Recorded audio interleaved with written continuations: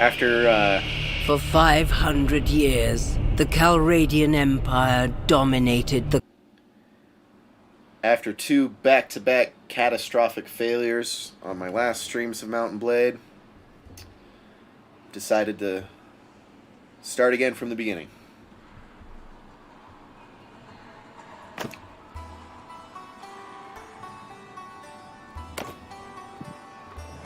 Ooh.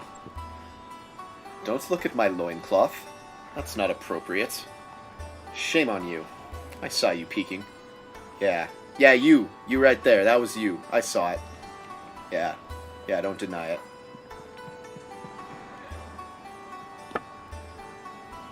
Eeh.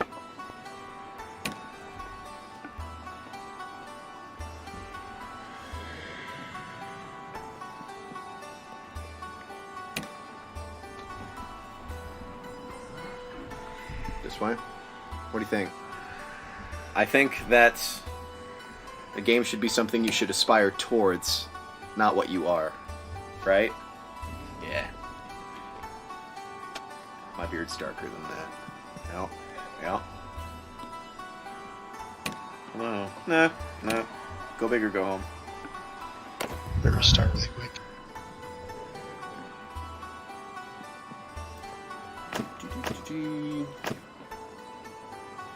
I'll take it.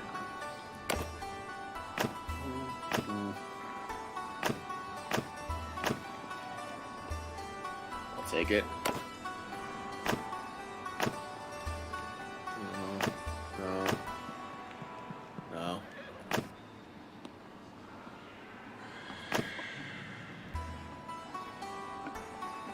Yeah.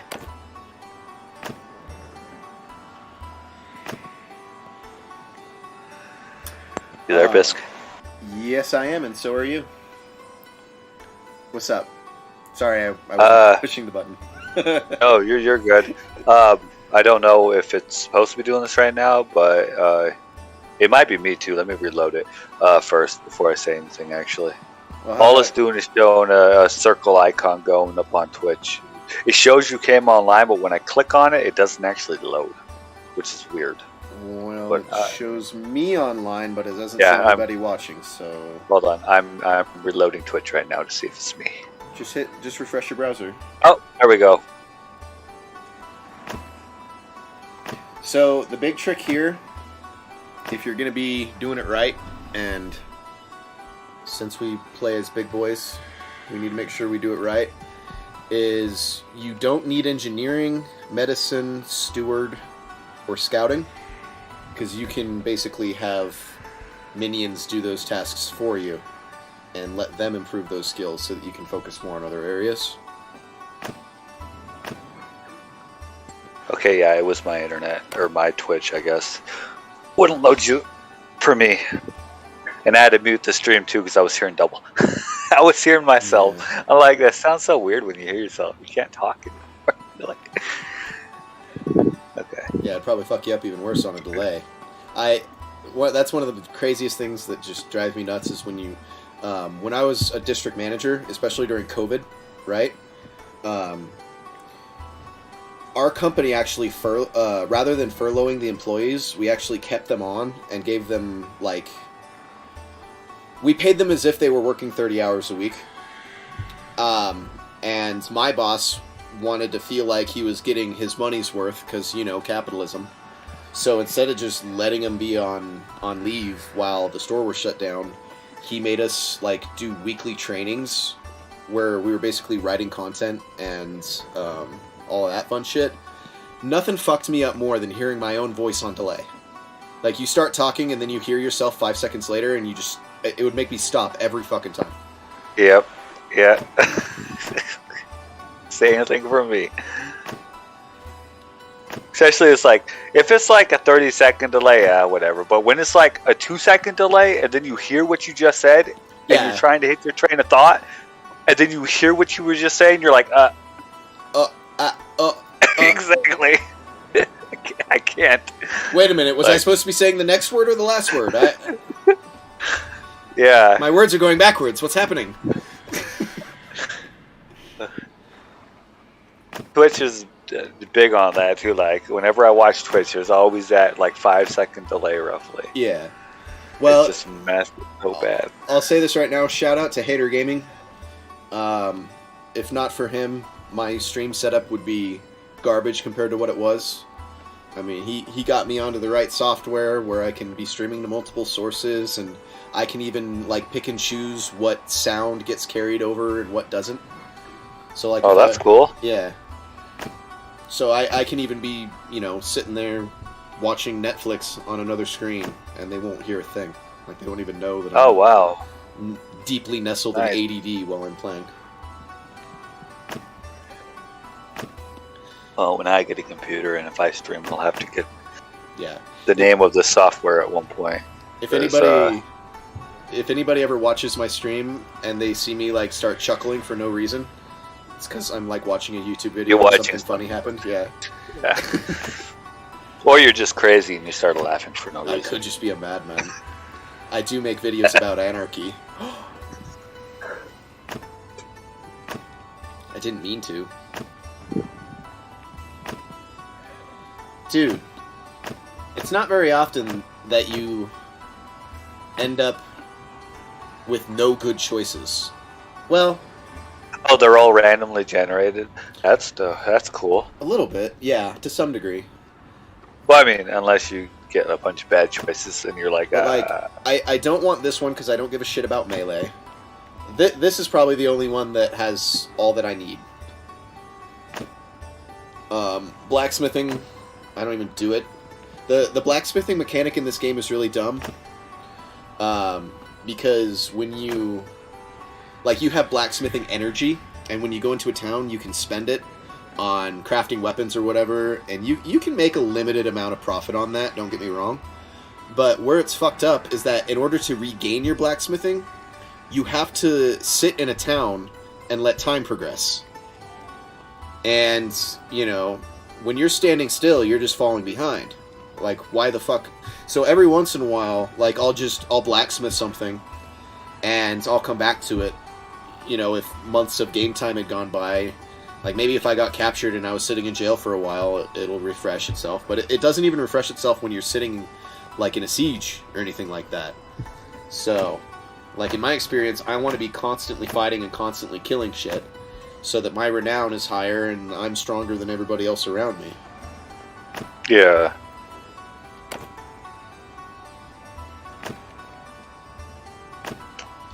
There we go. I had to disconnect and reconnect on my other phone.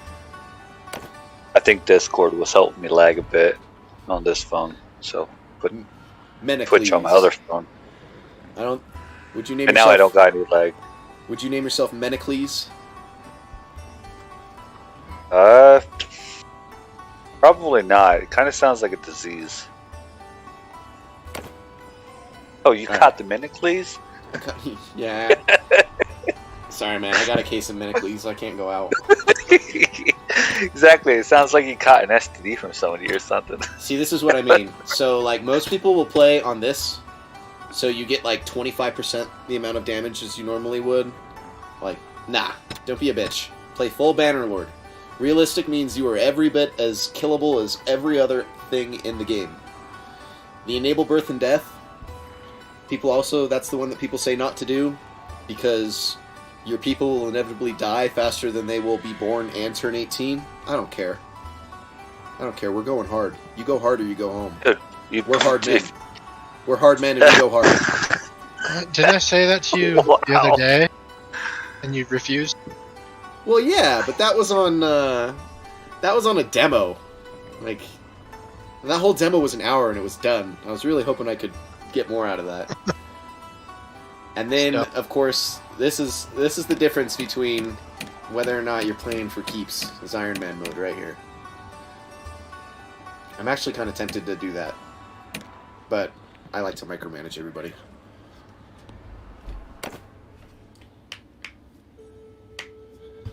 What's up, De Niro? Always appreciate any likes or follows. If I turn out to be a jackass, you can always unfollow me later. That's right. There's a chance you might, but you might not. You never know. Some people like... Some people like me. Or at least they pretend they do. True. Yeah, fuck the tutorial. Oh, I guess he is always called Nathanos.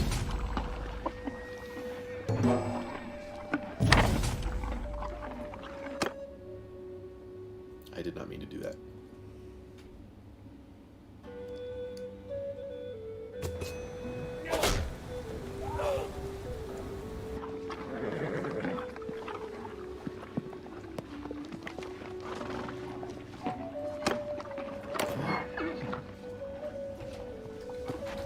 Did you intentionally make your character look like you? My brother does that all the Fuck time yeah, I in did. the games he plays.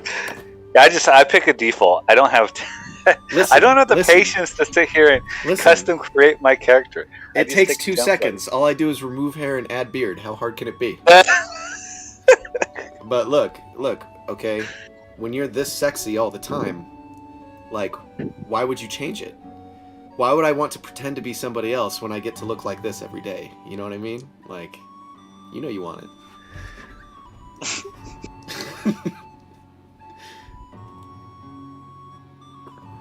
My brother picked up Black Desert with me, right? And he's like, "Why do you always play the girl characters?" I'm like, I don't get to choose the sex on the characters. I just like the play style of yeah. like. I'm sorry, I like the when Ring of Death I for the feel that. Kunoichi. Yeah, when more I played than the ninja. BDO, I played a Sork. You know, are they the Yeah. like They're sluttiest female. looking You characters enjoy that it? ever existed? Sure, but you know what? Iframes, okay? Well, Iframes. I think Black or Dark Knight kind of competes with them too. But I get what you're saying. They look pretty Yeah. fucking slutty too. Anybody who ever had to duel me on a Sork knows why I played a Sork.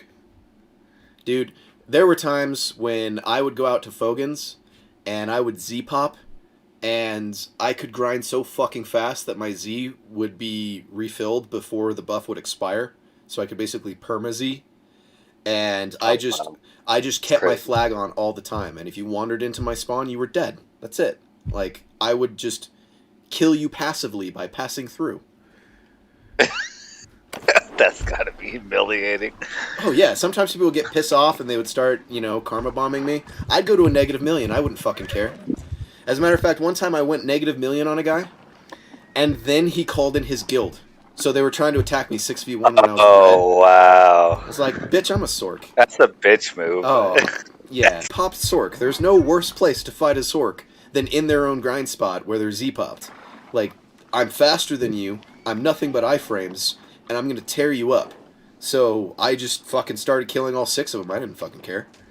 Like, come at me, bro. Sorks are not worse. They still are pretty damn powerful. Well, you know, One of the best classes in the game, but they have like the highest skill cap too. yeah, I think they're very hard to play. If you're they're not. you know, easy to play but difficult to master, because it's like, yeah, you think that everybody just relies on iframes all the time as a crutch and a handicap, and to some degree you can get away with that. But in order to be a truly good Sork, you can't just rely on iframes without knowing what's going on. You have to have a familiarity and an awareness of every single class in the game, what all of their skills are, how long their animations are, and when you should be iframing and when you shouldn't. Because all it takes is one mistimed iframe, and if you're coming out of the iframe while an AoE is still hitting, you're fucked. It's a glass cannon, you're dead just like that. Oh, the one class that had a stupid abusive iframe though when they first came out was the Sage. I quit BDO, I don't know what a Sage is. They control time and space, right? But pretty much their iframe was they disappear into like a void, and they can move around for like about 3 seconds, and it didn't consume any stamina, and you could spam it. Here, let me move. Dude, Let me move it was such bullshit. move this camera up just a little bit so you can see. But then they made it to where it consumed stamina while you were using it, because you couldn't be hit during it at all. Like you were invulnerable for like 3 seconds. Like, yeah. Fucking dumb broke.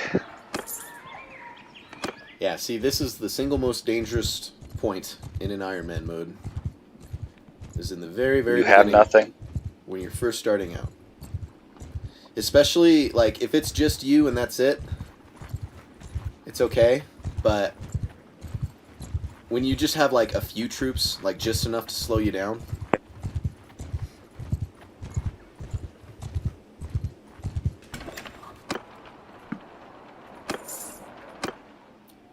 Especially because in the beginning you're not particularly skilled yourself.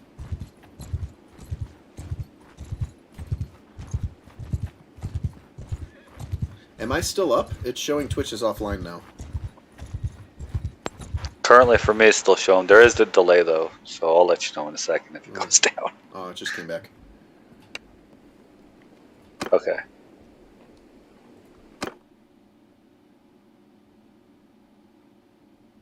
The other reason why I was so critically picking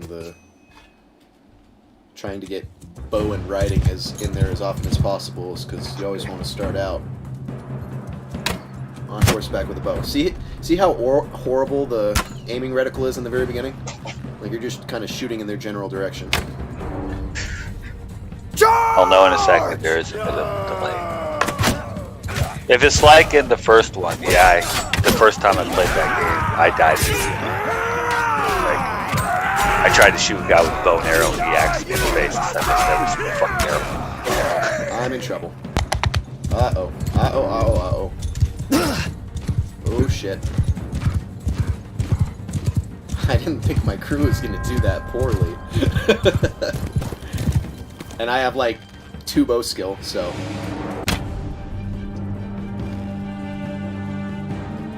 I'm still gonna leave them, just you watch.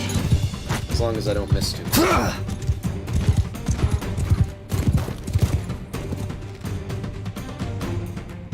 On my experience, when you say it, it happens Headshot, after. bitch.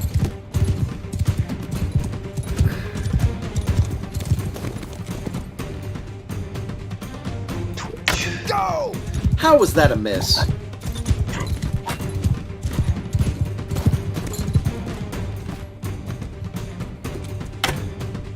Come on! Ah, fuck, that hurt. Shit.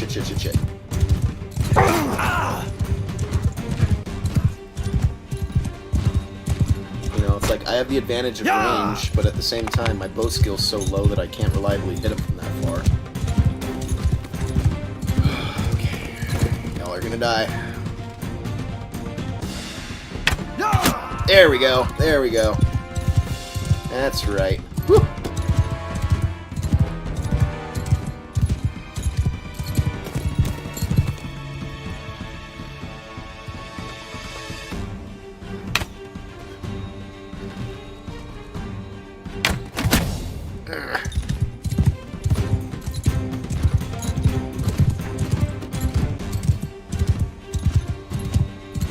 If I'm lucky, they'll cut and run before I have to kill every single one of them.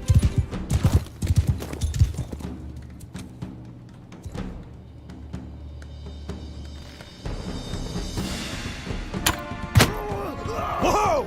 And then there were 2. That's right!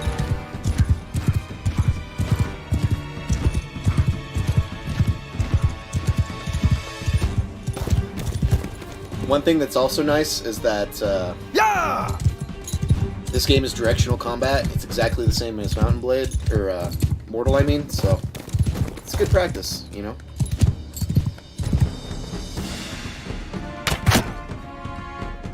Yeah, you're dead, bitch.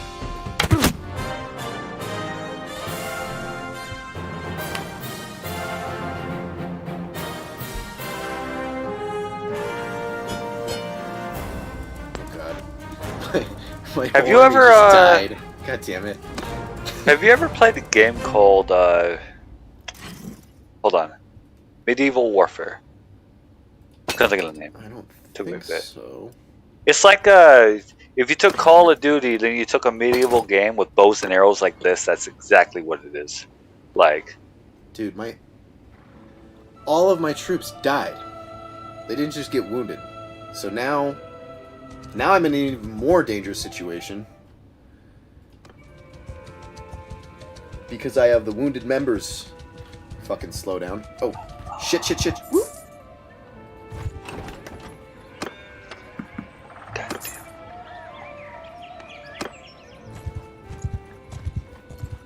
Okay. At 5.1, I think I'm barely fast enough to get away from whatever.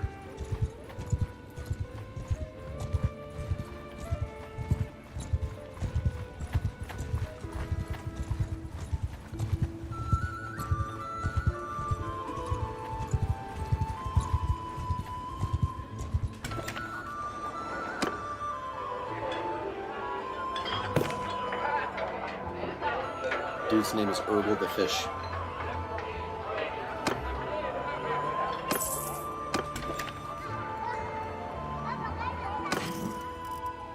Heck is his name?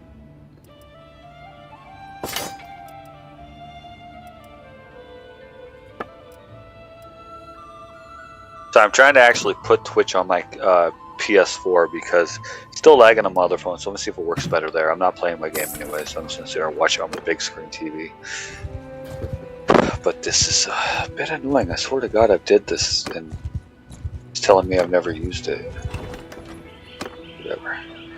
Ooh, I'm trying to remember my password. I never log into my Twitch anymore because I already have everything.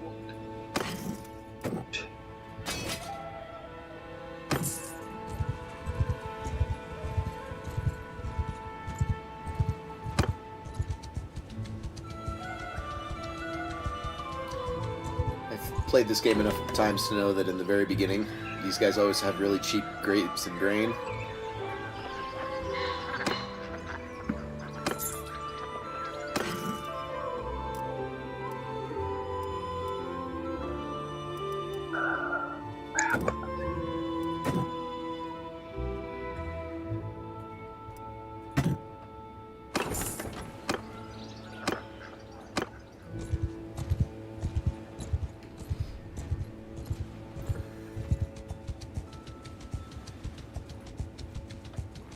Seriously, this is what I get for having like 4 emails. I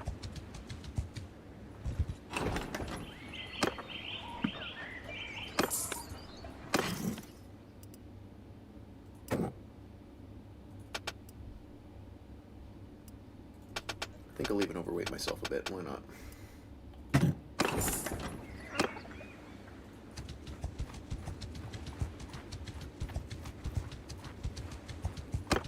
There we go.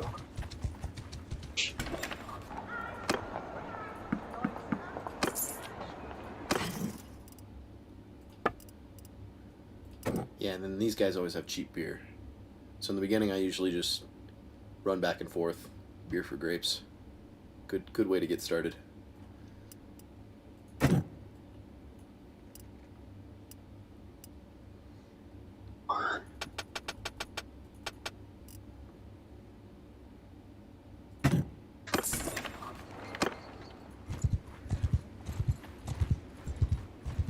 Okay, fixed it. Now you're on my big screen TV. Cool. It took a bit. Bit of a pain. I had to do this code thing and then figure out which email it was linked to. Yeah.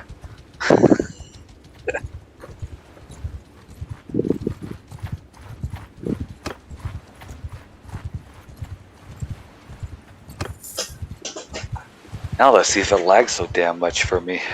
Don't think it will.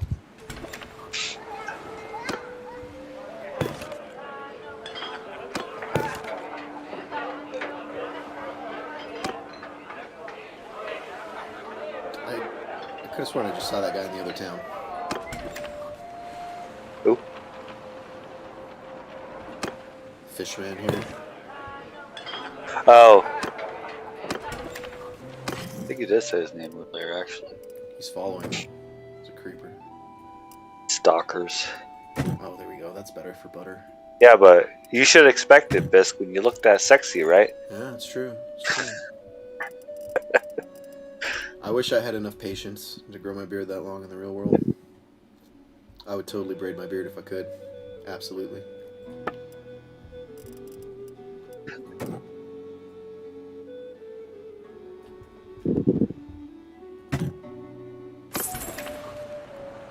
Becoming a little rich boy already. Did I already recruit? No, I did not. Alright, usually when your party's about this big, you're pretty much on your feet. Start harassing But 9? bandits. 17. Okay, so I do have a delay still. Okay. Probably. It says 9 underneath your icon right now. Oh, okay, yeah. I got it's like a 20-second delay or so.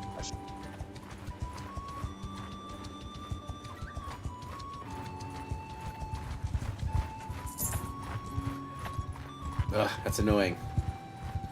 Oh, I haven't bought any horses. God, I'm being stupid. No wonder I'm so slow.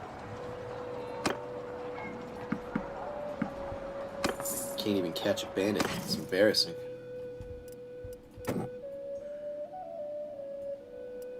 So even if you're selling them into cheap, you still don't care.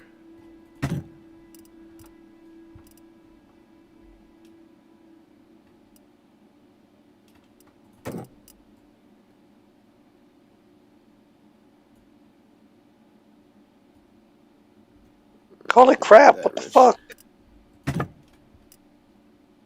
I literally just saw you with like 1,000 gold, and on my screen now you have like 53,000 gold.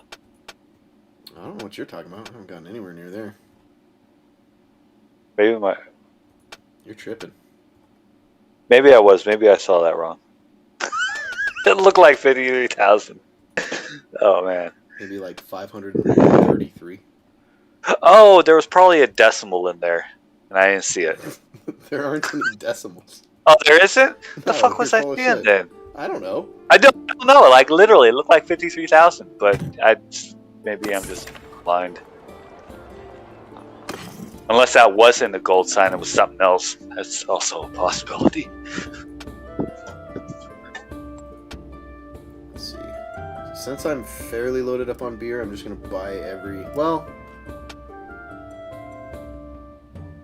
I'll just have one or two, enough to up my speed. And then on the next trip, I'll buy more. Wait, beer ups your speed in this game? No, I'm saying because I have beer, I'm willing to spend like right to the wire on my money. Oh. Because I know that I'm going to make that money back Oh, okay. quite well as soon as I'm over here. I thought you were saying beer ups your speed. I was like, Over oh, here, if only it beer did is that. selling for like 45, and over there, beer's selling for like 18. So, like, I'm doubling my money every trip. Oh, so you're buying from... Yeah. Yeah, I got you. Supply and demand. Yeah, I'm just running back Okay. and forth between these two towns. That's smart. See, 54. I just bought it at 18, so I just made 1,000 gold back. That's, you know. And then the grapes here are cheap as fuck. So I load up on grapes. I'm still I making didn't know profit. this game had things like this in it. I I'm should... still making profit on top of that, right? So there. Now I have 1,000, and I'm fully loaded in grapes, right? Which tells me that I can afford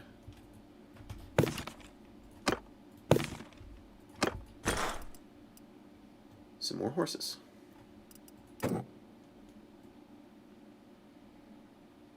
So let's see. If I take it to there, I'll have 77 left. My wages are 42. It's not going to take me more than a day to get back. And now my speed is 5.1.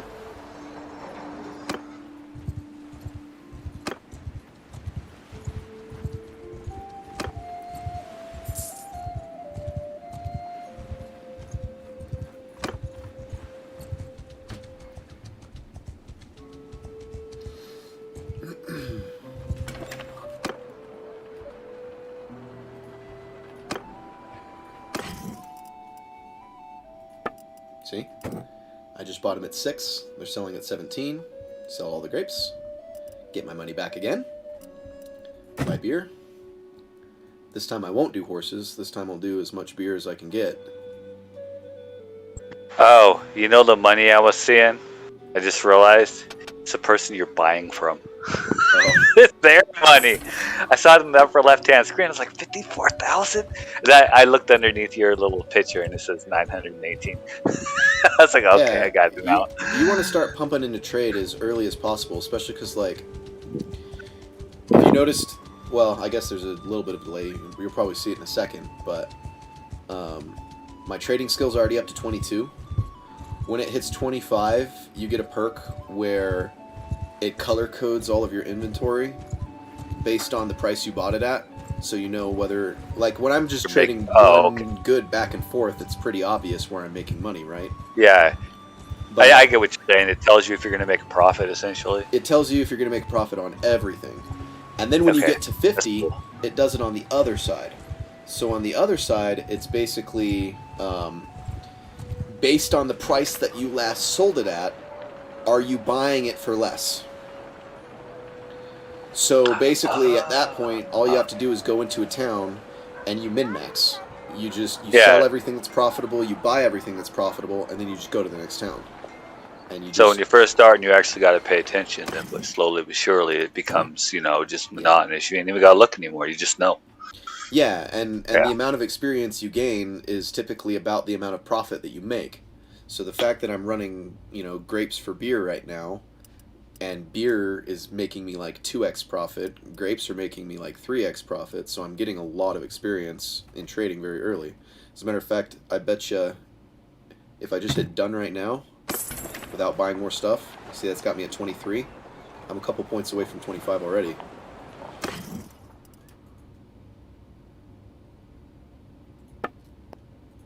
And then, of course, that gives you money so that you can invest in... Ooh. Yes, please. Those are cheap trotters. You get to invest in more horses. Even if you have infantry, just the fact that you have a horse in your inventory makes it faster. You get that little footman on horses perk right there. So, in other words, even though they're footmen, they're not going to ride around in combat, but the fact that you have mounts available for them means that they're traveling faster on the game map. Yeah. So now that I'm up to 5.3, because of the handful of horses that I have, you'll notice that most of those brigands that were running around at a speed of 4.9, so now I can actually catch them all. And then from there, I can just start farming the shit out of a bunch of brigands.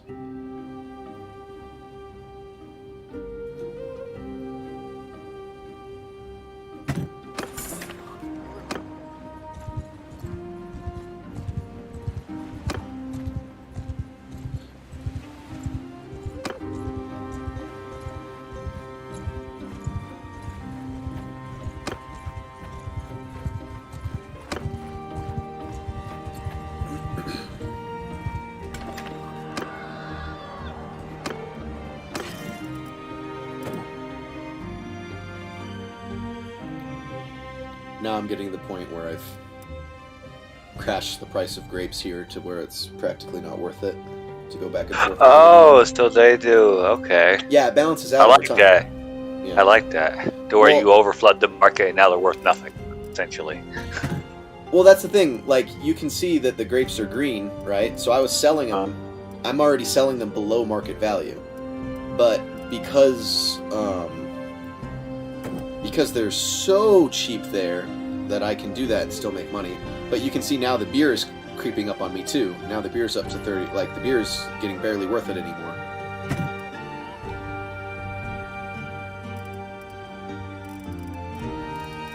I like it when games do this. It first off makes it so you can't abuse the system like completely at the beginning of the game, but it also actually adds some realization. Or well, if you did that in real life, the outcome would be the same. Well, not only that, but like, that's what I was saying about how like everything in the game is all taking place at once. It's not just random populated. Like see this little caravan that just he goes into the town, and then the little pop-up comes saying that he sold goods. That affects So that the affects rates. it as well. Yeah, and sometimes you can kind of get fucked because you might be going to a town where you know that something's selling for a high price. Like those little caravans, you can actually meet them in the open world. Like, watch this.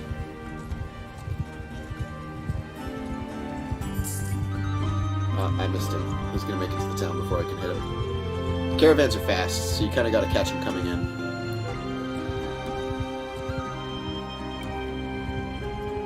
Here we go. Okay. I'm not gonna catch that guy either. Alright. I'll catch one.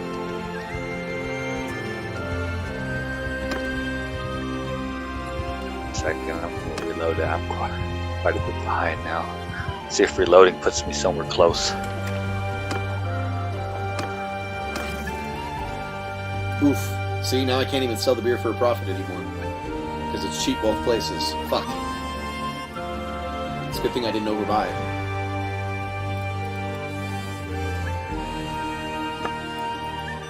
But grain's really cheap. That's going to be my new moneymaker, is probably grain.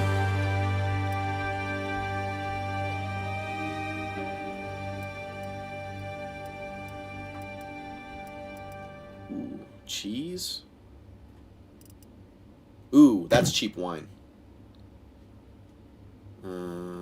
I'll just do the grain for now. And you said the first game's a lot like this too. It just doesn't pretty much have a storyline like this game, essentially.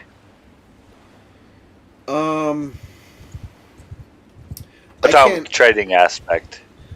I think there's still a trading aspect, but I don't know that it does the whole. Like, I don't know if it has all the same skill perks that you pick up. Like it.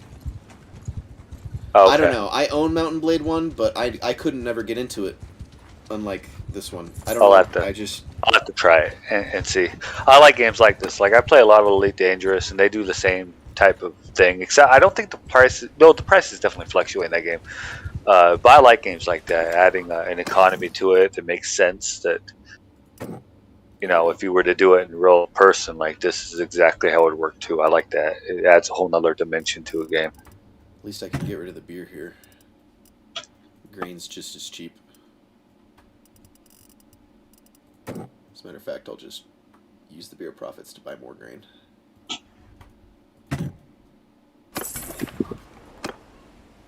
But I probably have to get back to... You're booking it now. Holy crap. You're moving. Ooh. Compared to when you first started, you're definitely... I could tell the difference in speed now. Yeah. I do have a bunch of Vigla recruits too, so I should stop and kill some bandits soon, because Viglas basically immediately become horsemen when they level up, and that'll spike my speed a lot, having actual cavalry.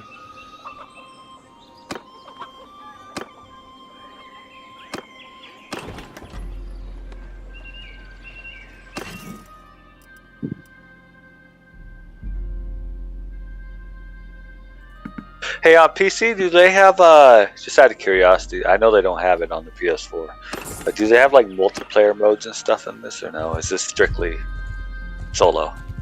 Well, I mean, Mountain Blade is famous for being an extremely moddable game.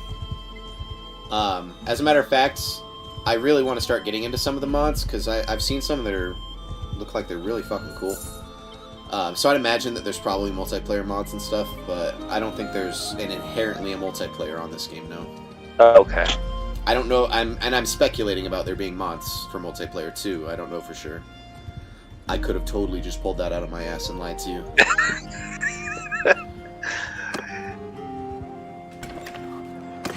These guys are probably going to be cheap. Well, a lot of 4X games or strategic-based games like this have multiplayer, so, I don't know how you would do this game multiplayer. Because the whole thing between the overmap and this, like, how do you decide the passage of time in the middle of a fight? True. Like, there would have to be modifications to the coding and the way the game works in order to...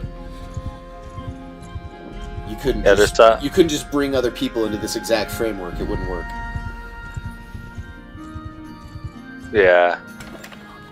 Like the ability to pause time. Like the time would just always have to be running, and you just have to react to shit. I don't know. It would. Unless they did a system to where, like, when you had an encounter, the game's gonna say, okay, this encounter is gonna take X amount of time, right? In the game time, and then it would do a pause menu when you had a situation like that for the other players. So. Oh, there we go. Beautiful. Or something like that. I don't know. Beautiful. It actually would be super hard now that I think about it. It wouldn't make any sense. Yeah, well, and like, if one player is in a battle and the other player's not, like, do you just allow the passage of time in the overmap to continue while that battle's taking place? And then what? Yeah. I see what you're saying. Like at What first it happens- kind of made sense, and then I'm like, What happens when you're... I remember cheese being really cheap over there. Or really expensive.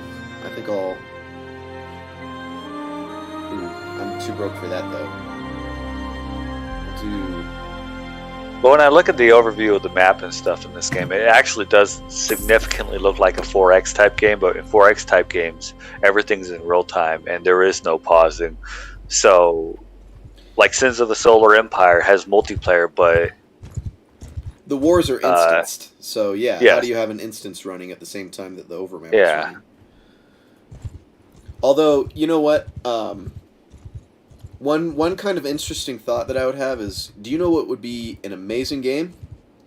Is if you took What? this and just got rid of the overmap.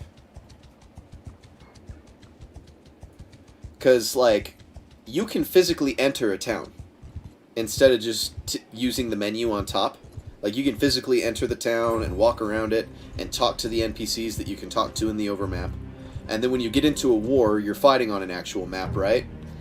yeah. They have a series of maps. And all of the maps in this game are designed to mimic the overmap. So, like, for example, like over here. Oops, did not mean to do that.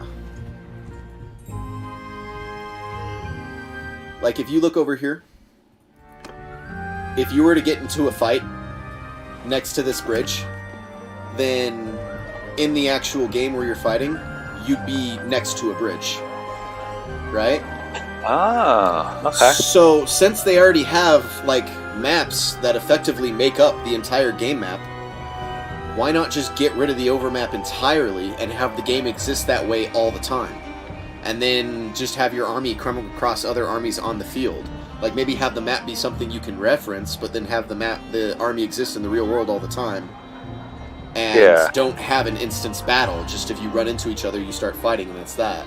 If you did something like that, you could probably turn this into a multiplayer game. Not only could you turn it into a multiplayer game, you could probably turn it into a badass fucking MMO. Well, now that you say that, you actually kind of just, well, not for MMO sakes, but you literally just explained Elite Dangerous, in my opinion. Because everything's you're literally in the universe, in a ship, going from place to place. You can run into people, get killed by them, or kill them, NPCs, people alike. No shit. And is it fantasy setting? So, Stratai on my YouTube channel actually just mentioned that exact same game. Yeah, they took the actual Milky Way galaxy verbatim because they used they bought the old software from. No, you lost me at space. You lost me at space. If I was okay with a space game, I'd be playing Eve. That's already a super sandboxy game that I would. I don't know. I don't like. When you were talking about the whole the pretty much kill on sighting people, the first game I thought of when you were talking about was Eve, because they used to do that in Eve. You would get put on a blacklist and you would never be able to do anything like it. Yeah, Eve is a classic sandbox. It fits all of the kind of sandbox elements that I would want in a game. But I don't want to play in a fucking spaceship. No, to each their own. I'm just saying, like, when you said take this game and do that with it, I literally thought of Elite Dangerous, because you explained it. It's just Elite Dangerous in space. Right there. So. That is money. Yeah, I mean, also Eve is a really old game. Like, it's almost as old as. Oh yeah. If somebody remade a modern day Eve where you actually had a physical character that you could walk into a space station with or land on a planet with and then walk around and explore that planet, like, I would probably... It's not the space part of the space games that I hate. I hate games where I exist in a ship. Like... Okay, so they're actually doing an update to Elite Dangerous to where you will be able to go down on planets, get out of your ship, and do combat with your person too, or whatever you're doing on planets. So they're adding the whole walking around exploring planets section of the game too. See, that would really pique my interest, especially if it's full loot. So I could, like, land on a planet, find somebody harvesting resources there, and kill them and take it. Like, fuck yeah, that would be a game that I would go for. Yeah, because in space combat too, if you destroy a ship, their cargo ejects. Or matter of fact, you could tell the person while you're fighting because they have comms on there. It's like, I'll stop fucking with you if you drop all your cargo. They'll drop it and you'll just collect it. Did I pronounce your name right, by the way? I hope I did. Stratai? Is that right? No, it's Batlin. No. It's somebody's talking, and somebody in chat was actually mentioning Elite Dangerous, and they literally posted it. Like, they said it like a minute before Shiloh brought it up. And I've never heard of that game, so maybe I should check it out. I'm not gonna lie, if you want to play a game that will frustrate you trying to learn to fly a ship, that game will do it to you. There are especially on the PC, there are so many buttons you gotta learn on your keyboard with so many different functions. It's outrageous. That doesn't scare me. Batlin. I'm just saying, Batlin, Ultima Online. You want to talk fucking macros? My entire keyboard was macroed in that game. Like, no, I'm not kidding. In that game, I had caps lock on all the time, so that if I killed somebody and we were gonna, exchange some shit talk, I would have caps locks on so that I could hold down the shift button and type. Because every single key on my keyboard was tied to a spell. So I would hold down shift so that I could type to people without all of my spells casting and going off.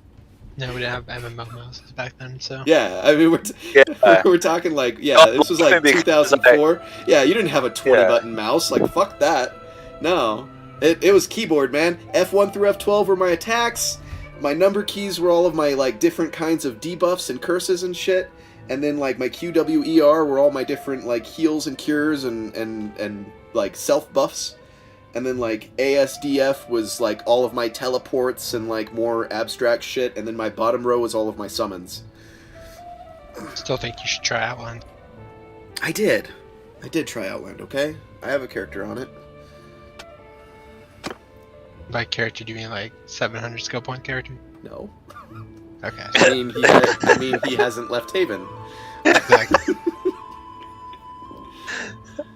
Dude, I love, like, listen, you guys know, I'll rant about UO for hours. Like, I have so much nostalgia for that game, but I don't want to play the game again. It's 20 years old. I want to play a modern-day version of it.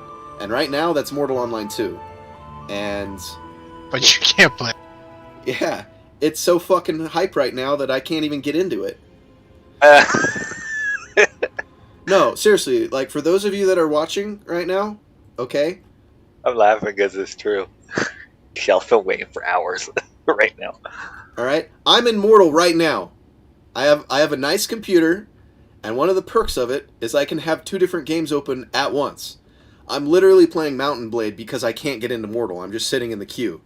And, like, when I got into the queue the second the server came up, I was like 2,500 in queue. And I went from 2,500 down to 500 in about the span of an hour, and then it just stopped. And 4 hours later, I'm at 300. Because the game is just full. Like, nobody else can get in until somebody else leaves, and nobody's leaving. So it's like, even at 291, I'm going to be in this queue all fucking night.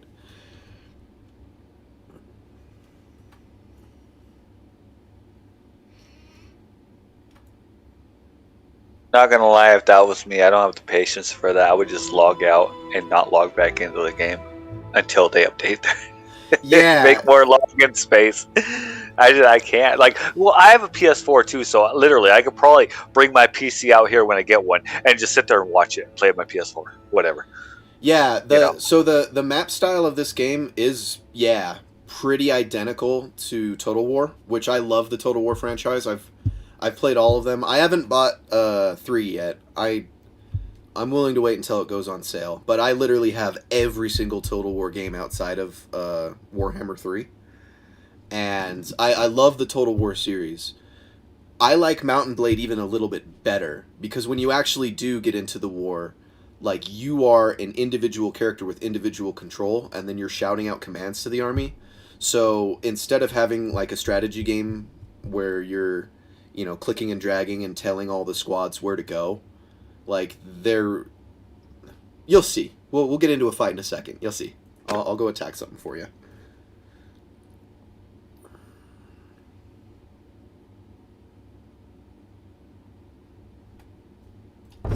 Okay, so this is the skill where your profits are marked, right?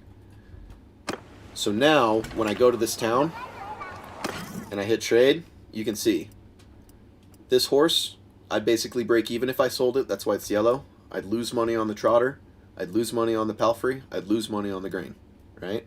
Obviously I just bought here, so nothing I bought is going to be of value where I just bought it from.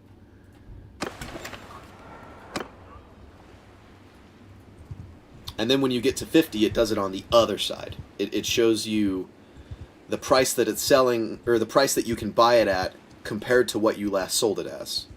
So once you're at 50 trading, you can just min-max everything.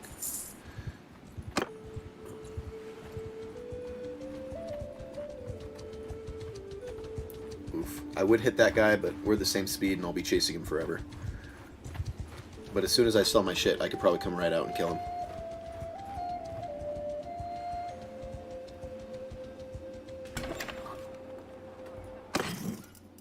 I'm overweight right now because I bought as much grain as I feasibly could and then a little extra. That way I can buy... Really? There's no Sumpter horses? That's fucked up. Okay, whatever. I'm not even going to buy goods this time. I also haven't been able to find a reliable scout yet. So I'm kind of running blind on the map. Unless something's right next to me, I can't tell. I always forget to check the... Ooh, a tracker! Beautiful. These guys not only make some of the best scouts, but the fact that they have riding too means you can turn them into caravans later, and they're great for that. Because they can see enemies from far away, and they're fast. Most people, when they do a caravan, they look for a character with high trade. That's a mistake. Because they get caught and they get killed before you ever even make your money back. But if you have one with high scouting and high riding, they'll survive for a really long time, and they'll gain trade skill over time. So I want this guy, definitely.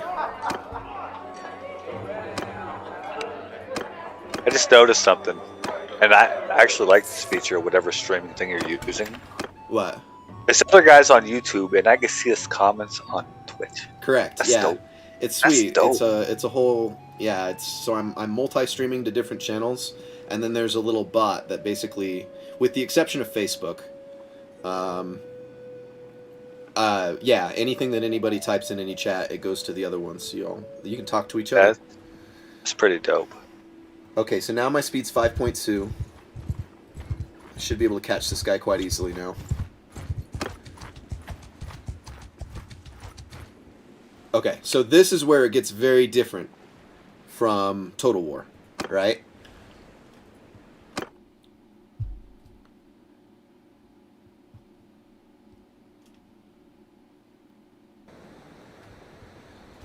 So, you know, you have the beginning where you can kind of set your formations, right? You can position them. If you want to be clever, like one of the really clever strategies in Total War is where you break up all of your different archers and you stagger them so that no matter what, they're not constantly, like, they can defend each other by cross-shooting and shit. Like, if you really want to break down a whole bunch of different units and do a strat like that, you can. But, you know, when you're just killing simple bandits, like, I've got my row of infantry, I have my single archer. This is the lone survivor from the last time I fought. And then that's me on the horse. Actually, this is the dude I just recruited. He's a mounted archer.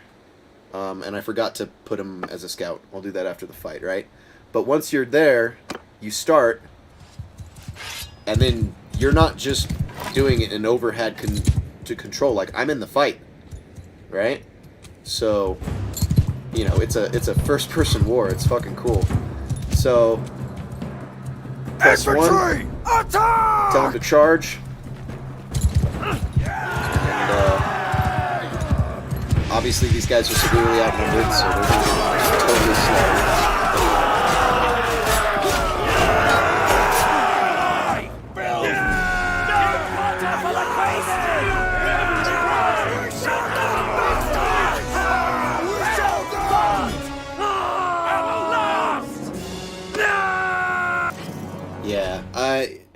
Mortal is actually a really, really indie company. They've got like 30 developers total, and I don't think they expected as much hype for their game as they got. So it's been really hard to get into it. I'm not gonna lie. You say 30. You say 30. Now I'm entirely impressed with Mortal because the game looks great. Yeah. And not to mention, I love indie companies. I think they've taken better. I think when you become a AAA title, you kind of take the luxury of having the name behind you, so you bring out half-assed products, and I think they do it intentionally, to be honest. But on an indie company, you don't have that backing, so you actually got to take the time to make a good game. The guy who made Mortal Online and now Mortal Online 2, Henrik, he is a true believer. That is a dude who grew up on sandboxes, grew up on full loot, knows the kind of game, the kind of culture, and no matter how much the Care Bears bitch, he's never going to change it. As a matter of fact, in the week since it's launched, Henrik, who is the owner of the company that makes Mortal Online 2, he is also a gamer and a streamer himself, and he literally just sits there and streams his own game. And people will even like stream snipe him and mess with him, and he just has fun with it and enjoys it. So he's literally a true believer. He sits there and plays his own game all day. Which that just fills me with joy, because anybody who, knows old school MMOs and knows the history of Ultima Online, let alone played it, that game was literally one of the best MMOs of all time, and they got bought by EA Games, and stupid decision after stupid decision just ruined that game. Oh yeah. So, I think Henrik might have even come from UO, if I'm not mistaken. So, like, he gets it. He saw the demise of the Granddaddy Sandbox. So you don't ever have to worry about him coming out with PvE servers. Like, he knows better. Or selling off to a big company. Yeah. Unless he gets a ridiculous deal. At that point, you're like... Well, and all the talk we had about, one super server versus multiple servers, like... Amazon doesn't understand the logistics of that. They made every wrong decision that they could have made. Yes, they're the richest company in the world, but have they made an MMO before? No. Bezos was just actually, I'm rich and I can do whatever the fuck I want. And it failed? I thought they tried this once before. No, I could be wrong. There was one other game that they were producing, but I don't think it ever made it to market. What's that? I don't remember. I just know that there was a game before New World that Amazon was gonna come out with, and then they scrapped it. Well, it's New World before they changed it in beta.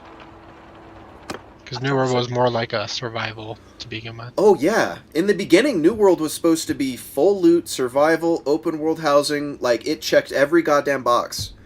And I blame the big Twitch streamers. All the biggest Twitch streamers come from WoW. They're all used to the WoW-style theme park games. So they're like, oh, full loot, nobody's going to want that. Listen, if all you've ever played is a theme park and you don't know what full loot is, then it's going to be scary to you. If you've never played a game like that, don't just assume that it's unplayable. Like, the culture of Mortal is different than what you're going to expect it to be. Once you get into the game and you actually play it for real, you'll realize that it's not what you're afraid it is. So let the game be. But so many people, they get killed, like, they're a week into the game, they get killed by a PKer, and they immediately jump to a forum and start complaining. And then the developers who are trying to, they're trying to do good, and they're trying to appeal to their player base. So they see people complaining on the forums, and then they start changing their game. And they don't realize that 95% of the player base was perfectly happy with it. New World would be a more successful game today if they had never scrapped all of that and kept it as an open world survival game. But they didn't. What are you in queue right now? Because I just sped up a bit. 268. I jumped 30. That's good.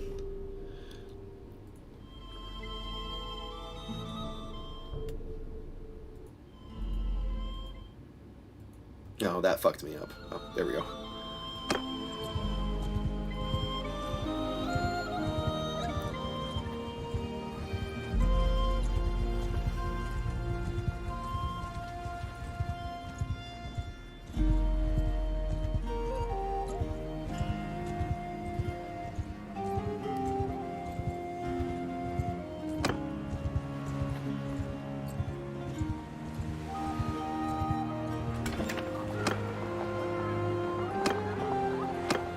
As a matter of fact, did you see what Tupac said?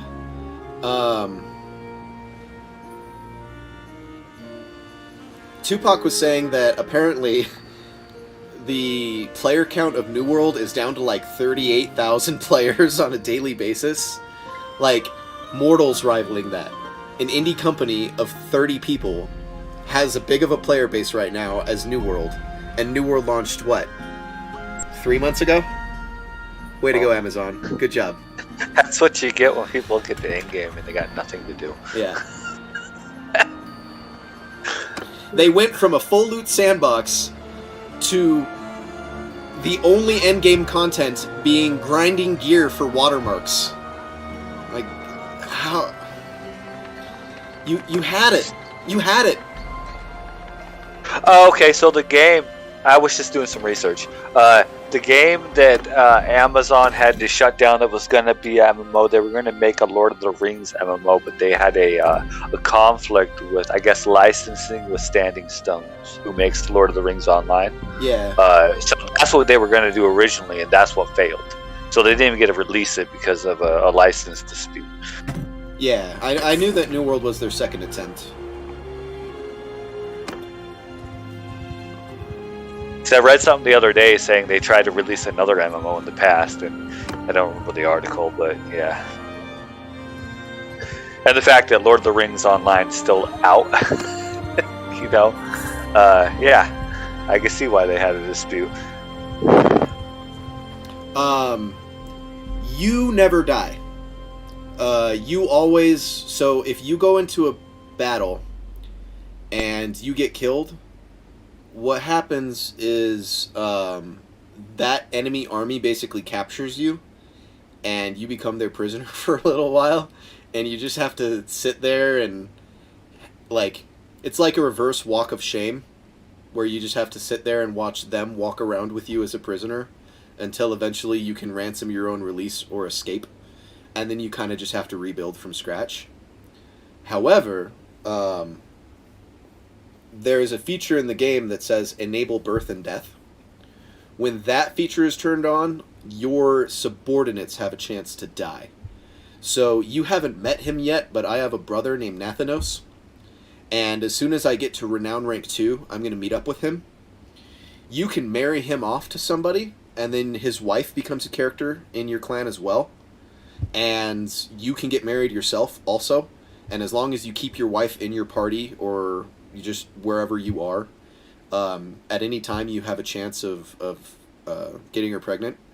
And then after 18 years of game time, you'll actually have an adult child that can join your group. But they usually get captured and are wounded as well. But there's a really, really small chance where if they get wounded, they can actually die. If you turn that feature off, there's no chance of death, but then your characters don't have kids either. Most people, when they play this game, they turn that off because the amount of time it takes for the child to become an adult, your characters will die off faster than they can be born and mature. But we go hard here. This is Iron Man mode, absolute max difficulty. So all of our mistakes are permanent, and if they die, they die.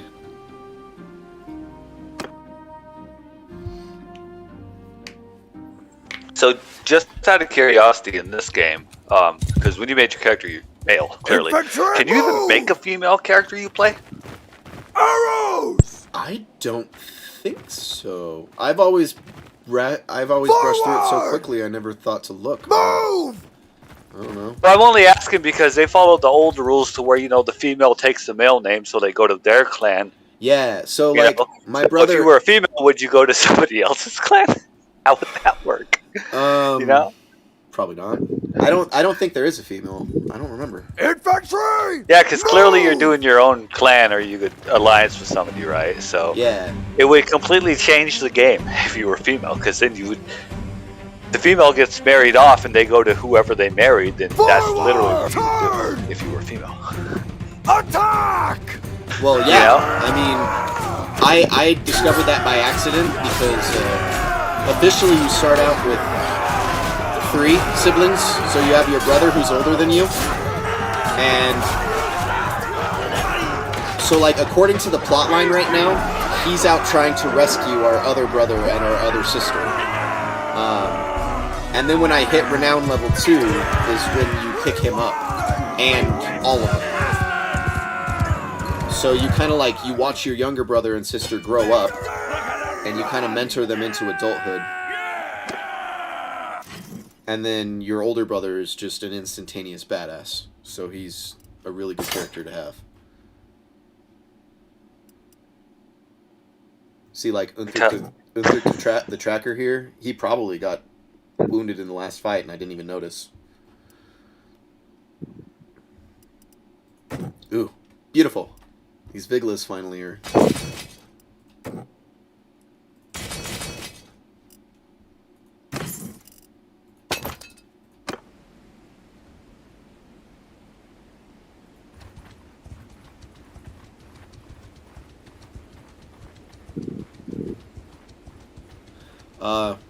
Also, I'm a fairly new streamer. I always appreciate if you guys like and follow me, you know. If I turn out to be a horrible, deplorable person, you can always unfollow me later, but, you know, if any of you guys are willing to like and follow me, I always appreciate, you know, increasing my follower count and, you know, trying to make a living out of this someday, maybe.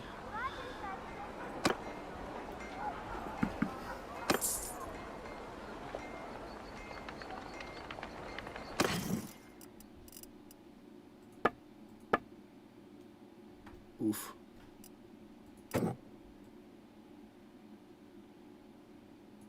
I take it you like games like this, Biz? Well, not just RTS, but like games to where like they're hard. Yeah. Yeah. Have you ever played a game called Divinity? Divinity. You mean Divinity Original Sin?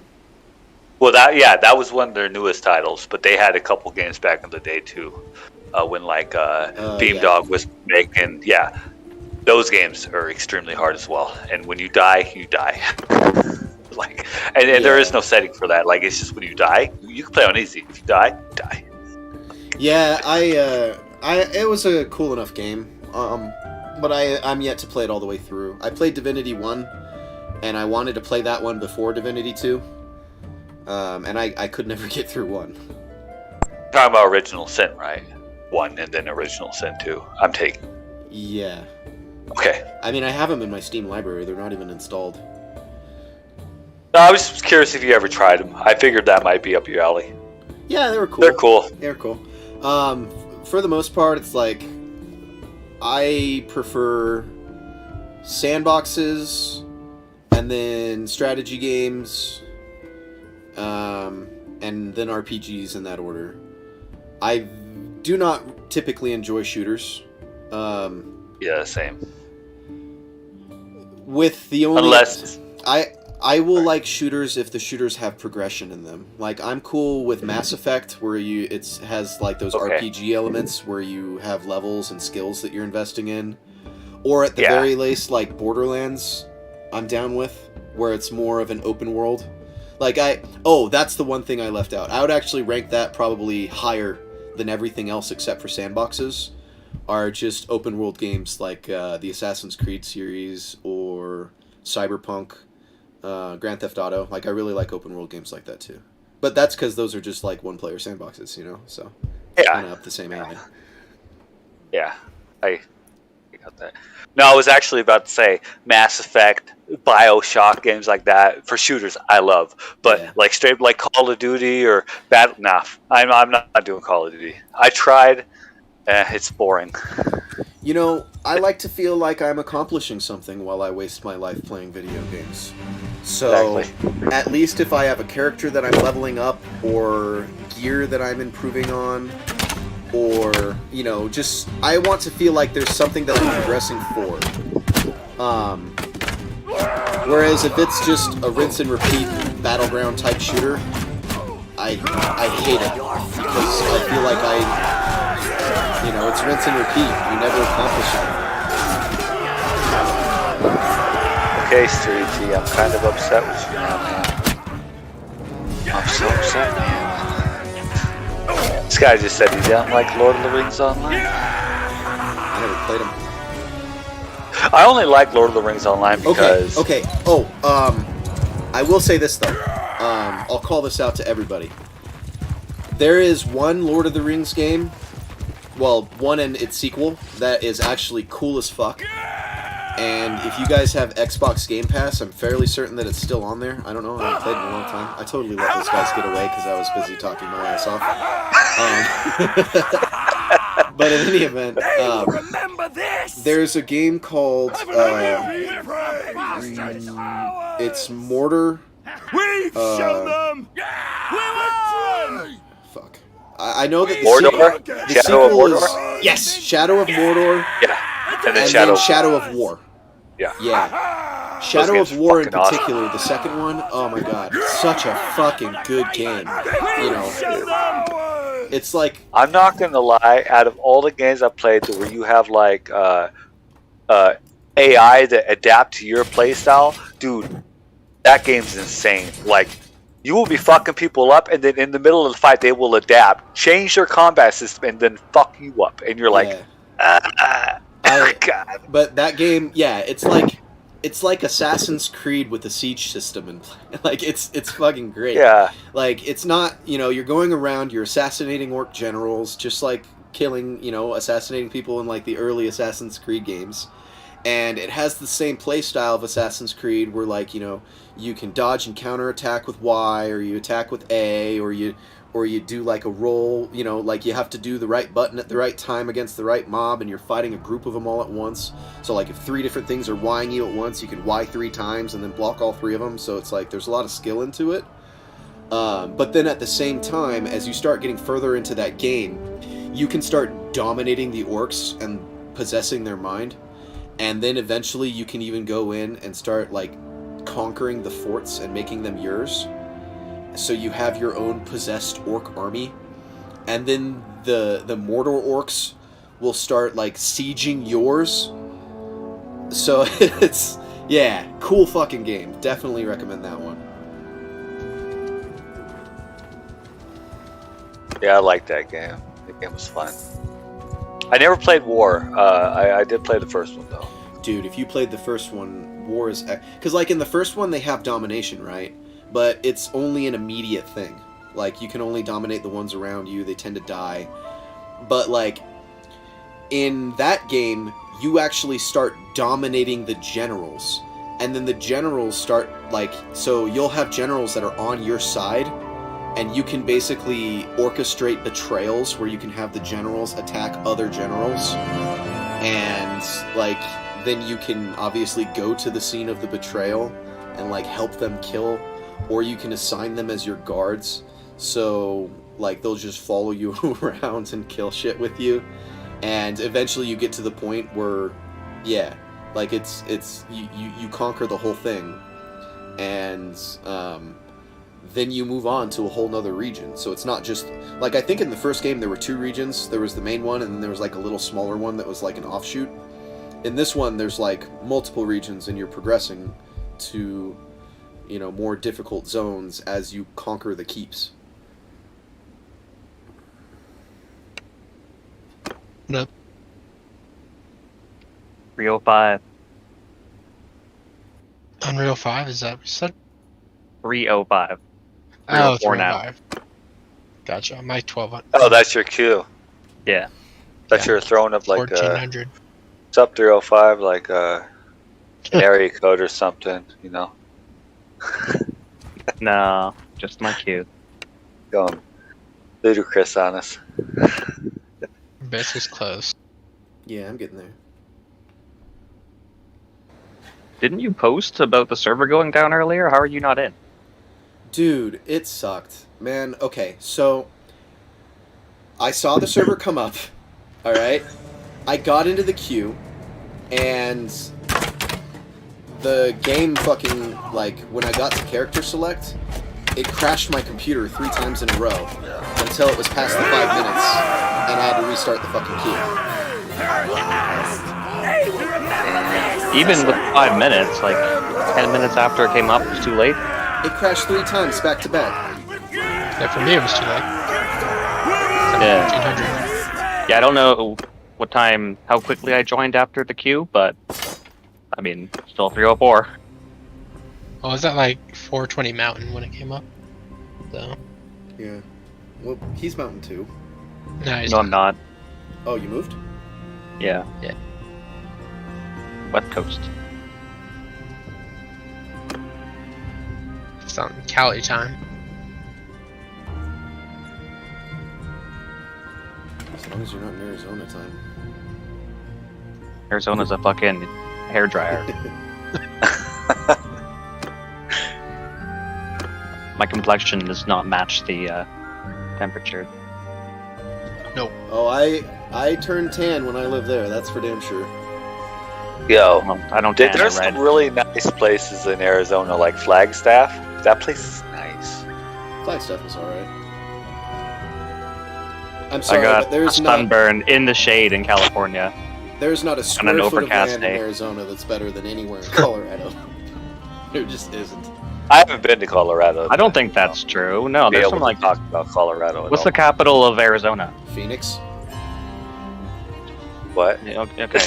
Well, you're right. You said Probably. that like, dude, come on.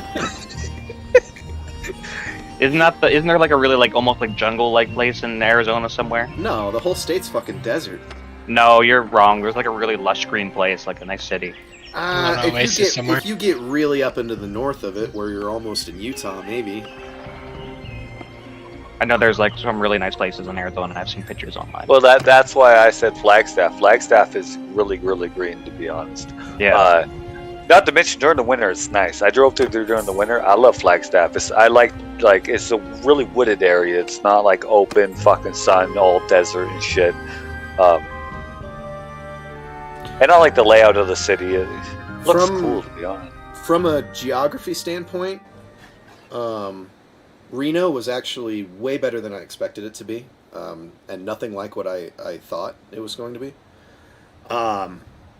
Reno, Nevada? But the only downside to Reno is the people. Like, it's one of the shittiest places to live, but not because of the weather. The weather there's actually pretty great. It's just talking Reno, Nevada, right? Yeah, I always thought. Yeah, the people are horrible. Yeah. Holy, I live 2 hours from Reno right now. Yeah. Nevada's people are garbage. See, before I ever went to Reno, before I ever moved there, all you ever hear about Reno is that it's Little Vegas. That's all you know about it. And it's a like, little apple. It's population 250,000. There's like less people in Reno than fucking Fort Collins, you know? So I always thought it was a desert. But no, it sits on the exact same latitude as Denver does. So the weather is pretty much identical, you know, like it can hit 100, maybe 110 at most in the summer. And, you know, during the spring and fall, it's like, you know, 60s to 80s. And then you might have a few cold days in the winter where it might snow a few times. But for the most part, even the winters aren't that bad. But yeah, the problem is it's Reno. And Reno is just full of just cracked out homeless people with gambling addictions that will, like, just rob you blind and break into your cars and just they're it's a very shisty place. I'm not gonna lie to you. I think Nevada, because I've lived here for 6 years now, the people are there's a lot of assholes here. I'm not gonna lie. Like, Nevada has some of the worst people I've ever met in my life.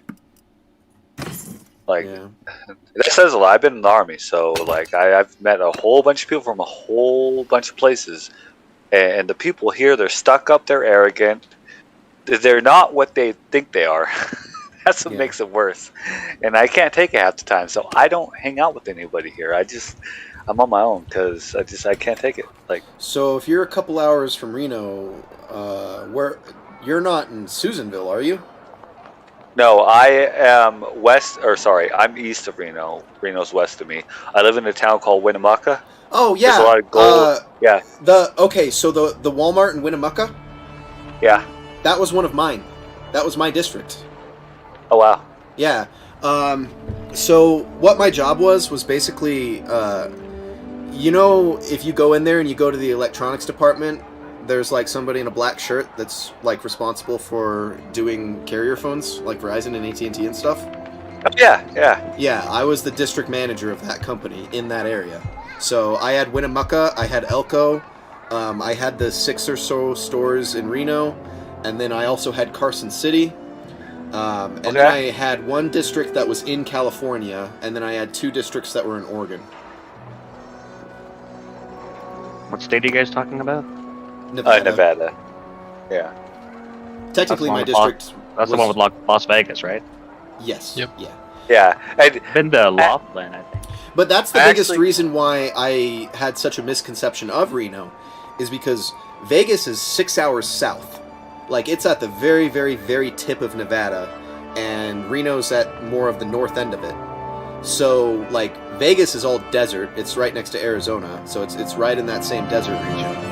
But then when you get into Reno, it kind of becomes more of a temperate.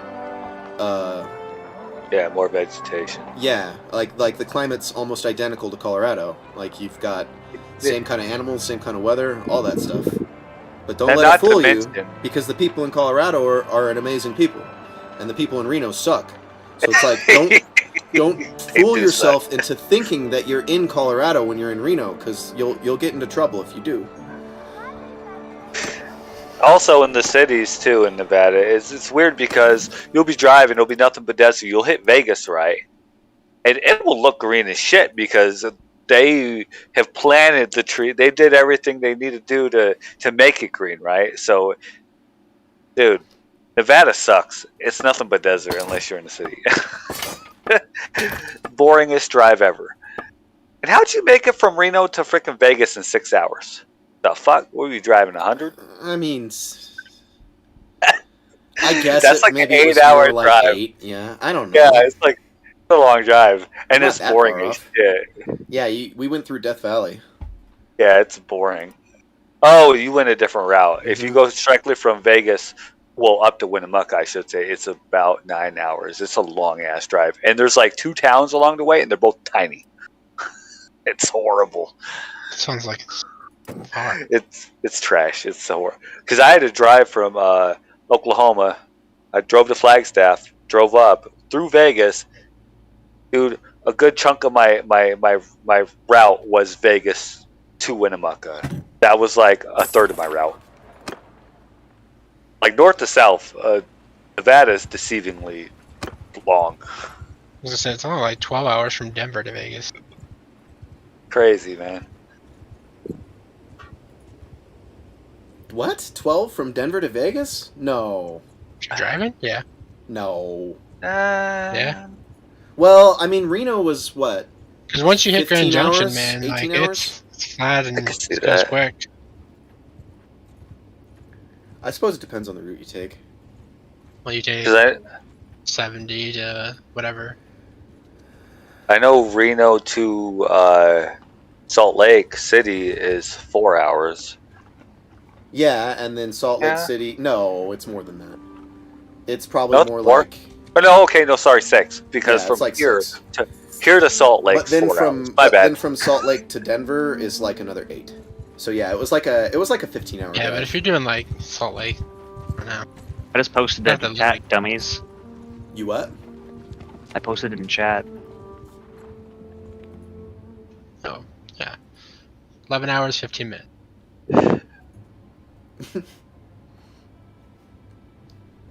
Oop, 223 in queue. It's moving better than it was. I'm 287. I'm not getting it tonight. Definitely not. At this rate, I'm not getting in tonight either. Yeah, it's gonna be another couple hours, looks like. Well, there's no chance that Mike's gonna call me over the weekend, right? No.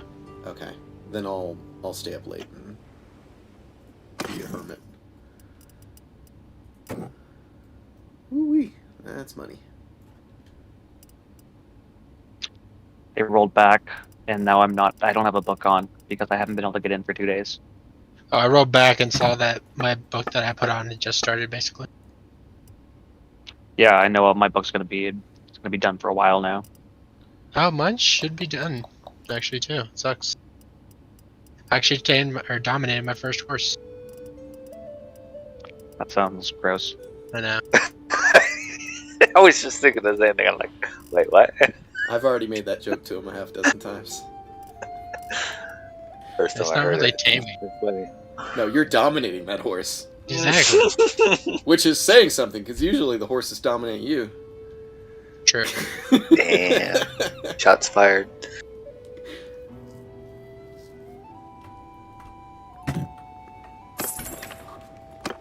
You say that like Carlos couldn't hold you down. Are you saying I'm the horse? Why, thank you. Not exactly what I said. Sure. Well, I said usually it dominates you, and that is definitely what that No, meant. I said he could hold you down. I didn't say dominate. Made a distinction without a difference, I guess. But It definitely is.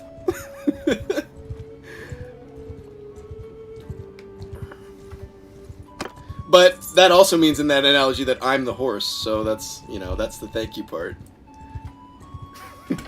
sure, makes you feel better. It does. It really does.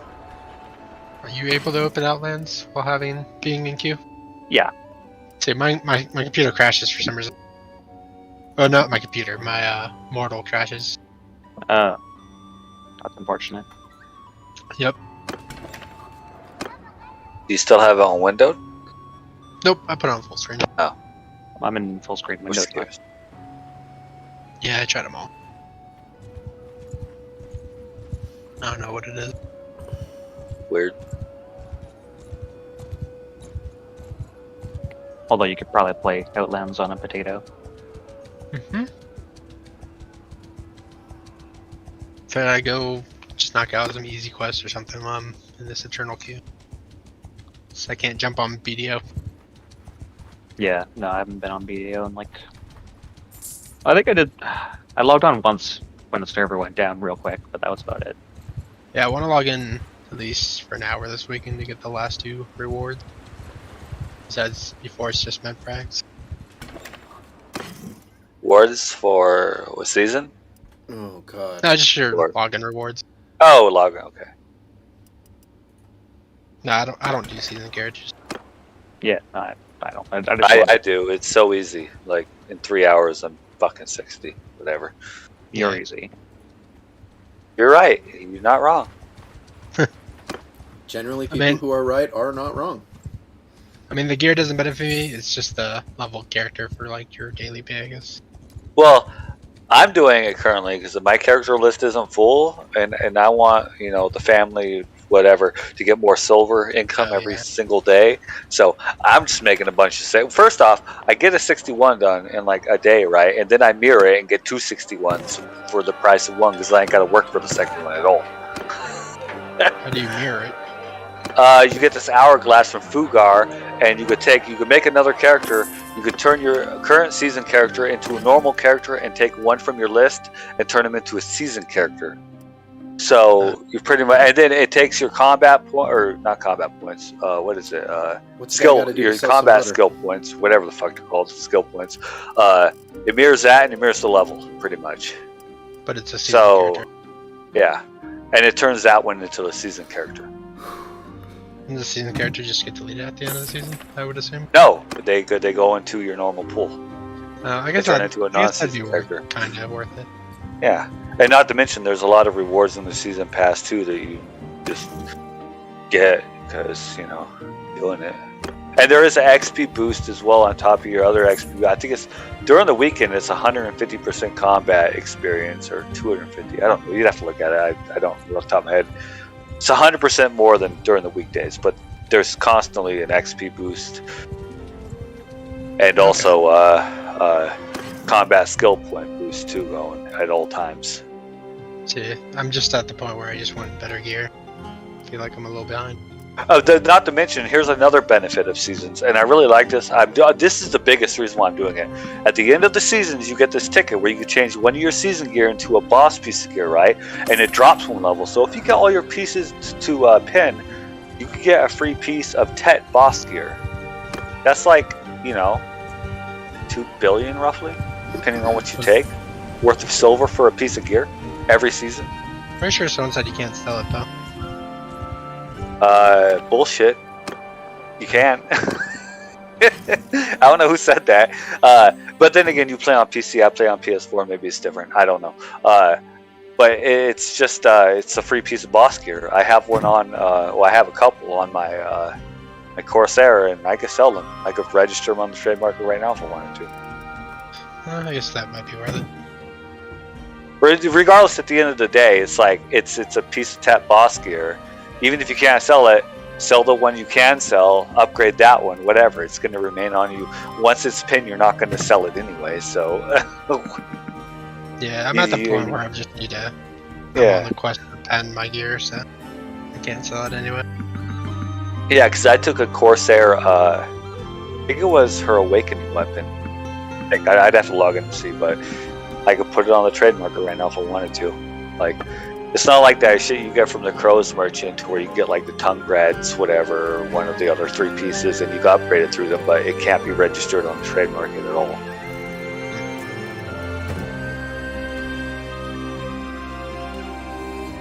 Then again, like I said, I play on console. Could be different on PC. All right, have a good one. I don't know. I appreciate you hanging out with us.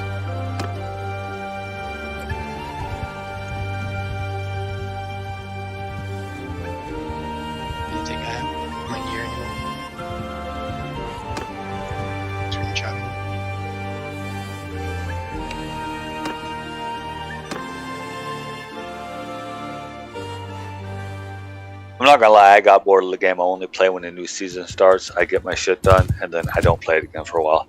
And I just started playing this game. It's boring. It's fucking, the end game of BDO is boring. It's all PvP based, which I don't mind, but dude, you kind of went overboard. Not to mention, I do like it when you add some instant stuff into a game, like dungeons or something, because it gives you something to do other than have to go to a spot and just grind. Like, that's what I like about it. Forward! Don't get me wrong. Mindless grinding can be fun, but like, I can't play that game 24 hours a day, 7 days a week, nonstop. I gotta take breaks. Like, it's too much, and I don't do PvP enough to like it. I'm sure if I did, I would actually like it, like the Red Battlefield and all that other shit. It has its appeals, but I'm more of a solo game, not an online gamer anymore. Like, I like to play solo player games that aren't online with good storyline.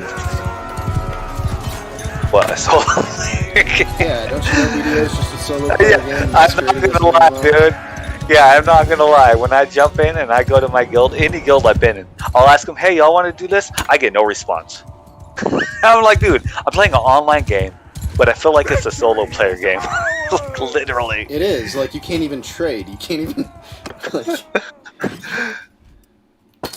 Yeah, no, I get what you're saying.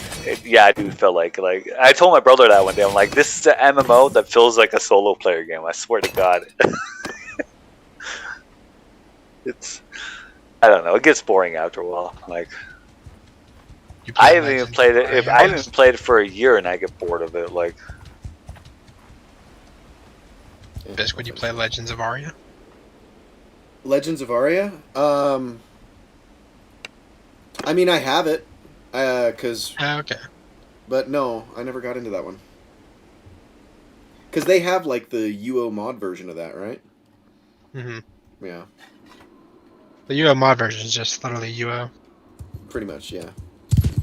Yeah, I mean, when the game was coming out, like, I dabbled with it, but it was kind of the same thing. I just couldn't ever... anytime I got into the game, I could never find another human being.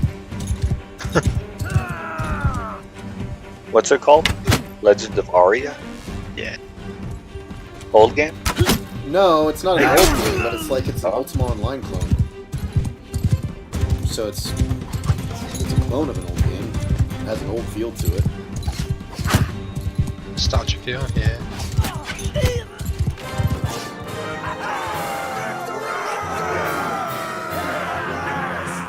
I think they released it last year or something.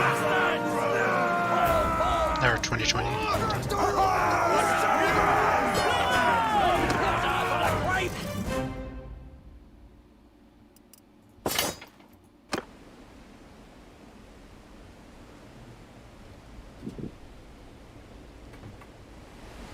was just curious. I'll never play it, but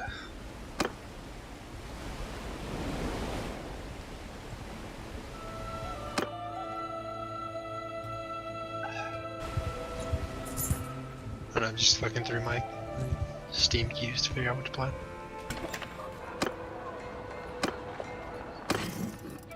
I prefer to stick to indie games.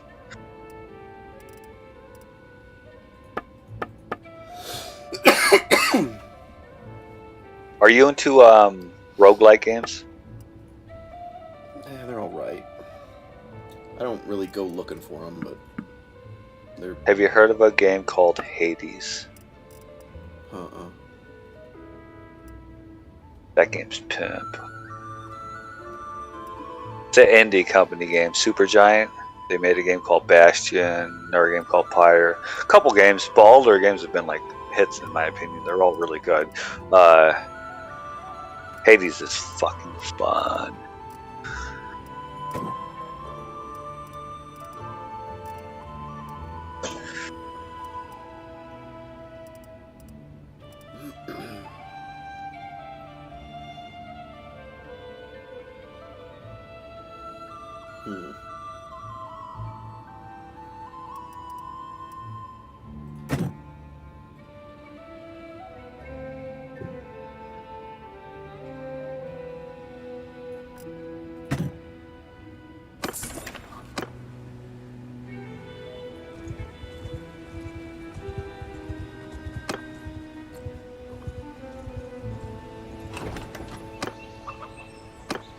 Oh, you sent me a screenshot of your gear. I just noticed. Yeah. I'm not gonna lie. When I look at y'all's UI layout, it looks like it's night and day compared to what like consoles layout is. Like completely different. It's like I'm looking at a whole different game. It's crazy.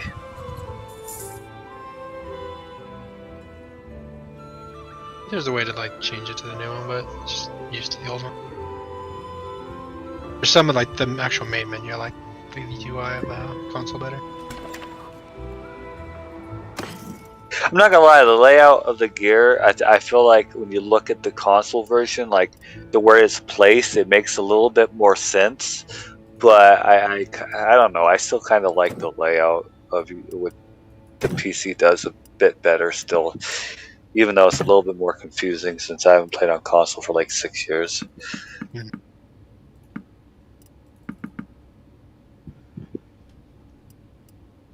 Wait a second. Oh, you're wearing Kaposha accessories. Yeah, I think accessories are banning my existence in this game because they break more than not, and it's annoying.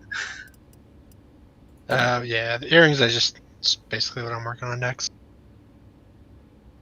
I know most of this gear I got like 4 years ago. I'm not gonna lie though, when you look at Kaposha shit right, and you look at his pin status, like it's really good still, and you can't break it. Like literally, you can't break it. It takes a bit of work to get, but to upgrade, but you can't break it. Like that's the silver lining without using your cron stones, and that shit gets expensive after a while. I think like 2 days ago, I went through like frickin' 4K cron stones or something just like that, and the snap of a finger, and they were gone. I'm like, god damn. Yeah, I usually use them for like pen attempts or yeah, that's what I was doing. I was doing pin attempts, and I went through 4K cron stones in like 5 minutes. I'm like, god damn. Fucking, it reminds me of days in Archage when you're trying gear and you just watch it blow up, and you're like, oh, fuck. Yeah. Oh god. Korean MMOs in general are very punishing like that. Yeah. Yeah, everyone. Oh. Like, pen's not even like all that rare now, like it used to be. Like everyone has pen shit now. Not on a console, I can tell you that much. Everyone on PC. Yeah, but the game's been out a lot longer too. Yep. Not to mention y'all have more players, more dedicated players there, and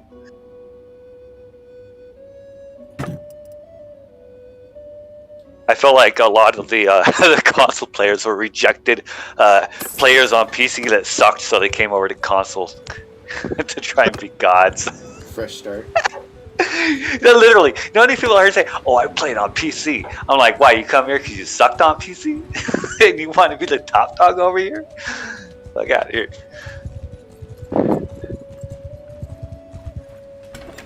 Because I told him, like, there's no way in hell I would trade PC gaming for console gaming. There's nothing beneficial to coming over here. There really No, isn't. not one Like, bit.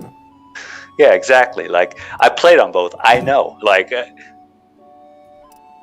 don't get me wrong. Like, there are certain good things about certain consoles, like exclusives if you're into like God of War or something. But outside that, That's on Steam now too. I would never. Yeah, now it is. But like back in the day, it wasn't. Not Sure. only like shit, when it comes to Xbox, it's like everything's becoming cross-platform on Xbox now. Oh yeah, yeah. Yep. But now I need to get a PC or an Xbox because fuck, Microsoft just bought Bethesda. Well, ZeniMax. So, oh, there goes Elder Scrolls. There goes Fallout. There goes Prey because Arcane Studios is owned by Bethesda. Like there goes a shit ton of good Well, games. yeah, but I mean, Xbox is Microsoft too, so.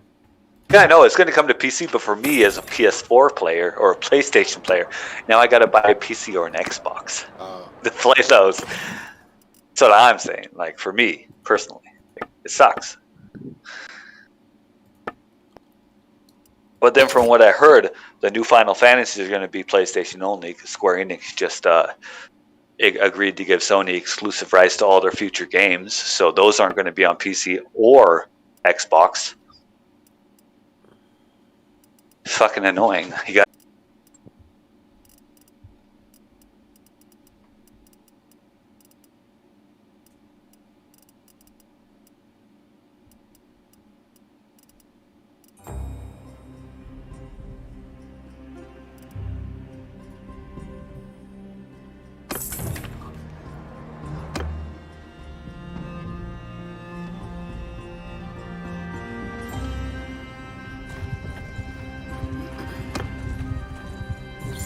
Oh man, I've been forgetting this whole time. What Wow. have you been forgetting? To fucking assign that scout, Oh. so I'm not running around blind. There. Such a difference.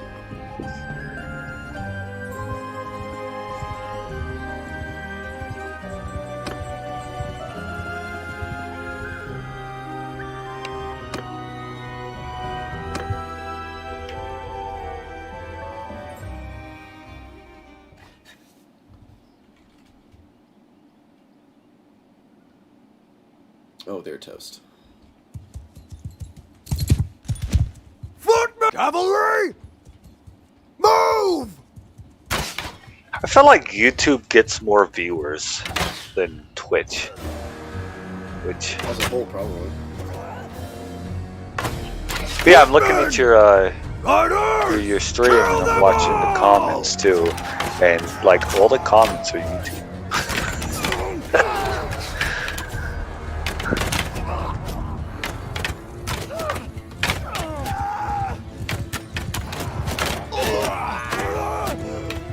Can you accidentally shoot your own people? With the bow, yes, but with melee, no.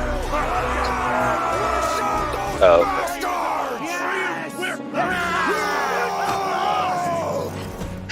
Dude, melee, that would be complete freaking. Yeah, like, could you imagine how much the lions would just be Yeah. pushing each other? Yeah, right. You could be.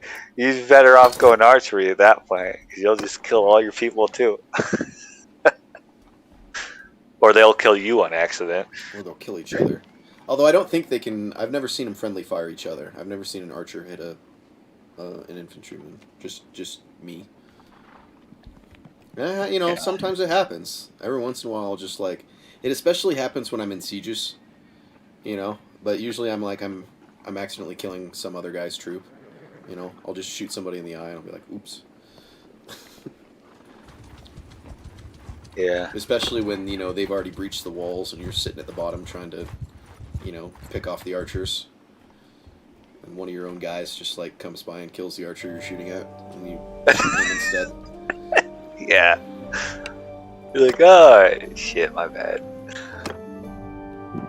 It's hard enough sniping people through those little fucking arrow slits. I got pretty good at it, though.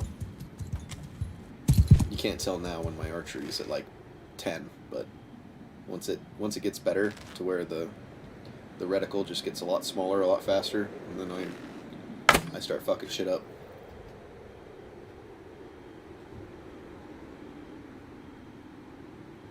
Every once in a while, I would just take a massive long shot just to prove how good I am at distancing.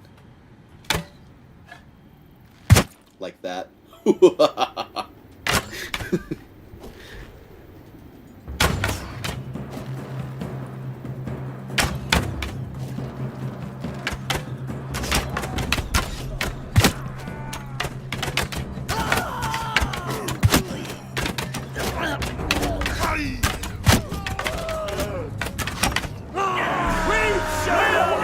Earlier when we were talking about shooters, I actually played one shooter, currently anyways, Ghost Recon, not Wildlands, but the one that came after.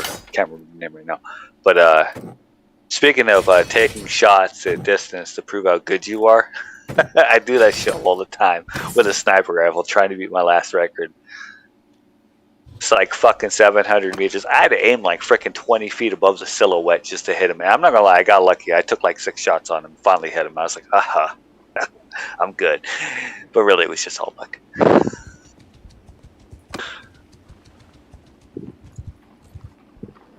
Ooh, that's a good target.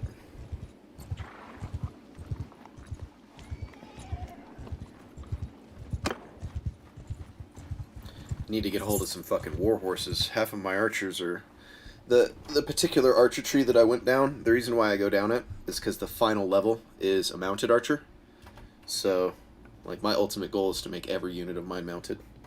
But they require war horses rather than regular ones, and I can't afford war horses yet. But I got 5 that are ready to upgrade. Oh, so war horses are their own thing, then you gotta buy them separately.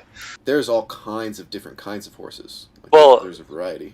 But you have sumpter horses, you have pack mules, then you have riding horses, and then you have war horses. So you can't passively turn a riding horse or whatever into a war horse by riding it into war? Okay. Well, I'm on a normal horse right now. The normal horses are all for war. The only ones that are not are the sumpter horses. Okay. And they're just extra storage for buying more goods. So the point I'm trying to make is essentially war horses in this game are just, say, a different breed. Yeah, the only thing you can really do is, if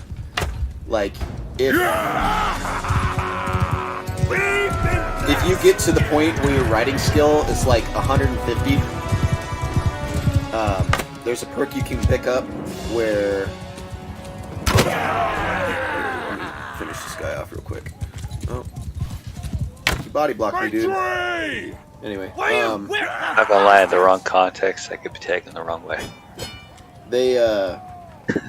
But once you reach a certain riding level, there's a skill you can pick up where your horses have a chance to breed. Oh, you told me about this, yeah, okay. Yeah.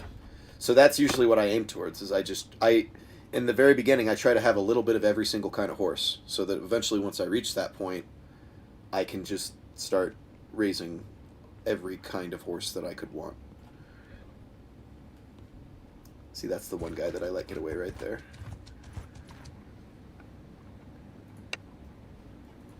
I don't even want to waste my time with that fight.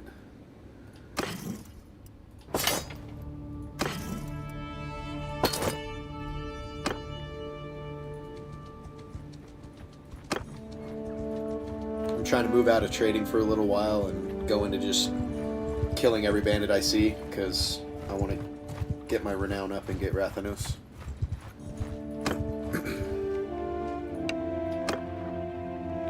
Plus, at this stage, I have 20 well-trained archers, and I'm fighting bandits. Every fight, I just start it, and the bandits are dead before they even... yeah, I've got 2 infantry. That's all I need. They're all going to be dead before they make it to my line. And at this point, I'll make more money just killing these guys and selling their gear than trading back and forth anyway. See, they even had the advantage of the hill. They're still going to be dead before they make it to me.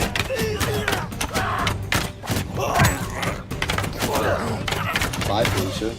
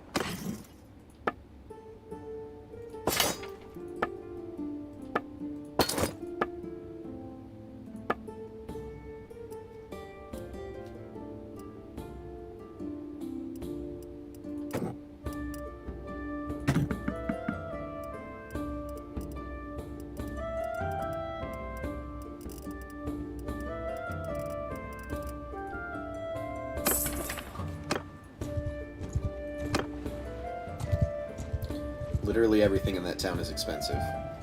I should just go buy a bunch of grain and bring it back to it. In Zionica, or however you say it? That's where I'm going to Or go buy the grain different from. But no, there's lag. I was curious which town you're talking about because I'm pretty sure I'm Poros? seeing a delay. Oh, okay. Okay, yeah, I'm about a 20-second delay behind what you're talking about. I restarted the stream because I felt like I was really far behind. So I was just making sure I...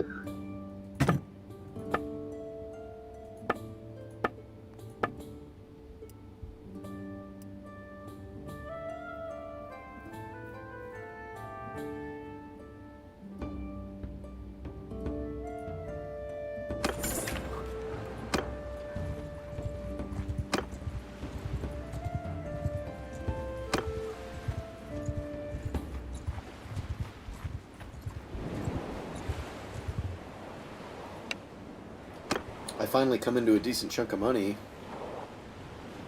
but I can't find any places where the horses are priced well.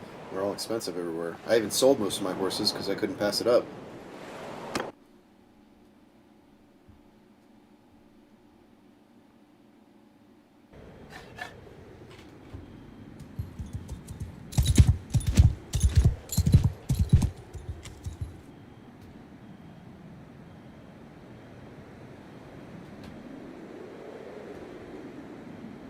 Move!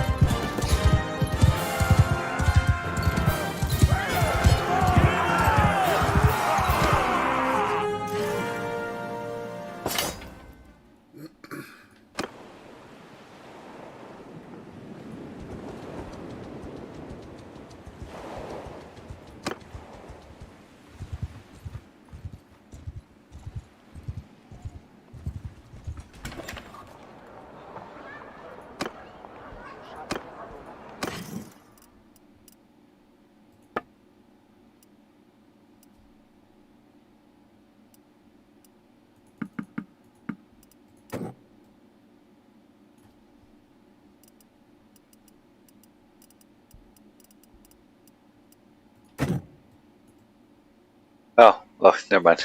I was about to say, is anyone there? Your thing just turned off, evidently. Came back on, though.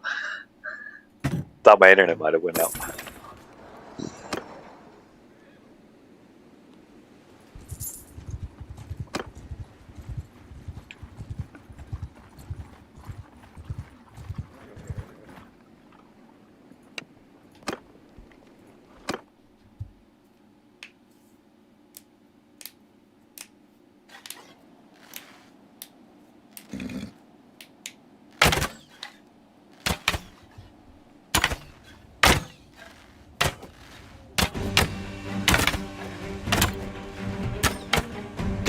Infantry!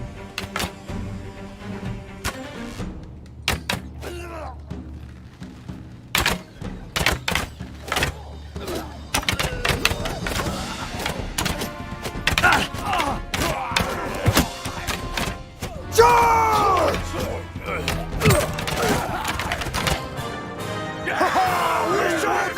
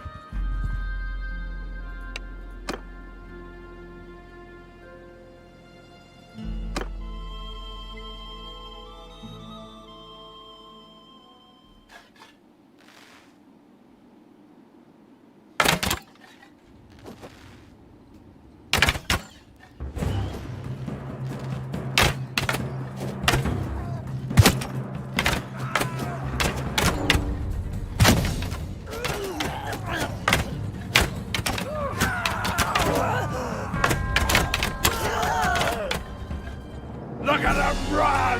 Those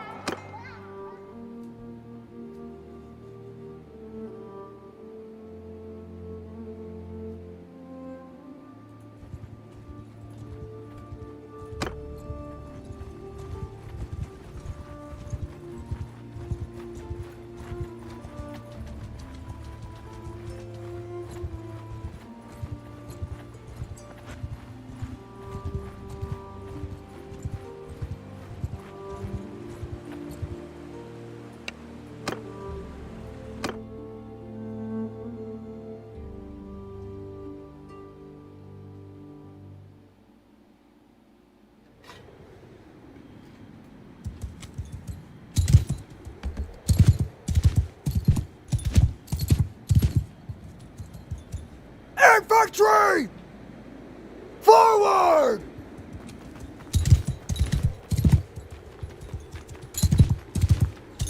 See how in this fight, like, I got in the fight right next to a village, and then here's the village. That's what I See mean it about in a how second. the map matching where you are. See it in a bit, evidently. Clearly some lag. I have noticed one thing though. Every bandit you talk to looks exactly the same. They all look like a bum.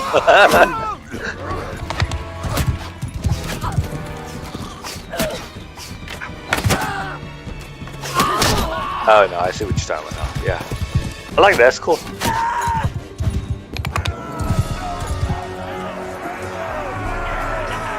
Oh, you just headshot that dude. Oh, that's great. Oh, Tool.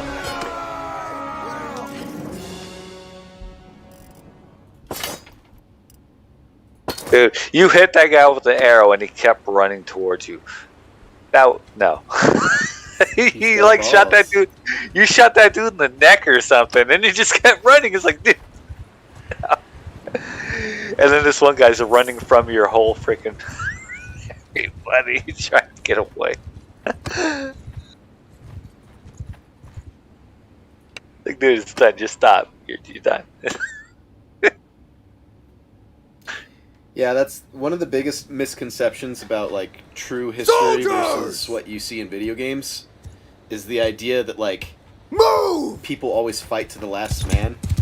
Like Archers, forward! in the No. real Middle Ages, if you were in a war and it even seemed like your side was slightly losing, like most wars ended with one side retreating long before they ever got anywhere near wiped out. Like most people, Yeah. like I don't care if the king claims that he rules you by divine right of God. Like when it's pretty clear that your army's gonna lose, you ain't gonna sacrifice yourself. Like you're out. They run.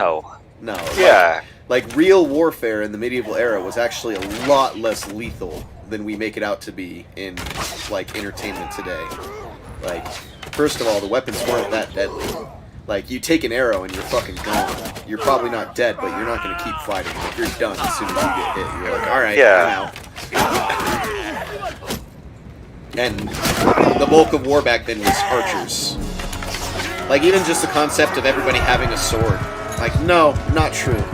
The rank and file soldier in an army, you know, the Romans, yeah, they were known for their swords. But in a lot of the Middle Ages, like, they were poor. They couldn't, like, they'd be fighting with spears and clubs and fucking axes because they were way cheaper to make. Like, a sword is one of the most expensive weapons that you can forge. So you ain't gonna give a sword to every fucking little peasant in your army. Like, you're gonna reserve those for your knights and your nobility. And you're gonna give all of your peasants a bunch of spears.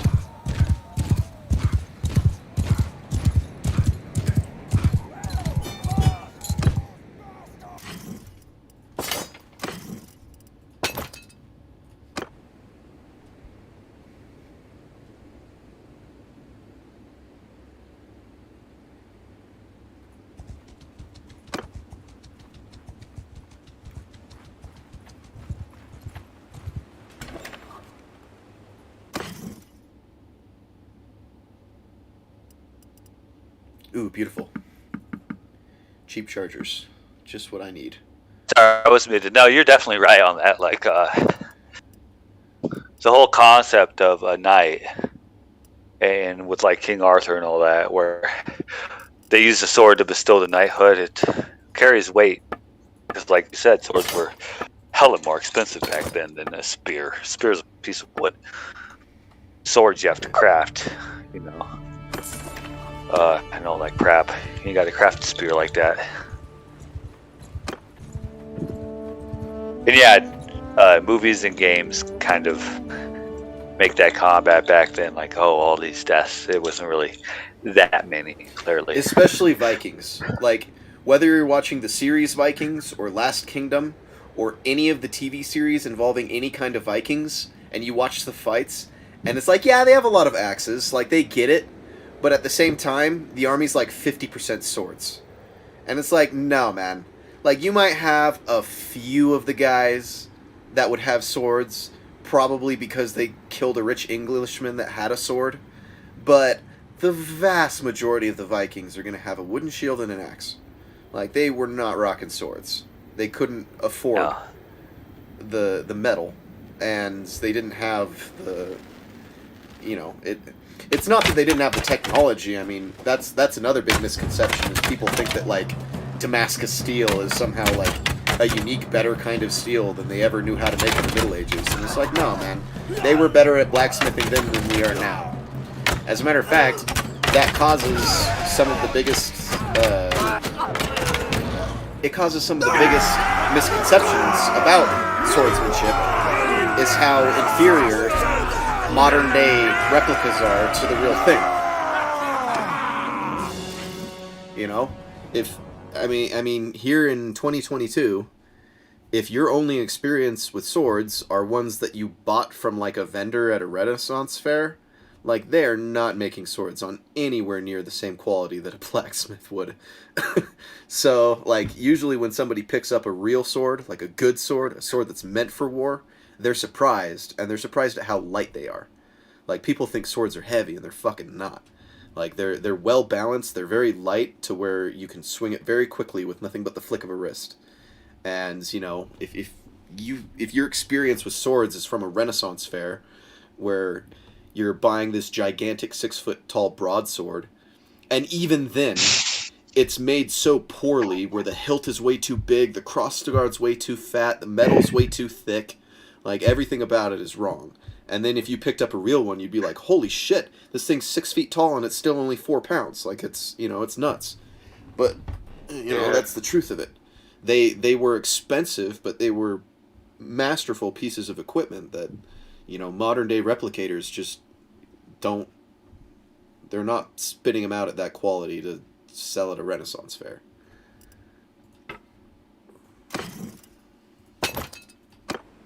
Yeah.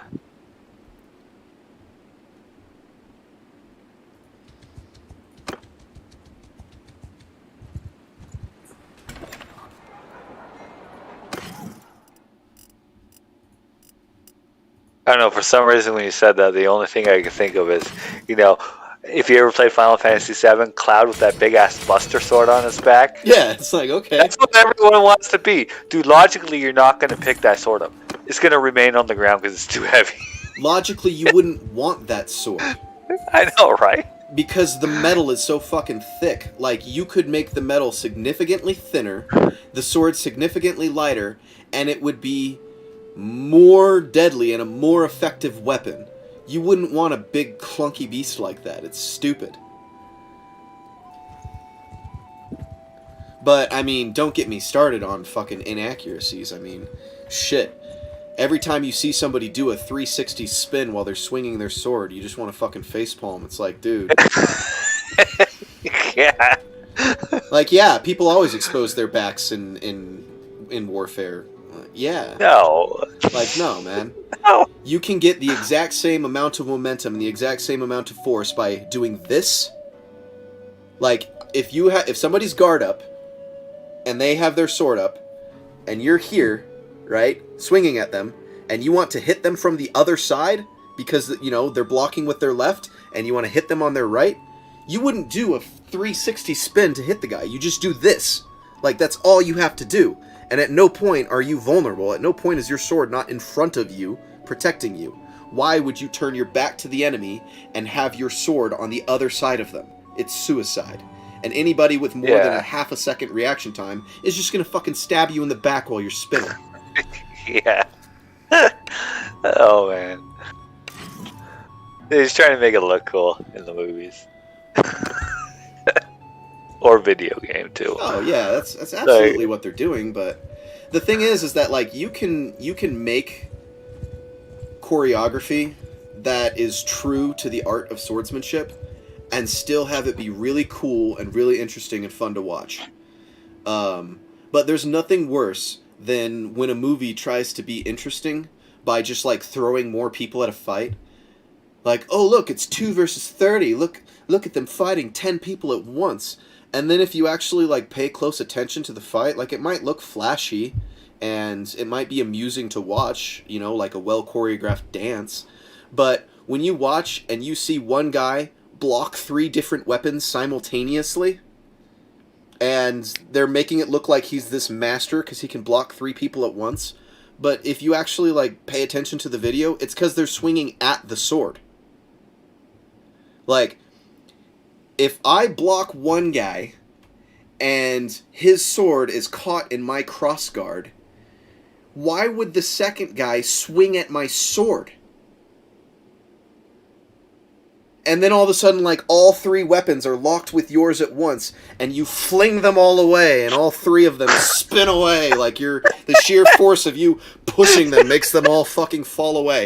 And it's like, maybe the third guy, instead of like joining the sword clusterfuck that you've got going on there, maybe he should actually like aim for your body. You know? Oh my god. Like, of course they're never going to hit you when they're swinging at your sword. Maybe they should consider swinging at your head. It'd probably be a better thing to do, especially when your sword's already locked up with somebody else. Yeah. Dude, the way you said that, though, it sounds so horrible. Yeah, I get what you're going. It's a horrible choreography. I agree. Yeah, movies.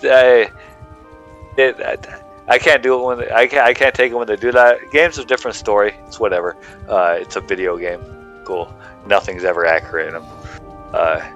Not to mention like what I just said with Cloud off Final Fantasy VII. Even on the remake, man, nobody's doing that. Like,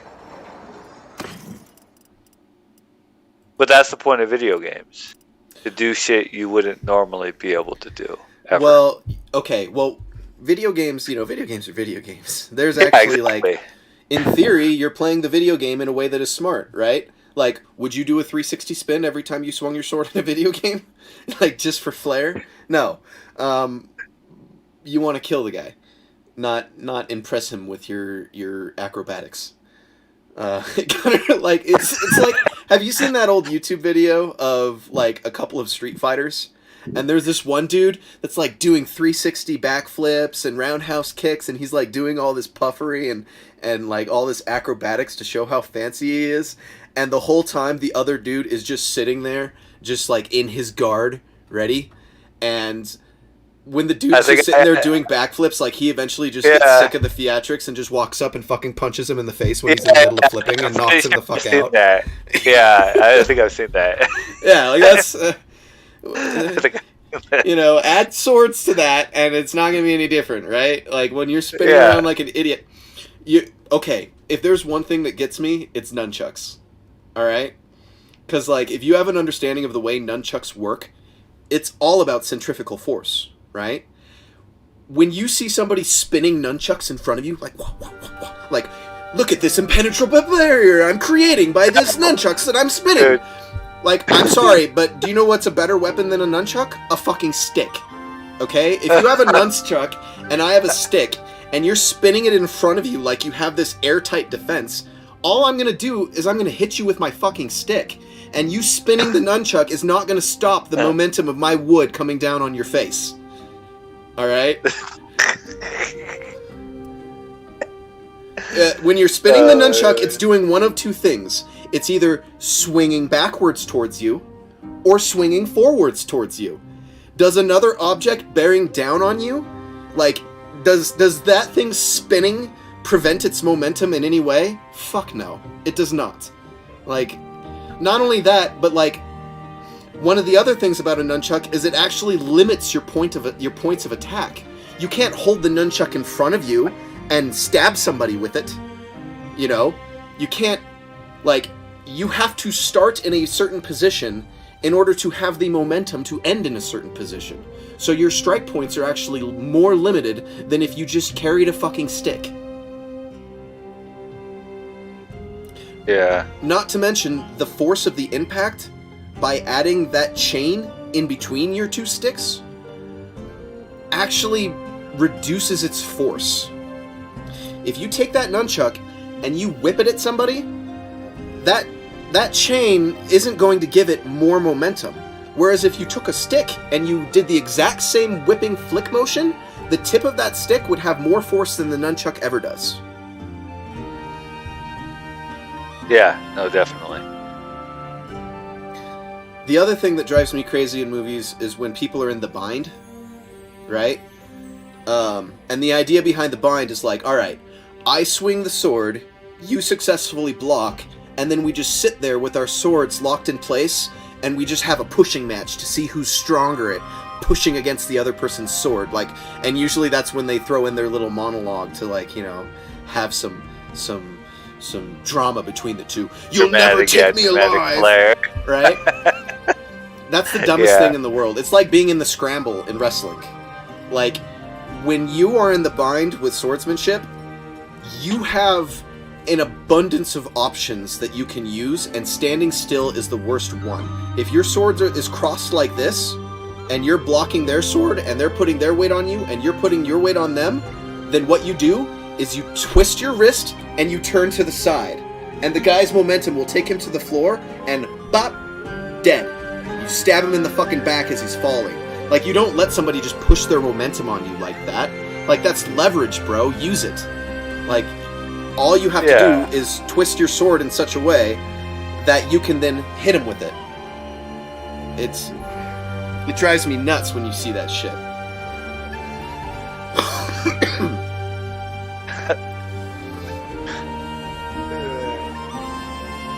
You're right, it's funny too. Like,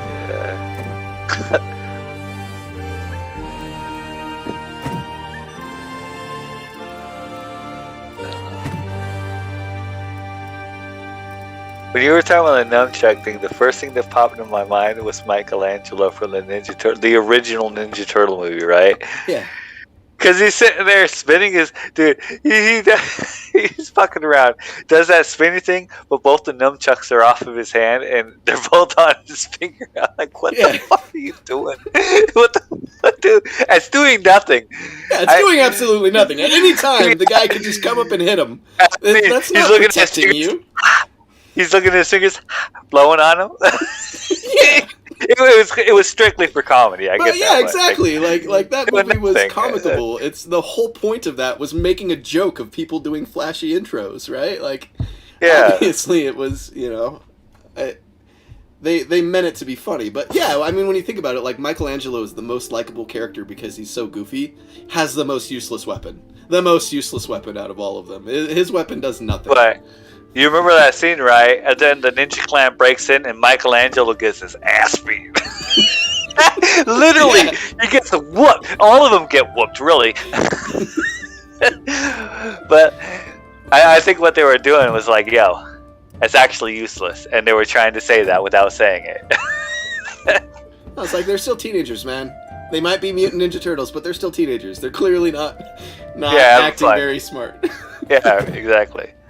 I just thought it was funny, like, because the moment you said that, that's the first thing that popped in my mind is that scene, and I just started laughing because I could picture it verbatim when it happened. Well, the funny thing is that like nunchucks were virtually non-existent in history too. Like, people weren't using them in warfare or for self-defense. Like, they were prop weapons. They were things that people did for fun, for sport. It wasn't a weapon of warfare at all. And the nunchuck became popularized because of like Jet Li movies. Not because, like, even in I think it originates from Japan and not China, but even in Japanese culture, like, at no point in their history was the nunchuck like a commonly used weapon that they would equip anybody with. Well, I'm pretty sure wasn't nunchuck one of those weapons that we used, like, because Jet Li used to train like wushu and all these different kinds of fuck's this shit. Sorry, I'm having a brain fart. It's a bunch of different types of it's combat out there, not karate, but whatever Jet Li trained in. They weren't like a ceremonial weapon to what we call a weapon, a ceremonial thing to use when they're doing their, because Jet Li did a lot of competition like things where he didn't fight somebody else, but he showed like it was like a modern day baton twirling. Like, that's what nunchucks were for. It was for like doing cool flashy shit for show.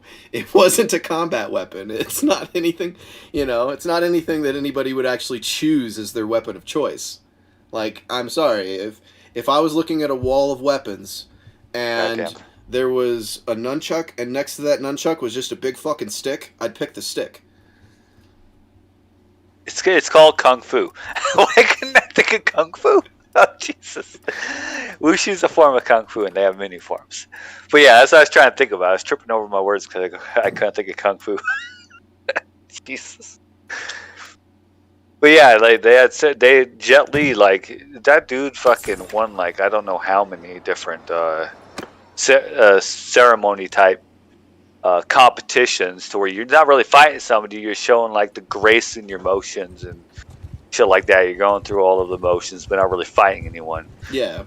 So it was an art form, and he won a shit ton of them. They used things that would be considered prop weapons in there too, and that's what they were for. Like, they were for show. They weren't for actual fighting with.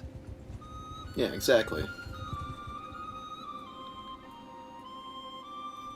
I'm not sure if that's where they came from, but like that's the type of weapon. No, that's very much what they were. Like, they were ceremonial weapons that were used for, like, like martial arts. It was for sport. It was, you know, they were like professional baton twirlers. Like, you know, they just got really good at doing flashy shit. But it was never designed for fighting or combat.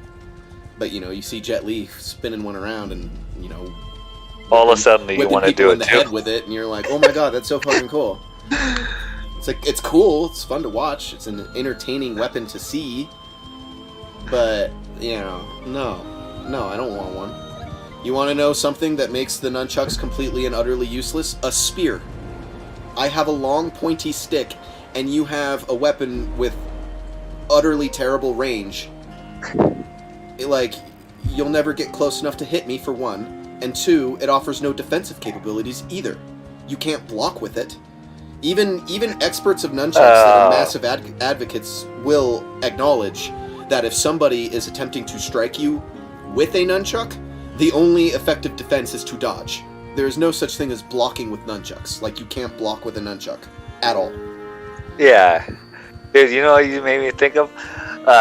Soul Calibur, right? There's a character on there called Maxi. He uses nunchucks, right? And he has this move. It's utterly stupid. Would never work in real life ever. If you're against a staff user, if you time it right, you can make the nunchuck spin up the staff and hit them with it. It's the stupidest thing ever. Don't get me wrong, in the game it's cool as fuck when you pull it off, because it's all about timing. You know, but like, that's how useless they are. Like, dude, you got to make up moves that would never work ever. Well, and you want to know the worst part about them too, is that they're predictable. And the reason why they're predictable is because, depending on where they're starting, they only have 1 point of attack.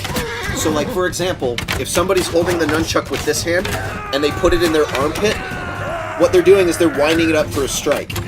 And you know with absolute certainty that it's either going to go like that, or like that. The other way. So it's either gonna be, it's gonna be one of those two things, and that's it. It's easy to be ready to defend against it.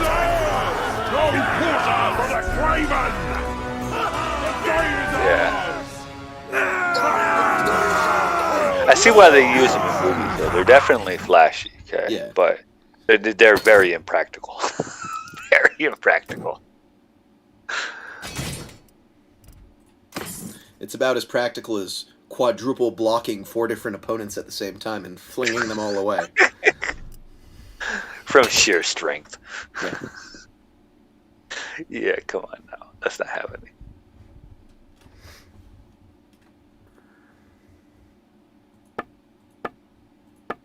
There's actually a YouTuber that I stumbled on one of his videos once because he's like well, he's an author. He wrote a bunch of books that I've never heard of or read before. But he's also, like, you know, a medieval weaponry connoisseur, like, and an expert on like castles and all the different kinds of medieval weaponry and stuff like that. And you know, I think the reason why I stumbled on his video was while I was playing Doom Eternal, he did a review of the Doom energy weapon, the sword. And then once I saw that, he started showing up in my feed, and once I saw some of his other videos, I was like, the dude's fucking great. So I just ended up following him. But it's a YouTube channel called Shadiversity. And what he does is he basically breaks down the functionality and the realisticness of weapons and how effective they are. And he basically says that, like, you know, the idea of a weapon being good is subjective. Obviously, a rock is good compared to nothing, right? It's better than your fists. So compared to fists, it's good.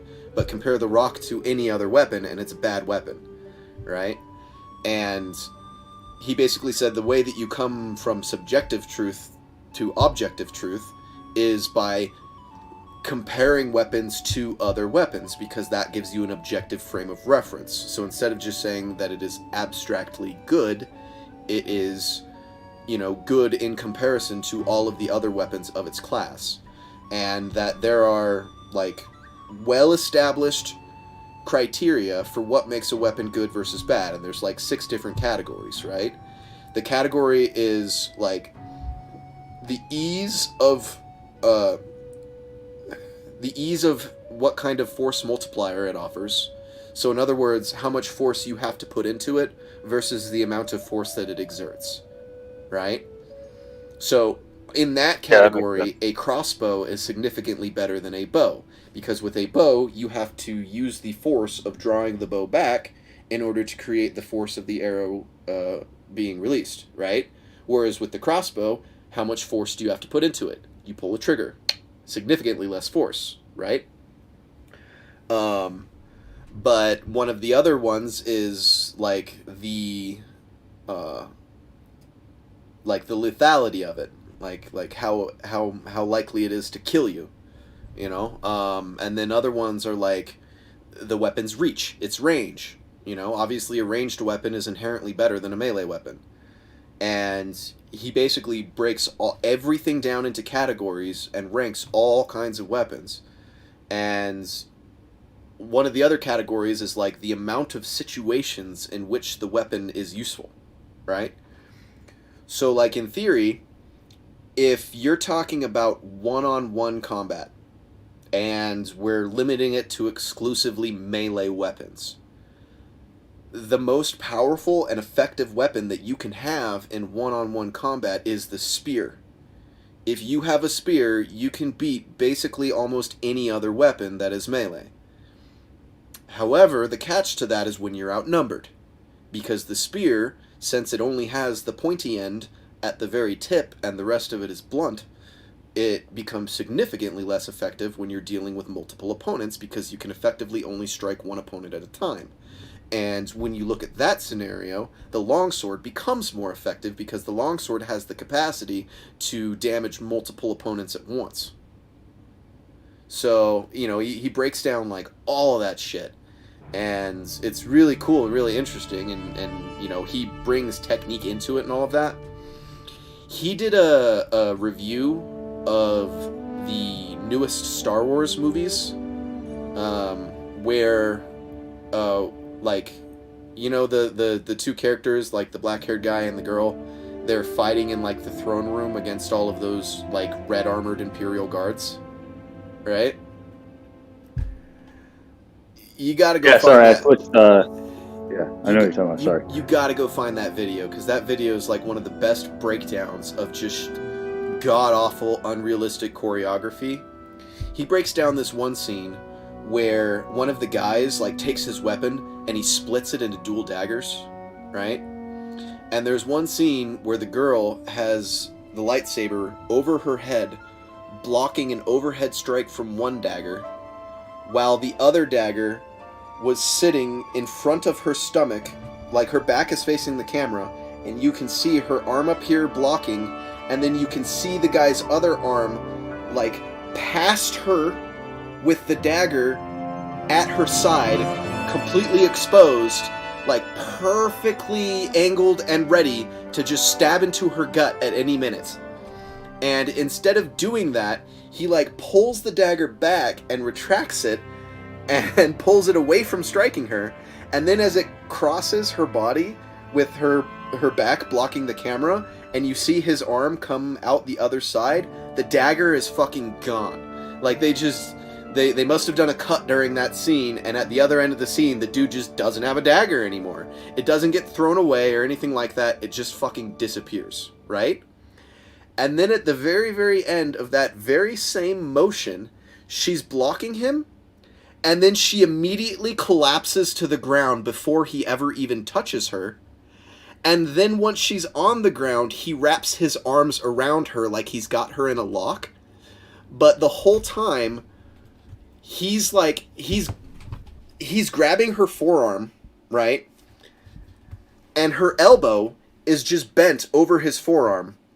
But at the whole time, like, she has full range of motion in her elbow, and her lightsaber is in her hand, and she's just sitting there with her hand sitting limp, when literally he's grabbing her from behind and grabbing her forearm, but not touching her elbow. So at any point, literally, all she has to do is this, and the dude's fucking dead. And she has the full range of motion to do it, but she doesn't. Her arm's just sitting there, and she's pretending like she's locked up with him, when you can visibly see that she just fell into place, and that she was just, like, jumping to the next point in choreography, and, like, does it even a little bit before the guy grabs her, so she, like, even preempts the fall.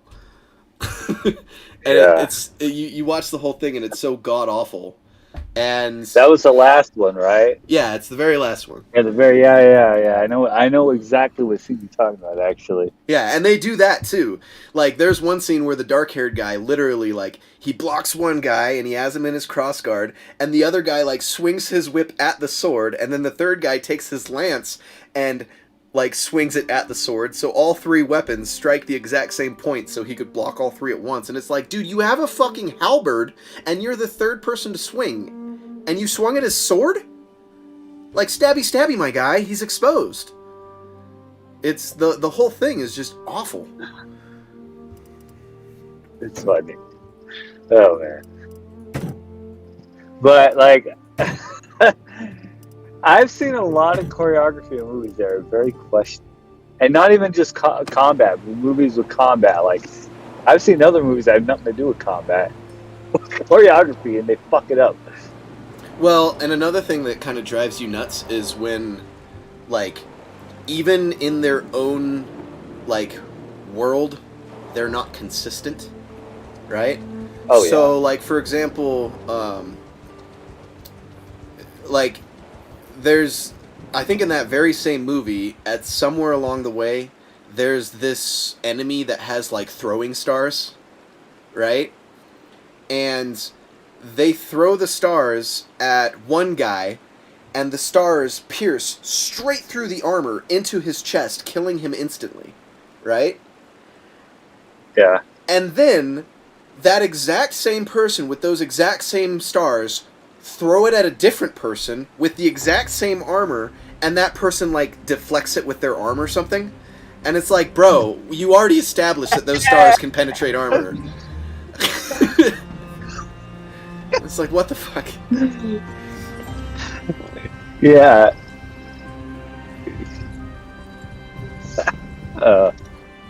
Jesus. It's funny. It's so true, too. Well, you want to know another movie that's really bad at that is, have you seen the live-action Mulan movie? Oh, don't get me started on that. Yeah, Dude. I watched that. Okay, so, like, when the Mongolians are attacking the city, right, there's, like, 5-6 guys way off into the distance in horseback, right, and you have a whole platoon of archers on the walls, and the dude orders them to fire. They fire one volley, and the dude catches an arrow with his hand, and they never fire another volley. It's like, okay, we get that the guy has the ability to catch arrows, and we get that you wanted to show how cool it was that he could do it, but just because he can catch the arrow once doesn't mean that he can catch all arrows that are flying at him all of the time. Like, keep shooting, guys! They literally stop, they don't shoot a single time again, and they let the guys ride all the way up to the walls, and then jump off of their horses, and run up the wall, and at no point does anybody, like, loose another volley at them. They just stop shooting and let it happen. But that whole movie was nothing but show. Every combat scene. Like, all of it. Like, dude, come on. Don't get me wrong, I like the movie, but yeah, like, dude, at the end of the day, like, there's no way they're doing that. Well, and you know, like, one of the things that you can be really certain of in history is that, particularly when it comes to warfare, people did what made sense, right? And one thing that really, really fucks up the immersion of movies is when they take things that are historically accurate and then they add fantasy elements to them that completely invalidate the reason for it, right? Like, that movie's another good example for it. Why would a society invest? Like, you could argue that it's a superhuman power, but everybody in the world seems to be able to do it. Like, Mulan can do it, they can all do it, the normal soldiers can do it. If everybody in that world can run up a wall, why would a society ever invest in the considerable amount of stone, resources, and physical labor of building one? You want to know a better defense that they could employ? How about a palisade? How about spiky sticks stabbed into the ground surrounding your town so that if you run at it, you get stabbed? If you have people that can run straight up a vertical wall, why would you build a wall? Like, you need different defenses, clearly. Like, have you considered a moat? You know? Like, what the fuck? Yeah, I don't. But then again, man, they had a girl that could turn into a fucking bird. Yeah, but Like, that's it'd be my crazy point. shit. That's my point. Like, if you're gonna add magic in, you have to assume that the magic exists in that world. So, if you're trying to defend against an enemy that has magic, you would build defenses that are catered towards that magic. If they have magic that makes, you know, typical medieval defenses completely void and invalid, then you wouldn't then deploy those defenses anymore. Like, you would give up on them. Like, for example, if you lived in a world where you decide that there's magic, and that magic is, you know, usually you're going to set some kind of rules and limitations on that magic, but let's just say that you have magic that's fairly wide sweeping, and it's very common for people to be able to shoot fireballs, right? If you lived in a world where death by fireball is constantly present, you know what you would never wear into battle? Metal armor.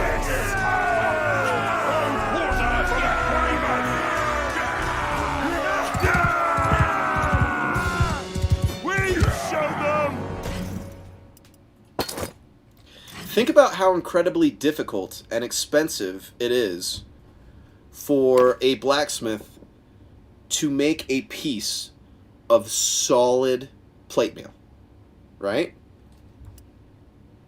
That is a very, very expensive, very, very difficult thing to do. If you have people that can shoot fireballs, imagine a fireball being shot into the face of a heavily armored foe. Think about what that would do to their eyes. Like, if you launched a fireball at a dude in full plate armor, you would basically cook them in their armor. They would literally be baked alive inside of their own armor. They would not wear they would not wear that kind of gear. So if you're going to have a fantasy setting where magic is prevalent and, you know, like, metal conducts electricity, so if they can shoot lightning bolts, you're not going to want to wear metal. You're probably going to want to develop weapons that are not metal. So if you have to deal with people who have the ability to shoot lightning from their hands, you're not going to carry a sword into battle. It's like, hey, let me fight a lightning mage with a fucking lightning rod.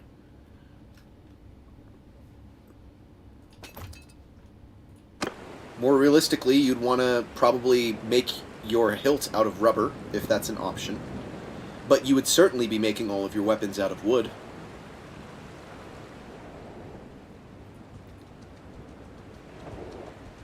Sorry, I'm here. I was muted. I went into the store. No, yeah, makes sense. Sorry.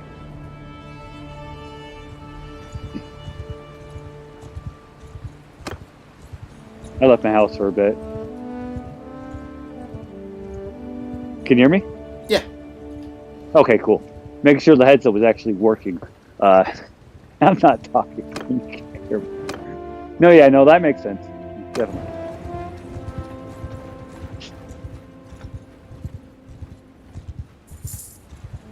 You know, if I ever made a fantasy movie or a fantasy TV series, that's the one thing I'd do. Is I would sit and I would go, okay, if we live in a world where people can do this, does it still make sense for that? You know? Like, Yeah. if you lived Like, in a world where mages could open portals, would you waste your time putting up high walls? Yeah, exactly. I was thinking the movie Reign of Fire with the dragons. It's like, dude, why are you building all these strongholds when the dragons just fly over and burn all y'all to shit? Yeah. Like, you'd probably... The fuck's the point? You would probably design your villages... Like, if you had a threat of dragons, you wouldn't wear...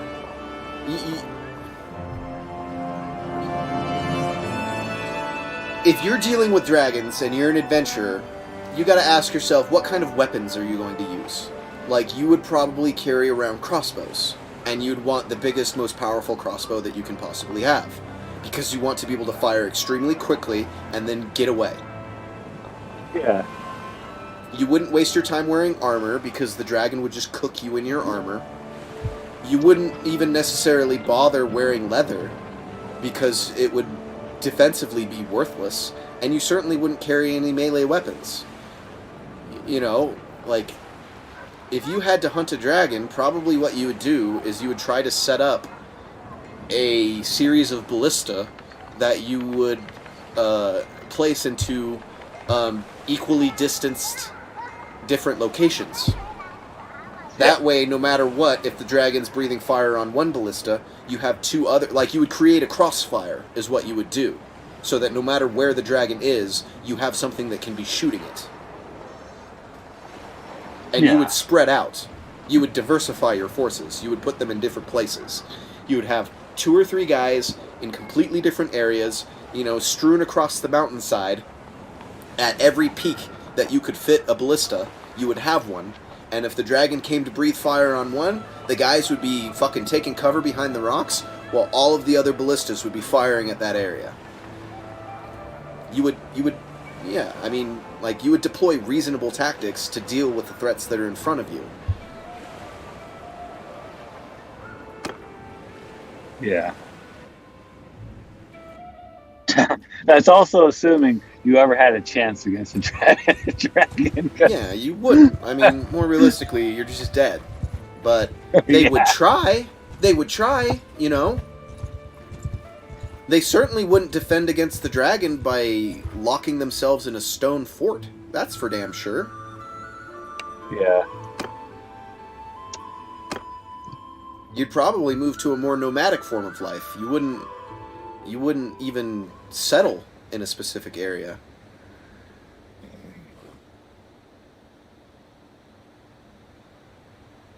Yeah, I think in the fight it'd be more about your survival over killing the dragon, but every movie makes it about killing the dragon. When, dude, reasonably, they're probably would never kill that dragon. Think about it like this. It's like in, dragons, in almost all lore, are highly intelligent creatures, right? So, a village to a dragon is like an oasis to a hunter. You know that's where the deer go to drink, so that's where you're gonna go to hunt. So, if you're a dragon and you're hungry, you're gonna go, oh, I'm gonna go visit the village, there's always people there. Like, living in a settlement against a dragon is the last place you'd want to be. You would probably want to live more like a Mongolian and live out of a tent that could be broken down and transported to a different area, so you're always at a different spot and the dragon doesn't know where you are. Because the dragon's intelligent. Right? Like, he can find you, especially if you're living in a house in a fixed spot. or you create an underground base. Or they can't get there. Quite literally. Yeah, you would live in caves. If you dealt with a dragon, you would live in a little cave.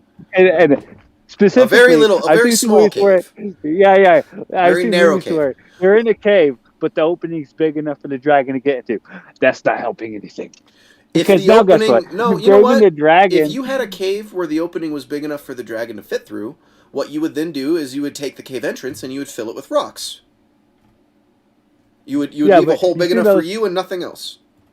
yeah, you see those movies though where they don't do that, and then the dragon gets in, and you got nowhere to go. Yeah, You just not a good created, idea. yeah, exactly. You just created death for you and everybody else there. I would want a cave with multiple exits, and I would take every single exit, and I would fill it with enough rocks that only one body could fit through. And maybe at the end of that hole, I would have a ballista pointed right out. So if the dragon ever tried to like breathe fire down the hole, it's like fire into that fucker's mouth with your ballista. Yeah, see, like you can develop tactics to mitigate dragons. You can. Yeah, that's actually pending the ballista would actually do any kind of harm to the dragon too. So, Well, you know, if you're in a medieval setting, that's your weapon of choice. It's the only thing that would ever have the force of impact to have any shot at all. You know, shooting a dragon with a ballista would be about the equivalent of shooting a deer with an arrow. Like, you ain't gonna kill the deer, but you can at least make it bleed. And from there, maybe you can follow its blood trail and try to finish it off when it's wounded. if the dragon breathes fire, right? How hot is its mouth? Will that wooden arrow possibly not burn up before it even hits any tissue? Well, you can make a ballista with metal bolts. Oh, that's true. Yeah, that's true. Speaking of, And you 'cause I was probably thinking of would. It Lord of wouldn't the be that Rings. hard to forge. You know, you're just forging. well, I a was big thinking bolt. of Lord of the Rings, right? With the last movie for the Hobbit series, where he shot it with the freaking like that long ass metal arrow. Mm-hmm. That's what I was thinking of, and then I realized after I said that way it would be all metal. Literally what you just said. I was like, Yeah. never mind. Yeah, you'd want a ballista, nice big thick ass bolt, and That's what the more guy thought it was. realistically, you know what you would want to do is you wouldn't aim for the dragon's body. You would aim for its wings, because an effective way to kill the dragon would be to pin its ground wings. Yeah, because think about it. It's a big object and gravity. Okay? If you can pin the dragon's wings, then all of a sudden the dragon is falling by 9.8 meters per second per second. If that dragon hits terminal velocity, then the impact of it falling to the ground would kill it. So that would be the goal, would be to disable its wings so it fell from the sky. Well, not to also mention the fact that dragons are definitely far superior from the sky over the ground. Yeah. If you can Being that ground it, big even and that better. bulky. Yeah, if you can ground it, then it's a much less mobile target, and then you can shoot it even better with your ballistas. Yep. Or get close enough to look cool and kill it with a sword. No, I'm just kidding.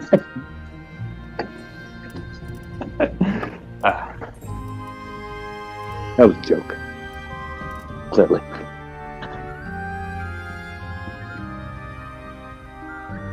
Wait. Can you hear me? Yeah. I wonder where my phone's at. I just moved it and now I don't know where it's at because I have wireless headphones. Son of a bitch. I'm scared if I left it in my car and all of a sudden my headset disconnected.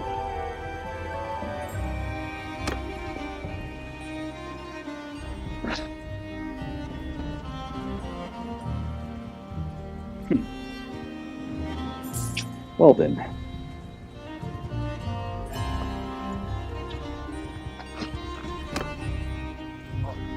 I just realized that I'm letting myself go broke by not paying attention to the game that I'm playing. I've just been running around not doing. I've just been running around not trading anything. Oh, that's funny.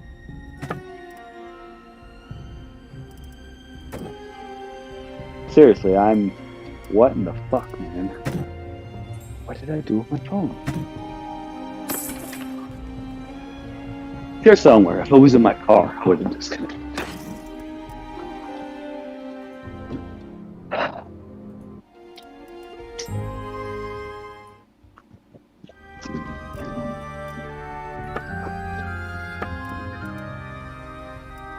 feel stupid right now. I don't. Literally, I was talking or listening to you too, and I completely was not paying attention to what I was doing. Yeah, same. How do I lose my phone when I get inside my apartment? The fuck, man. You know what you need to get yourself? You need to get yourself a little... You don't have an iPhone, do you? No, I have a Samsung. Well, I at this rate, I had a Samsung. Get yourself a little Google Mini. They're like $40. That way, all you have to do is say, "Hey Google, find my phone," and it'll ring it for you. Yeah, well, I was gonna call on my other phone, but my ringtone's off. I turn it off a lot because when I sleep, people like to call me, and then I wake up and I'm mad because I can't go back to sleep. So I just leave my ringtone off usually.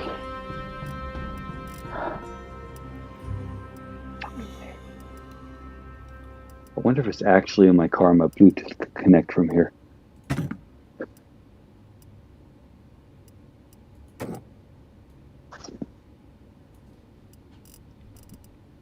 Okay, I got it back there. This is a pain in the ass because my foot's fucked up, so I got to be on crutches too, and fucking annoying. I don't know if I told you, I fell down the steps at work. Fucking walking. Good thing it was workman's comp, and I fell at the last couple steps, so I didn't fall down like a staircase or anything. Well, I definitely fucked my foot up. Sucks. Yeah, it did. I hate crutches. They fucking shake my armpits like a motherfucker.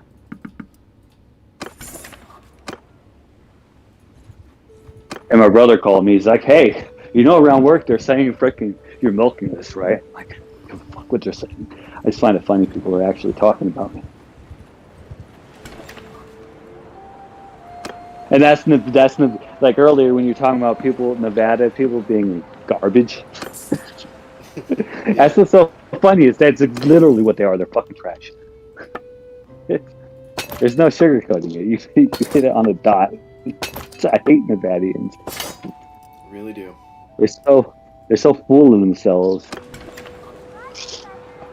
Especially here with all the gold mines, because all these people don't have degrees, never went to college, shit like that, right? But they're making a shit ton of money, so they get entitled. When I thought you might have been from Susanville, like Susanville is probably the worst town that I've ever visited in my life.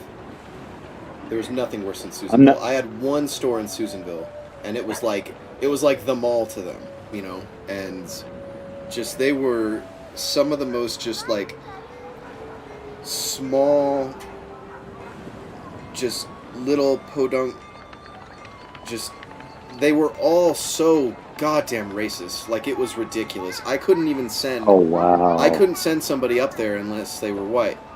Like, any minority, they hated them. Like, it was just that, like, you're not from around here, are you, kind of mentality, you know what I mean? Like, yeah. They're, like, population 5,000, half of the city's, like, the entire town's economy is reliant on, basically, like, a prison that's there. So, like, half of the town's population is incarcerated, technically. And everybody that's there is, like, you know, they've been there since they were children, and they all knew each other, and if you're not from their town, then you need to get the fuck out, kind of thing, you know? It's like, dude, I'm just trying to do my job. Yeah. Hey, if you like hear me disappear, the whole village is just I went to my car to see if the phone's in there. Society. Alright, I got you. I'll be back, though, definitely. Whole I city of disconnect Karens. randomly. I don't know, maybe my Bluetooth can reach from my car to my house. I got no fucking idea. Probably not.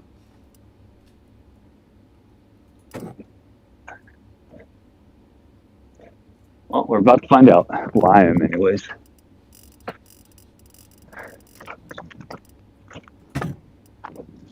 Alright, there we go. I'm digging myself out of the hole now. Well, I can still hear you at my car, so clearly it can reach. Guess so. Oh, watch my phone be in my car.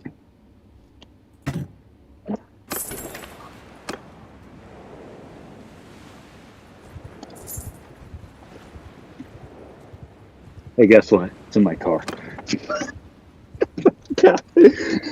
Oh, Jesus. Wow, I'm surprised it reached that far. That's a good range for a Bluetooth. I know. It's not like too far away. I'd say it's like 30 yards. But still, like, dude.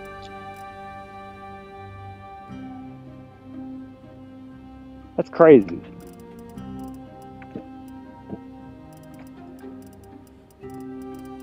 What got me the most, I swear to God, I put my phone down. But I put my wallet, my keys down. God, man. This is what happens when I'm preoccupied with the conversation and I'm not actually paying attention to what I'm doing. Oh, I'm the worst at that. I definitely become an Well- awful driver if I'm like talking to somebody. I become an awful gamer too. I should have been, I should have gotten my brother so long ago.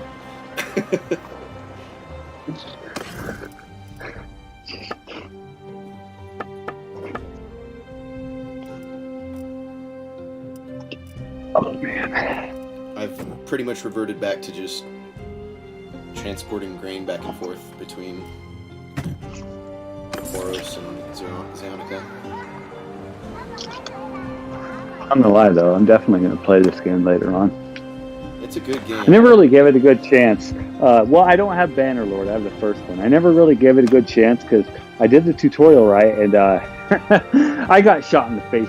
Or no, I was trying to shoot a bow and arrow and somebody axed me in the face and I missed him every single time. And I was like, I'll come back to this game later, right? Never did. I got into other games. Well, there's a lot of games coming out that I really like too. And as we're not Banner Saga. That's a whole totally different game. As where this game's old for PC, the first one like literally came out maybe a year ago for console anyways, for PS4 specifically.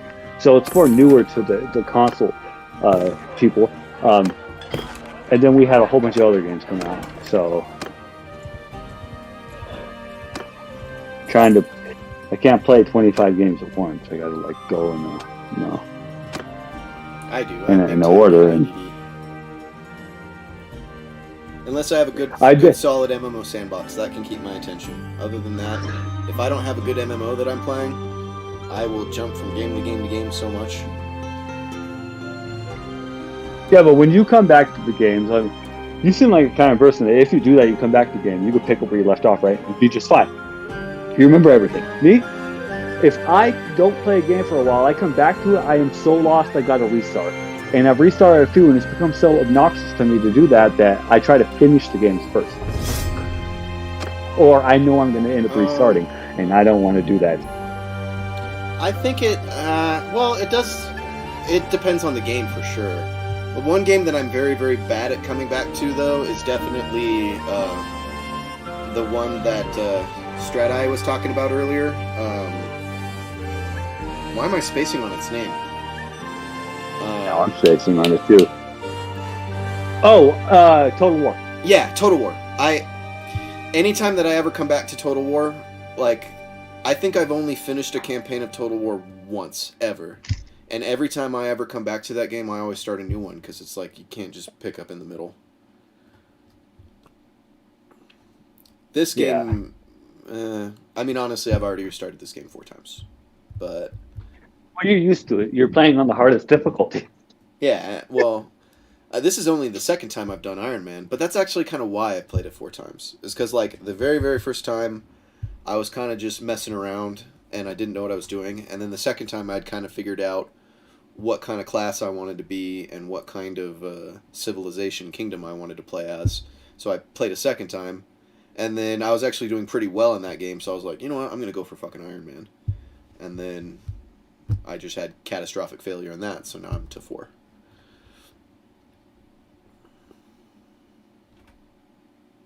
Well, I like it when games, they say, yo, this is hard, and they're actually hard. Because some games, they have a hard setting, and it's not hard. And you're like, what?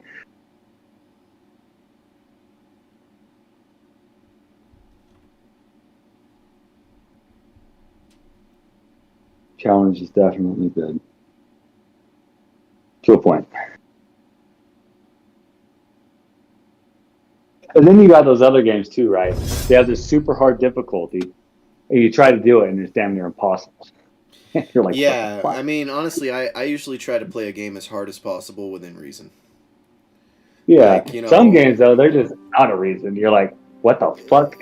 yeah, especially with strategy games. One thing about just the nature of a strategy game in general is that the AI will always be able to play the game better than you.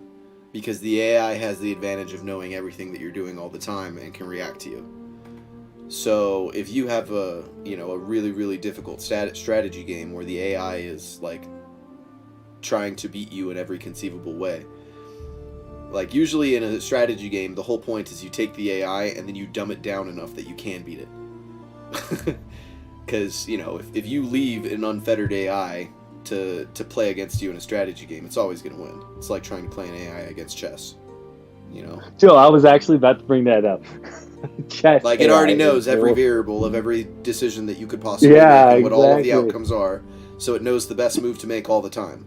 And a strategy game's no different, especially a real-time strategy game. Like, it'll know Yeah. how big your army is and exactly how much it needs to beat you, and it'll make sure it has that much. Have you heard of a game called XCOM? I'm sure you've heard of it. Yeah, I like Uh, XCOM. Dude, play that on hard, you get fucked. I do play that like- game on hard. You've got fucked into the war. Specifically XCOM 2. I think XCOM 2 was way harder than I 1. beat ass Uh, on XCOM 2. I played that game on the hardest difficulty, and I still fuck shit up. Oh, wow. Okay, well, never mind. One of the things about XCOM is that it kind of tends to always give you what you need. So, like, I just feel like when you first start the game, like, they hit way so much harder. They like fucking annihilate you if you're not careful. well, yeah, in the very, very beginning, Uh, it's difficult to get your feet in it. But once your characters start getting a little bit of skills behind them, and as long as you're picking the right kind of skills, like, what really makes you... If you're going to beat XCOM, the way you're going to do it is probably by relying heavily on snipers. Okay. Like, you want snipers that all have squad sight and all have that, like, long range ability that makes them more accurate at greater distance. And especially if you can get the ability where they they have their kill zone where they just auto react to anything in the zone. Like, yeah. And in the early games, like, the trick is to kind of you play defensive as long as you possibly can but the real trick is just, like, you start out with doing all reaction cover shots, and then you just counter shoot at them as they get close to you. And once they're close enough that they can actually do legitimate damage to you is when you're close enough that you can do legitimate damage to them. So you just always want to move your characters, like, right next to them and shoot them point blank. And then once you have some skills behind you... Oh, grenades, actually, as well. Even though they destroy items, in the very, very, very beginning, when you have, like, 4 vanilla characters, like, grenades. You just kill all your enemies with grenades. And then once they have some experience, you can start investing points in them and get snipers and stuff, you're fine. Oh, Okay, well, actually... next time I play the game, I'll have to try that. Because I'd be getting my ass whooped in that game. But I don't play games like that either, so... I'm very... I take it back. You'll be a lot better off if you have a mix of snipers and, like, the melee sword guys. Those two together fuck shit up. Okay. I'll have to try it again. Yeah. Because the idea is that the sword guys, like, they have the ability to stealth. They also have the ability to travel more tiles than just about anybody else, so they make excellent scouts. So you use the first action point to go as far as you can, and then any enemies that get revealed by that, you take them out with your snipers, and then once all of your snipers are fired, whatever's not dead, you go in with the melee swords and finish them off in the second move. Makes sense. Yeah, and then the sword guys start getting really powerful too when they start getting, like... There's this one ability where anytime they kill somebody, they immediately get granted another action, and it does gradually less damage until they can't kill anything. Like, you get one of those, and then you invest everything into that sniper on getting your damage as high as possible, and they can kill 5-6 units in a single turn. Wow. Oh, And that's the other thing. Snipers are also invaluable when it comes to the Fallen, the zombie dudes, because Okay. you don't have to reload their pistols. So they can just basically pistol shoot them all to death and have endless actions. Oh. Yeah, I'm gonna have to play this game again. Use some of your tips because I'll be getting my ass whooped in that game. Get my ass whooped so bad, I don't want to play it. Again, though, like I said, I don't play games like that. That game and games like Pathfinder piss me off because that shit's RNG. And I swear to God, they made that game to where it's never in your favor, ever. The Pathfinder Kingmaker game sounds specifically. familiar, but Well, Pathfinder's a board game like D&D was, but they made a game called Kingmaker. And, dude, the RNG rolls are so fucking ass. Like, it's always bad for you. Always. Like, they fuck you hardcore in that game.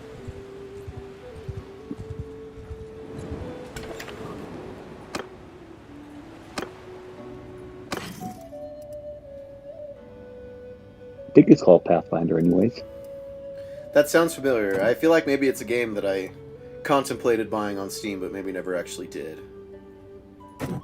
Well, Pathfinder's a series. Like I said, like Dungeons and Dragons is a series of their board games. Pathfinder was like I get you. same thing, but the specific game, yeah, Pathfinder. The specific game's called Kingmaker. The newest one they made back in like 2018, I think, or 16 or something like that. I don't remember. Cool game, but it's all based off like the whole 6-sided dice rolls and crap. And swear to God, every time you did a good roll, you get an ass roll and you get your ass beat. Like, dude. Yeah, I mean, everything about that sounds familiar. But I know I don't own it, so I probably just checked it out and didn't end up buying it.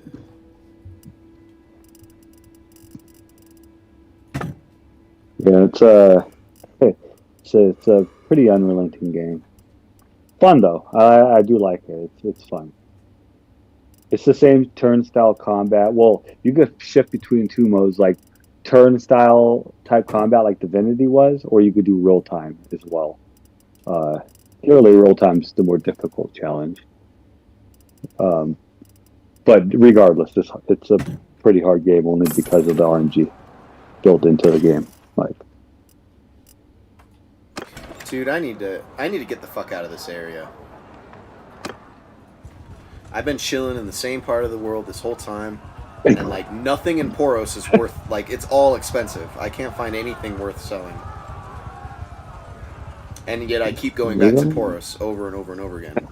Like, I need to find some fucking horses is what I need to do. Not to mention, I've already visited the tavern a half a dozen times. There's nobody there worth recruiting. I need to start building up my party. Yeah. I think what I'm going to do is I'm going to go over to... Like, all of these different groups are kind of modeled after real civilizations in history, right? So yeah. all three of these main areas are all Empire, and I literally am yet to leave the Empire. And then as you go all the way out to the west, the Vanadians are kind of like more of the medieval Europe, you know? Yeah. And then the Battanians are kind of like...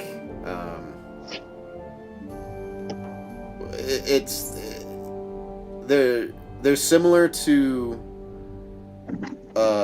they're similar to England, but like old pagan England, not modern or medieval England. You know what I mean? Mm-hmm. And then these guys, the blue people, what are their names? I think they're the Sturgeons. Those guys are kind of like Vikings, basically. Okay. And then the Asrai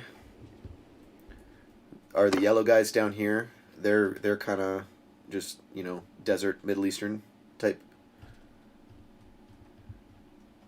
That's one thing, because the first person who actually brought this game to my attention was Brass.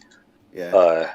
Because he's heavily into games that like follow history or Yeah. have realism to them. And And then he said the same thing you're saying. These like guys, the games. Jesuits, they're basically Mongolians. Like they come from the steppes.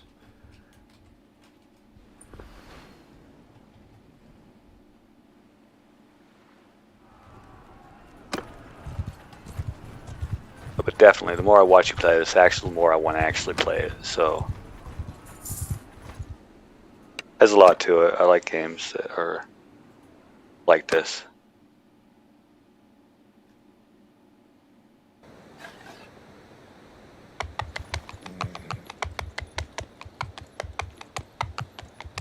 Do you like I don't know what category this game would fit under.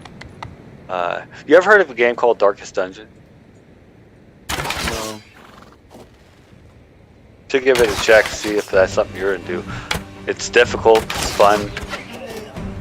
It's more of resource management. I guess this game kind of has resource management too. Yeah, and the resource management becomes a lot more prevalent in the later games. Okay. Like, I haven't even joined a kingdom yet. I'm still just my own independent dude. Once you have a whole kingdom that you're dealing with, that shit starts to matter a lot more. So you played like 4X games, I'm gonna take it. I would assume you have. Does this game come close to like that kind of I don't know how to word it. I feel like 4X kind of borders more heavily on the resource management than just straight up RTSs like Command and Conquer or something like this. Is this like an in-between, or is it closer to 4X? I would say it would more mirror real-time than anything. Well, okay, if RTS has had a real-time mode, or real-time, well, it's called real-time strategy, but, so it's more towards RTSs then, Yeah, okay. that's what an RTS is. Well, I mean, 4X is also technically RTS, but it adds a little bit more to it, so. When you say 4X, you're talking about like games like Civilization, right? Yeah, or, well, Civilization's a different, how should I put it, a different breed of 4X, in my opinion, because Sins of the Solar Empire, it's like a RTS in space, but it adds the 4X to it as well, but it's also a 4X game, so I mean, I guess it depends on the game you're playing, to be honest, because it's quite a wide genre. It's very similar to RTS, though, like, very, very similar. I just feel like it adds a little bit more depth. It adds another layer of depth to it, you know? Like, because then you got to deal with... Give me an example of some 4X games. Fuck, man. The only one I can actually think off the top of my head right now... Oh, wait. Solaris, that's one. Sins of a Solar Empire. It's been so long since I played on PC, I can't think of half my games. Shit. I'd have to do some research. Give me a bit. Those are, like, literally the only two that come to my mind right now.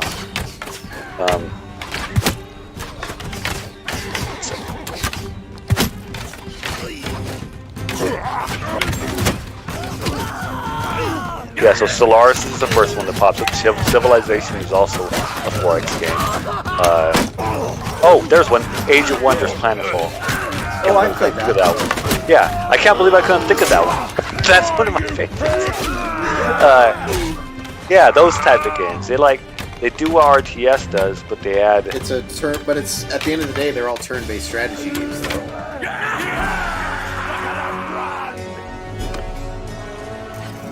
Not all of them, though. But, like, that's where I'm kind of like... It depends on the maker of the game, because some of them are actually real-time as well. Or you could switch between the two. Okay. So, that's where I was like, I don't know how to explain it exactly. It just depends on who's making it. I mean, I guess a majority of them are probably, yeah, turn-based. So, yeah, I mean... Yeah, but there are some that you can switch between the two modes. And, yeah. Jesus. I mean, I think real-time strategy games are too few and too far between these days. I think most strategy games are moving more in that direction. I don't like it. But, I mean, there's no strategy game that's worse than, like, those Throne War simulators. I fucking hate that shit. Like, the little there's no worse strategy game than a strategy game on a cell phone.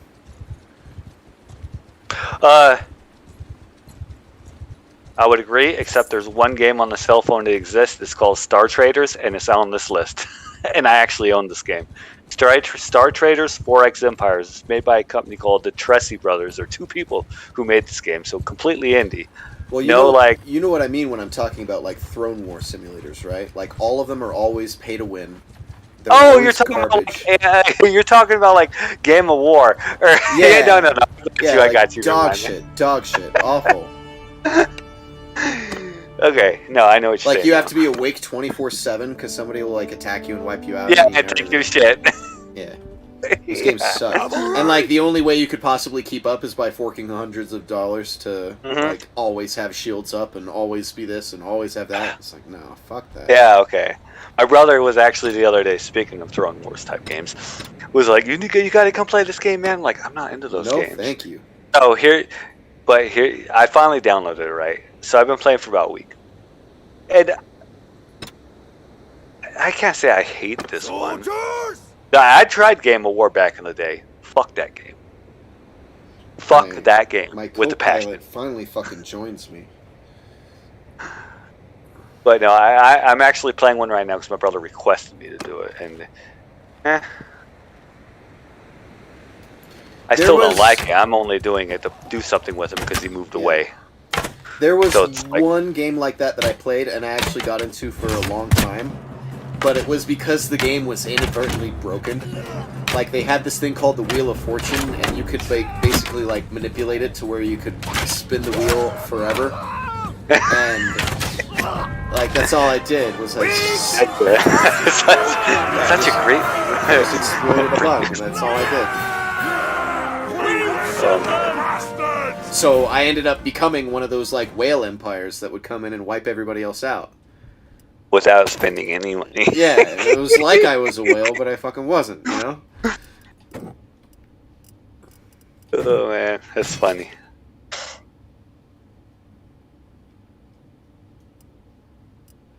Yeah, I tend to stay away from those because, dude, they're so toxic. Nah. I've played League of Legends. I've played different games that have bad communities. I don't need to add it to my life when I'm fucking not on my back in the day on my computer, you know. I mean, there's nothing worse than a game that has a complete utter lack of content. Holy shit. And they make up for it by making you wait excessive amounts of time for everything. And then make you have to pay in order to not have to wait for it. Like, we have a game that maybe has a total of 2 hours worth of content, but we're going to spread it out over a month by making you wait 4 hours for everything that you build in the game, unless you want to pay, and then you can skip it. And it's like, cool. So in order to, blow through the, week worth of content that your game genuinely produces, you want me to just fork out thousands of dollars instead of waiting and playing it 1 month at a time. And then here's another thing: in these games, they do events, right? So, but they're repetitive as fuck. They'll have maybe 10 events, but they'll hold all 10 in one day, and then the next day it's just on repeat. And it makes people feel like, oh, it's something different, something new. No, it's not new, man. Wait a month, you'll realize, dude. Yeah, you're bored. It's the same shit over and over and over again on repeat. Yeah. And then what's really bad is these games now have, the one I'm playing with my brother, they have realm versus realm. So the world's your own versus another world, right? And the biggest guy in our realm, Bandit, I think his name is, went over to another realm that's bigger than us, way bigger than us, started tile hitting people, right, on that realm. People came over and started tile hitting little motherfuckers like me, right? So I'm paying for his choice of doing that shit. And I'm like, you know what? And I went into World Chat. I'm like, you know what, Bandit? If you can win this on your own, go for it. Because I'm not helping anymore because I'm just getting tile hit now. I'm like, I'm not doing this. Because you wanted to be a dick. The people. Yeah, there's a couple of games that I've played where they put a spin on it that was cool. There was one game, I don't even remember its name, but the cool thing about it was that instead of just like sending your army out to a tile and then the army returning, like you could just direct the army to just walk around the map, and you could just like stop anywhere and then continue. Oh, I've had a few like that. I don't know, and the game also had like different civilizations and stuff and different heroes. Older? And the heroes would level up. It's a Kingdoms. And that was like the one where I was like, I could see this one, but it still had the same bullshit at the end of the day where it couldn't keep my attention because it's just the nature of those games. How old was it? Was it? It would have been like back when we were playing Arcade, around that time. Okay. The only reason why I ever played those cell phone games in the first place was because it was like one of the few things that I could get away with playing in front of my ex-wife without her screaming at me for daring to, indulge in a hobby that I enjoyed. Like, if I wasn't doing something that she wanted to do, then why was I wasting my life? Yeah, that's... Yeah. So, yeah, I spent a lot of time as fucking, in the... just phone world. Yeah, like... God forbid you let me go play the MMO that I want to join. I have to watch Gilmore Girls and repeat 12 times in a fucking row because that's what you want to do, and I have to hang out with you. It's like, did it ever occur to you that your hobbies suck? Like, I don't see you gaming with me. Like, I probably couldn't even get you to play Mario Kart. Like, you're so adverse to even indulging the possibility of playing a game with me, but I have to sit and watch fucking chick flick shows with you fucking 6 hours a day every day of my life? Yeah. It's not a marriage that I miss. Oh, fuck. Not only would you not indulge me in joining in on my hobbies, but you wouldn't even let me play my hobbies on my own without you. And yet, I'm supposed to sit there and participate in your bullshit. Yeah, that would get old quick. Real quick. Speaking of which, my brother asked me, like... I made more money than she did, and she treated me like a bum. Wow. Just because I was a real estate agent, Like, I would spend all day fucking responding to clients, writing contracts, answering emails, going and doing showings, and, she wouldn't get off of work until 8 o'clock, right? And it's not like I have people doing showings at 8 p.m. when it's fucking dark, right? Like, there ain't no real estate business taking place at that hour. So, like, by then, if I was behind a computer playing a video game when she got home, every single time, is this what you do all day? No, this is what I've been doing for the past 30 minutes before you got here. I was busy making more money than you for the rest of the day, so don't fucking criticize my lifestyle, bitch. That would get old quick. Yeah. I was gonna say, my brother keeps asking me, when do you get married? I'm like, dude, I like my freedom. I love my freedom with passion. Dude, you should check out some of my, a lot of my stream is gaming, but I also do, blogs. I've been trying to do some content creation, too. Okay. The very last video that I did, 2 videos ago, I did just one on what's called social libertarianism, right?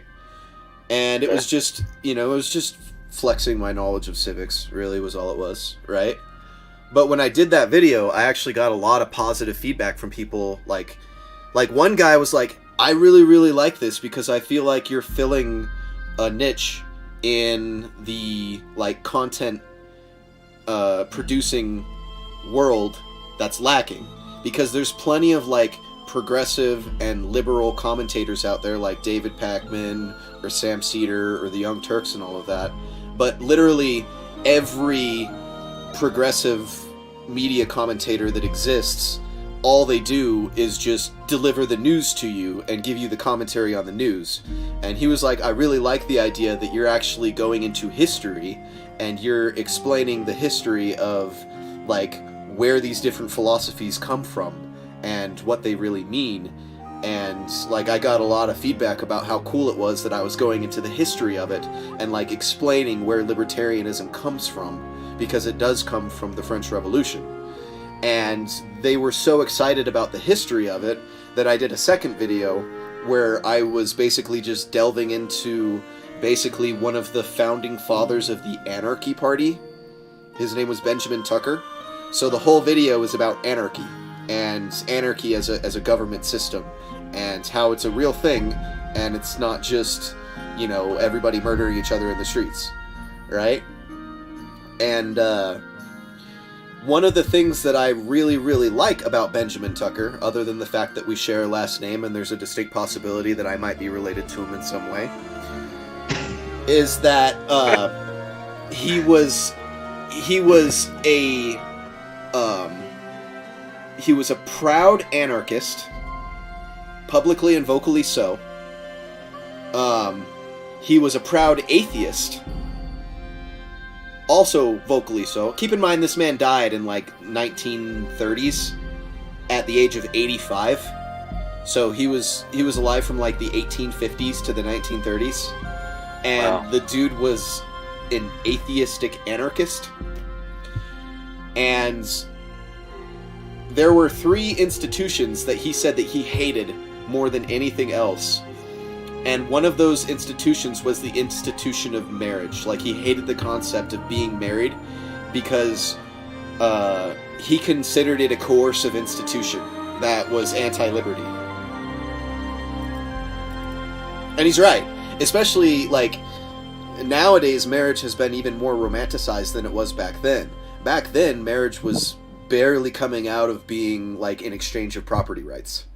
You know, like, the concept of marrying for love wasn't even around in his time, let alone, you know, further back than that. I mean, it was starting to be, but I think the whole concept of marrying for love didn't really even come into play until probably, 40s, 50s, 60s? Like, I don't think people in the 20s were really even doing it yet. And that's when he died. You know, he was 85 then. The dude would have been in his 20s in, like, 1870, you know?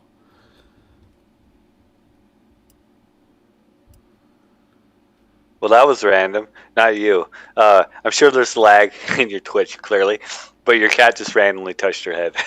Like, what? Oh, you're just now seeing that? Yeah. So he just looks up, touches your head, and you're like, what? Yeah. Cats do the randomest He's things probably ever, like, though. where the fuck is my pillow? Because what I did was first of all, not my cat. Not my cat. I'm not a cat guy. I'm a dog person. I really am.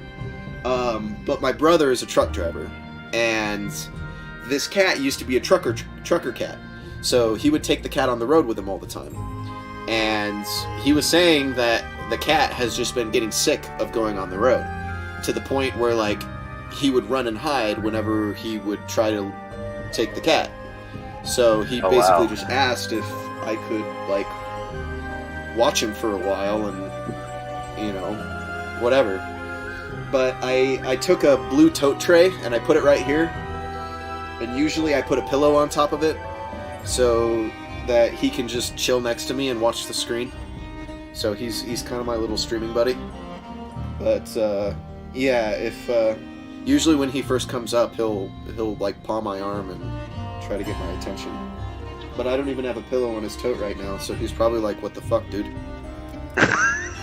You're slacking. Yeah. We had a fight this morning. We did. I threw him out. He spit up all over the floor and was doing it in the middle of me streaming. And, like, I'm sitting there streaming Mortal, and I look over and the cat's fucking puking up a hairball just right onto the carpet. And literally puked up a hairball over there, and then, like, started coming towards the desk like it was gonna go under my computer and puke more. So I shoot him over to the other side, and then he tried to, like, go underneath the seat here, and was starting to do it there, so I, like, grabbed him and spun him around so he would at least do it in the middle of the room. And then he started doing it a third time, and I was just like, oh my god, so I just shoved him out of the room and shut the door. And then after the stream, I fucking had to clean all that shit up. So yeah, I had him locked out for most of the day, and I think he finally realized that I've let him back in, so he came in to hang out. Funny. Cats are cool, don't get me wrong. I'm not a cat hater by any means. I don't mind cats, but I'm not a cat person. Like, I'm sorry, but I'm dogs all the way. Dogs, people that claim that cats are intelligent, like, I don't buy it. They're not smarter than dogs. You're not that smart, dude. Like, you're kind of dumb. My dogs could figure out doors. My dogs could open doors. You can't open doors. You know? You know, they're just evil. They're just out to murder you. Like, I was actually about to say that. They're just trying to kill you. Yeah, they're just trying to kill you. They just want you dead. They want to eat your body. But they're not capable of it, you know? So instead they're like, hey, it gives me food. You know, there have been enough studies on this. Like, cats have no sense of loyalty at all. Like, if you lived in a house with your family, right? And you packed up and moved, and you left the cat there, and a new family moved in, the cat wouldn't give a shit. The cat would be like, alright, I guess there's somebody new feeding me now. They wouldn't care. Like, this cat has been my brother's cat for years. This cat has not shown an ounce of depression.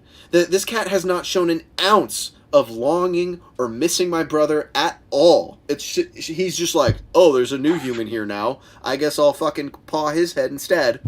He doesn't care.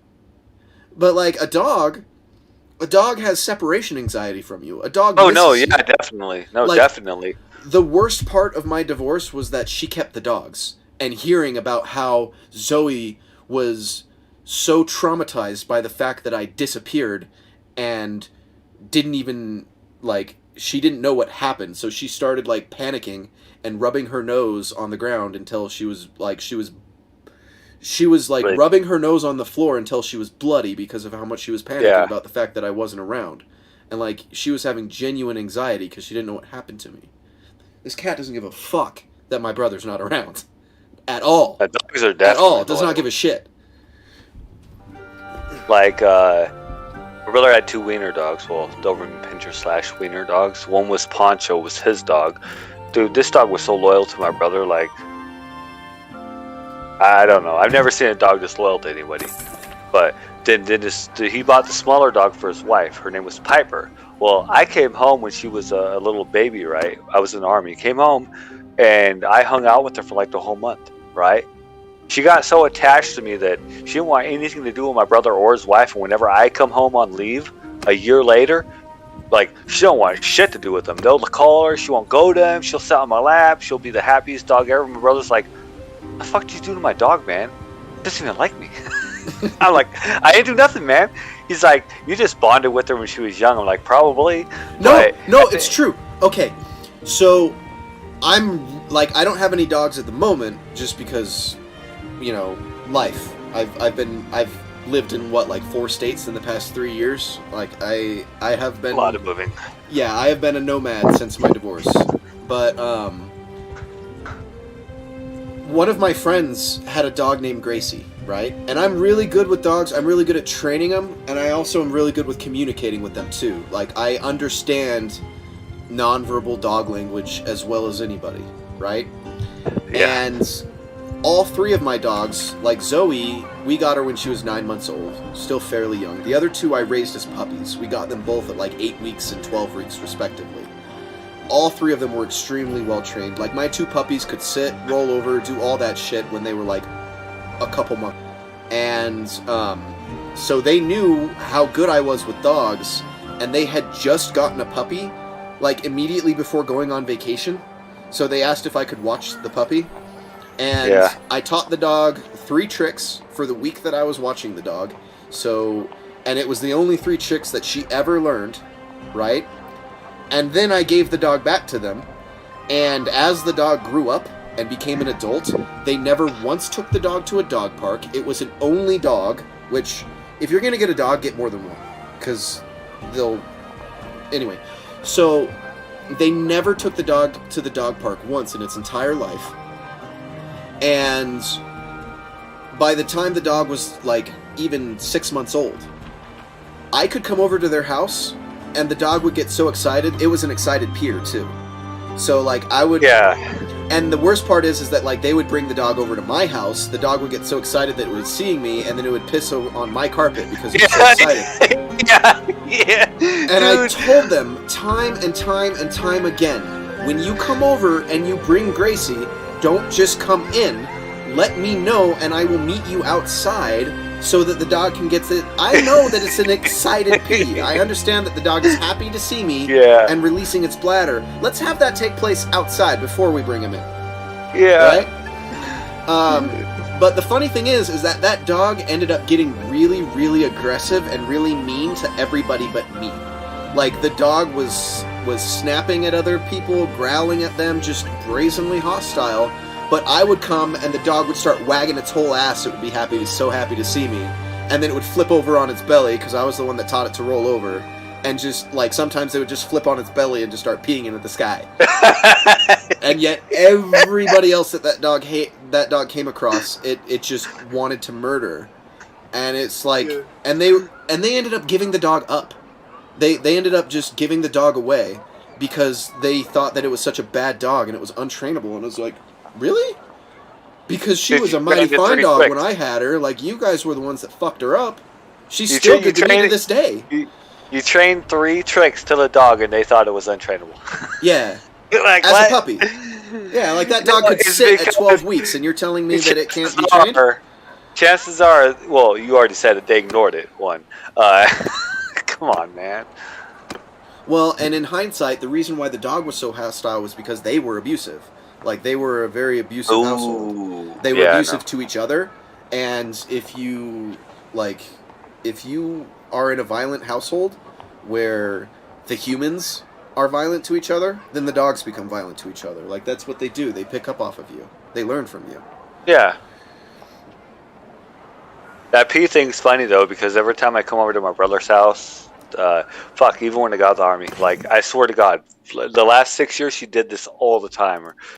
She was a small wiener dog. She was a run litter, so she was literally like maybe 10 pounds, and she was like 6 years old. She was small, but like she would get so excited she would pee, and it came to the point where my brother's like, "Yo, when you come over, we're letting Piper out." Yeah. That's what you do. And like I look at Piper, she's wagging her tail. I'm like, "Go pee." I look at her, I'm like, "Go pee." I'm not picking you up. You'll pee on my hand. Because it was no fail every single time.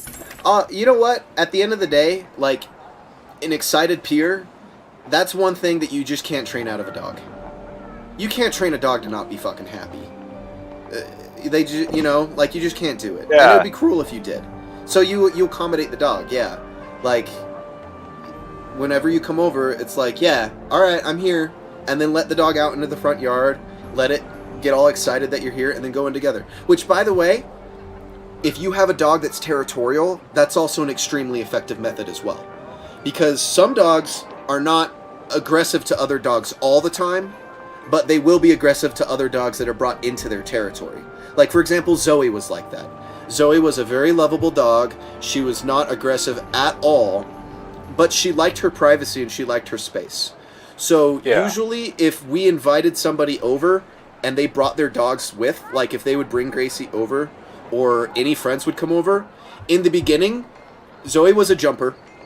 That's also a very difficult thing to train out of a dog, is them jumping when they're excited to see you. But the reason why she's jumping is because she's trying to lick your face. And I would explain to everybody, if you don't want her to jump on you, then you need to crouch.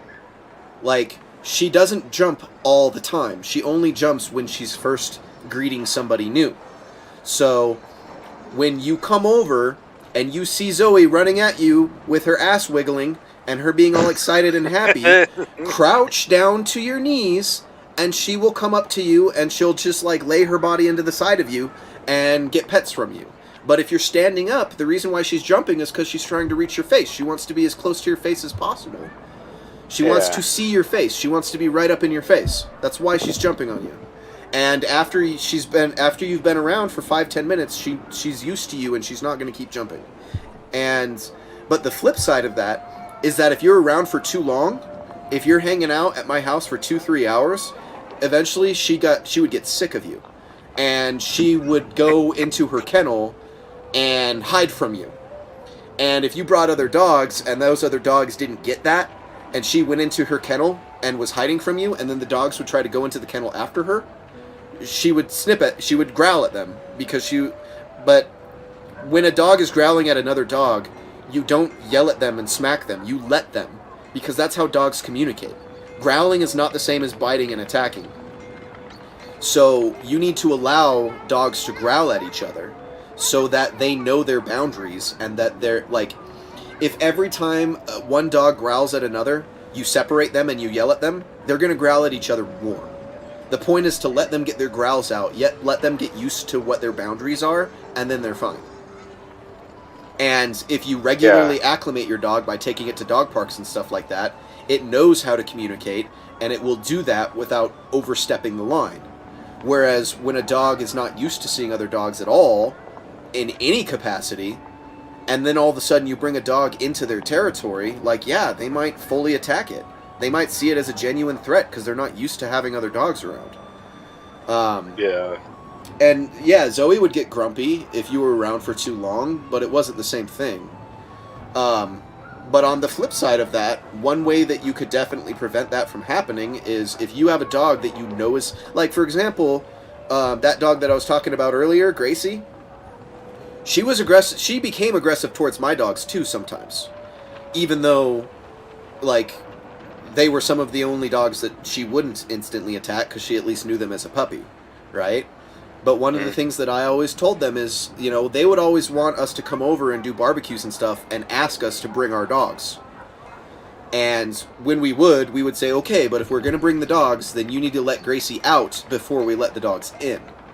In other words, take your dog outside and have them meet our dogs out in the front yard so that they can come in together. That way it's not one dog coming into another dog's territory. It's one dog meeting another dog out in the open where they're not feeling territorial, and then inviting them over as house guests. Like, dogs really do see it that way. If a dog runs into another dog in the wild and then brings them back to their lair, they're not going to be aggressive about it. Whereas when one dog enters the dog's lair uninvited, that's when they get territorial. You got to understand that shit. Yeah.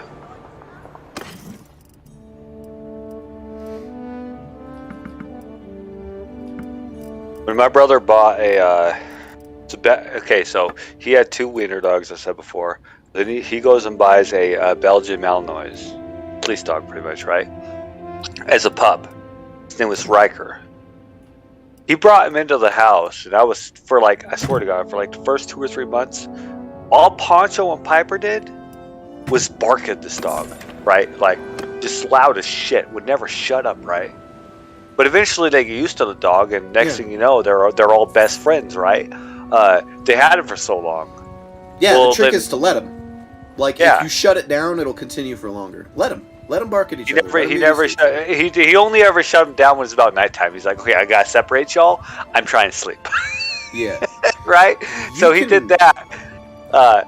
You can tell when a dog is actually willing to get violent, and they're not just barking and growling to communicate. And when they're actually going to get violent, there is a very, very, like, that's when you gotta know what you're doing. Because if you try to break up a dog fight, you're gonna get bit.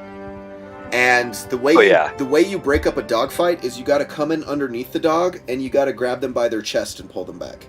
That's the way that you break them up without risking harm to yourself. And you can tell when a dog's getting there. And when they're getting there, that's also, by the way, one of the best harnesses that ever exists is something called an easy leader. What it is it's a harness where you attach the harness to the front. You attach the leash to the harness in the front of the dog's chest. And the reason why you do that, it's particularly good for dogs that pull.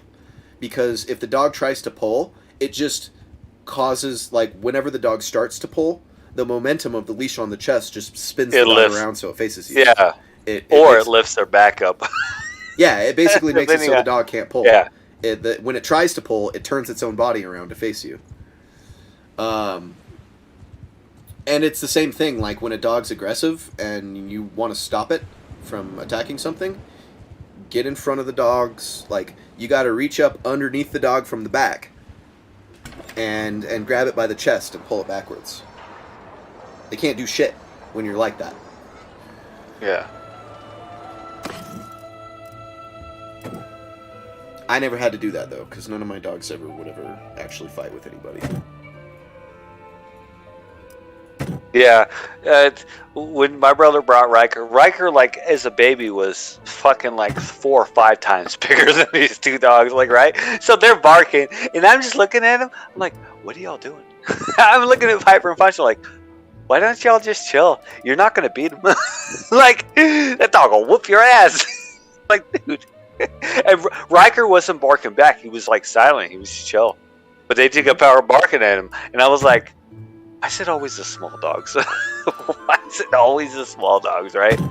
But yeah, they just kept barking, and I was like, dude, what?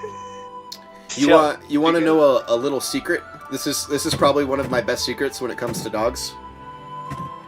Okay. It's called the power roll. What's that? Never heard of it. People don't understand that, like, dogs and cats both respond they respond to respect, right? So, Okay. as a matter of fact, this is actually kind of a funny little tangent about cats, right? Have you ever noticed, I don't know if it's like a fully blown, like,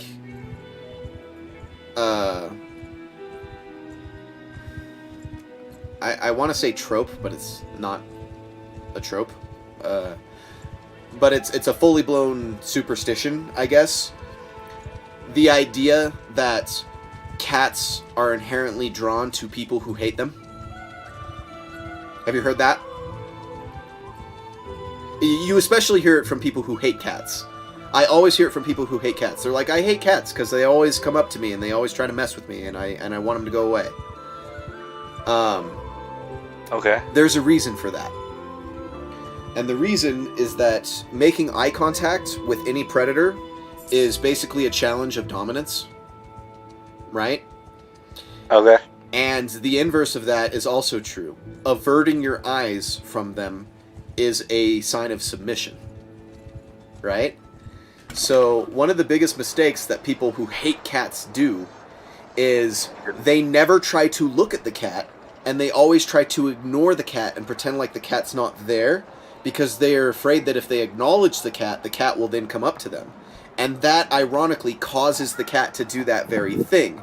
Because if every time the cat looks at you, you avert your eyes and try to, like, pretend like you're not paying any attention to it, the cat will actually see you as a subservient member of the pack. And then they will come up to you and start playing with you like they're your bitch. like you're their bitch. Yeah. Yeah. The way to get a cat to avoid you is to actually stare it down. Because then it's going to go, oh, this person is wanting to prove their dominance on me, so I'm going to be submissive towards it and avoid it and give it its space. So the best thing you can do to get a cat to avoid you is to pay attention to it and stare at it. The same thing's true for dogs. Staring at a dog is a form of challenge, right? Blinking at a dog slowly while looking at it, however, is a sign of affection. So not all stares are equal. But one of the best ways to actually make a dog fond of you and listen to you more and more obedient towards you is to roll it. So the idea is you take a dog while it's playing, or you just take a dog in general, and you grab it and you throw it on its back and you pin it there. And you hold it down and you stare at it. So basically what you're doing is you're forcing the dog into a helpless position where it's on its back and it's vulnerable. You'll notice, by the way, like, if you're at a dog park, right? And an aggressive dog, or at least not necessarily an aggressive, but a dominant dog. Like my dog, Zoe, was actually very submissive. She wasn't aggressive at all. So generally speaking, if another dog at the dog park came up to her and like started growling at her and was dominant towards her, she would lay on her back and roll over and expose her belly. Because that's fawning, right? When faced with a threat, an animal has 4 basic instincts: fight, flight, freeze, and fawn. So if one dog is growling and towering over the other dog, one way to de-escalate that is the dog will roll over on its back and expose its vulnerable parts to say, I'm no threat to you. Like, you can do what you want to me. I have no power here. Like, you're so powerful, you can do whatever you want. You're in total control. That's one dog fawning to the other, right? Okay. So basically what power rolling a dog is it's forcing a dog on its back and forcing its belly up to you. And then you basically leer over the dog and stare at it. And basically what that's doing is that's exerting dominance over the dog. And then the dog is abundantly clear that you are above it in the pack. That it listens to you and not the other way around.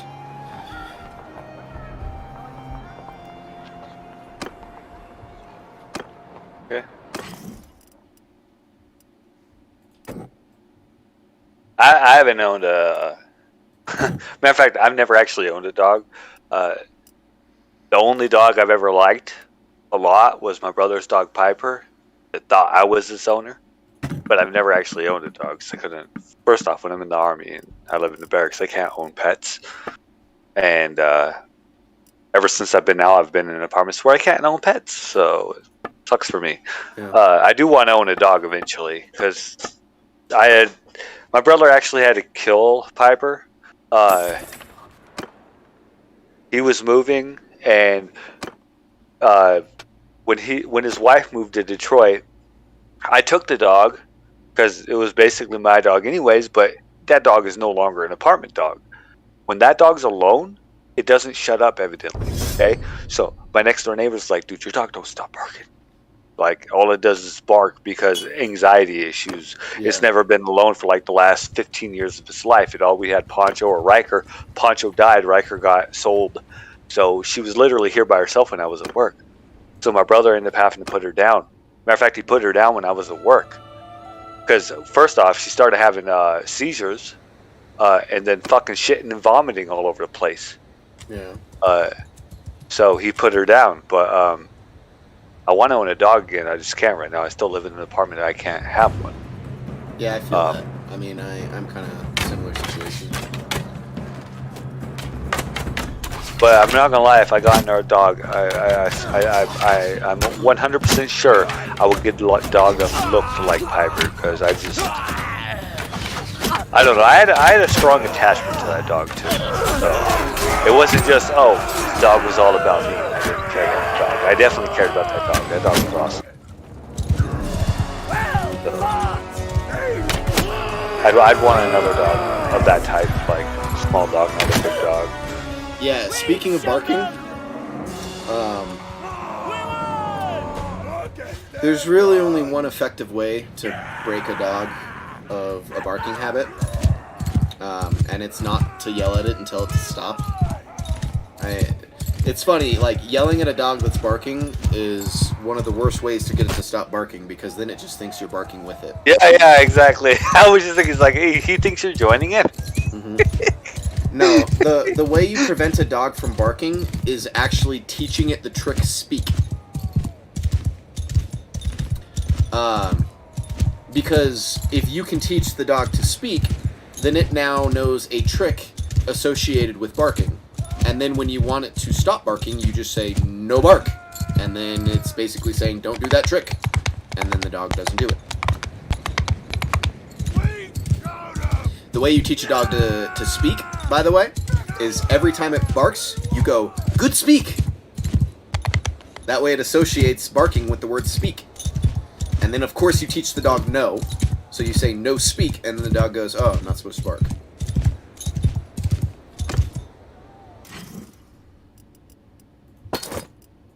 Yeah, I'm not gonna lie, I couldn't teach that Piper dog. I couldn't teach her shit. And it's not that I couldn't teach her. She was already like, I'm not gonna say my brother didn't try either, but I feel like certain dogs pick up things a lot faster, and if you don't teach them young enough, it becomes too late. It's age can have something to do with it. But also, like, not all dogs are created equal when it comes to just raw intelligence. Yeah. And I feel like the wiener dogs definitely weren't at all. Wiener dogs are really dumb. They're really dumb dogs.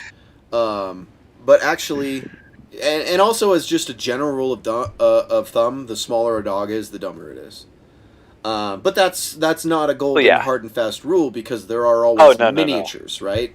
So like a miniature Aussie is pretty fucking smart, even though they're only 10, 15 pounds. Because not to mention, there's actually some small dogs that aren't miniatures that are smart too. the whole family, the smartest breeds of dogs are basically the whole family of Aussies.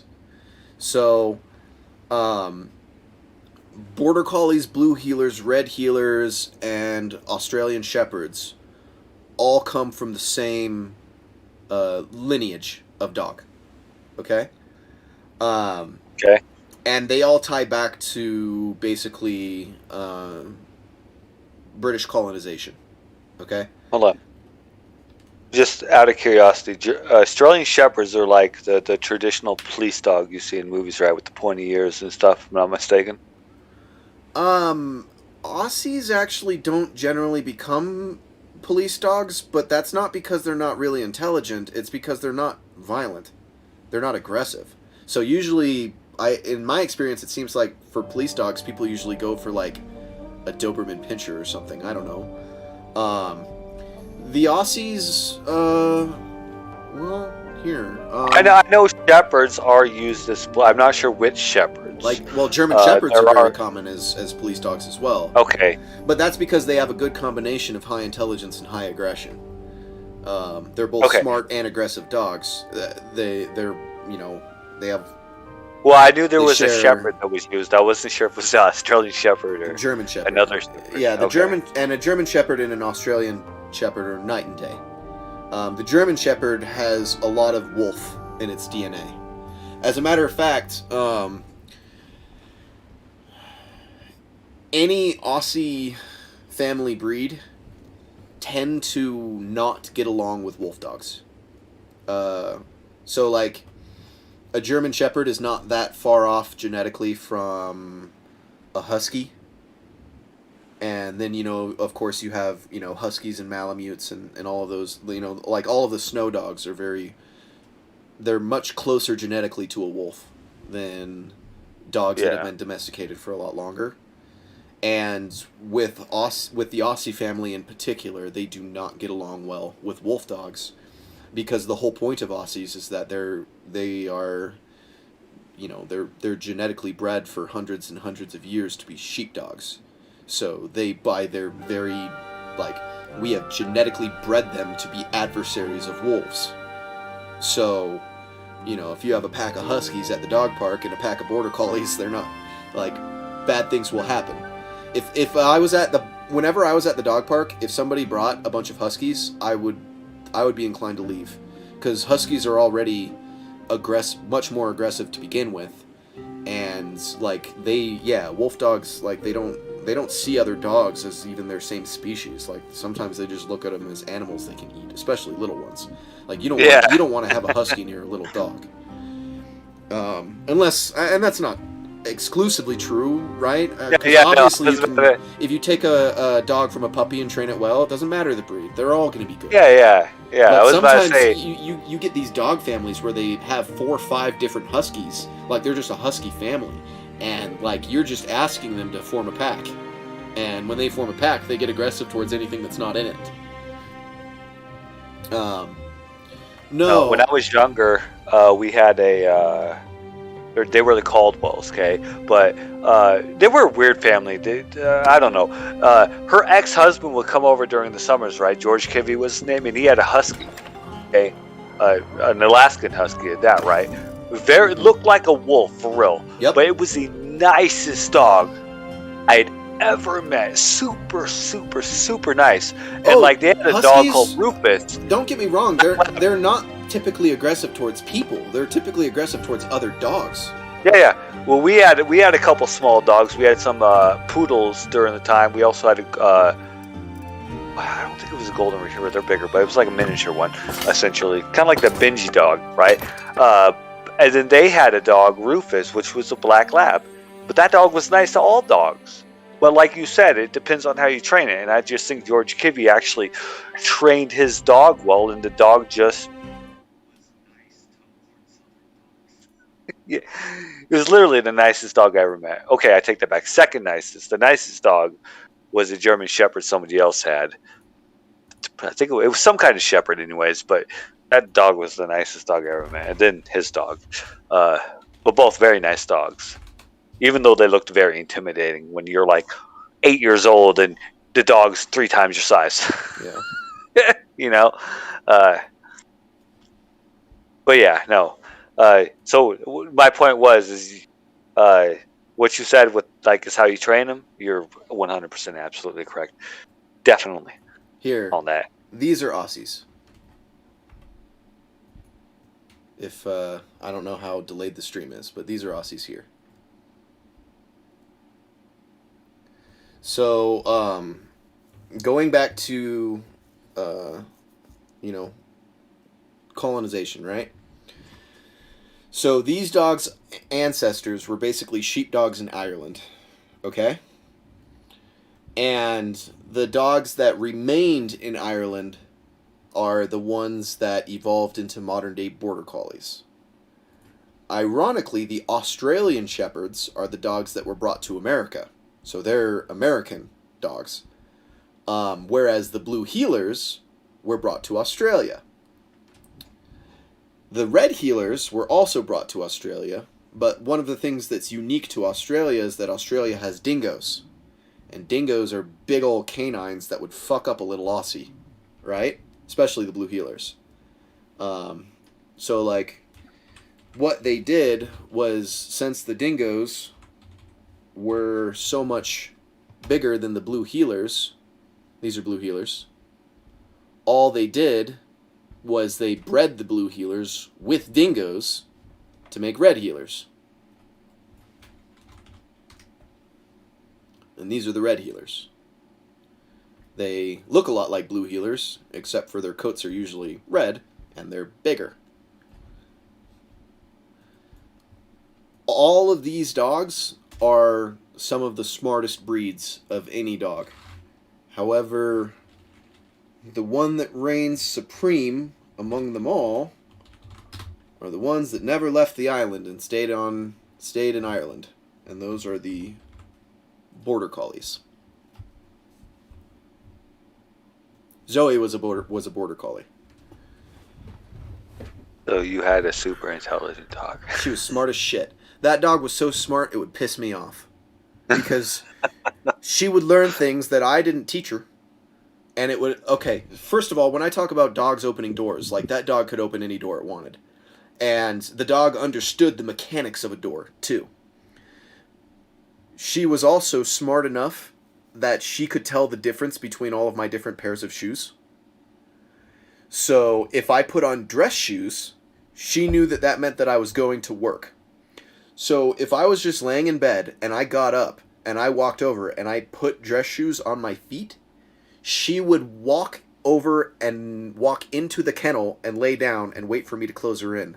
Because she knew that that's what was coming next. I wouldn't have to ask her. I wouldn't have to tell her. She would just be like, oh, he's putting on the dress shoes. Damn it. And then she would go into the kennel and just lay down and wait for me. Right? Yeah. On the flip side of that, whenever I took her out, I was always putting on shoes that were very easy to slip on and slip off. So if I ever put on slippers or sandals, she would know that that meant that she was going out. And she would immediately get really excited and start, like, jumping around. Yeah. And she would start nipping at my heels, trying to herd me in the direction of the door. And then when I made it to the door, she would actually jump up and smack the door with her paw, like she was telling me to open the door.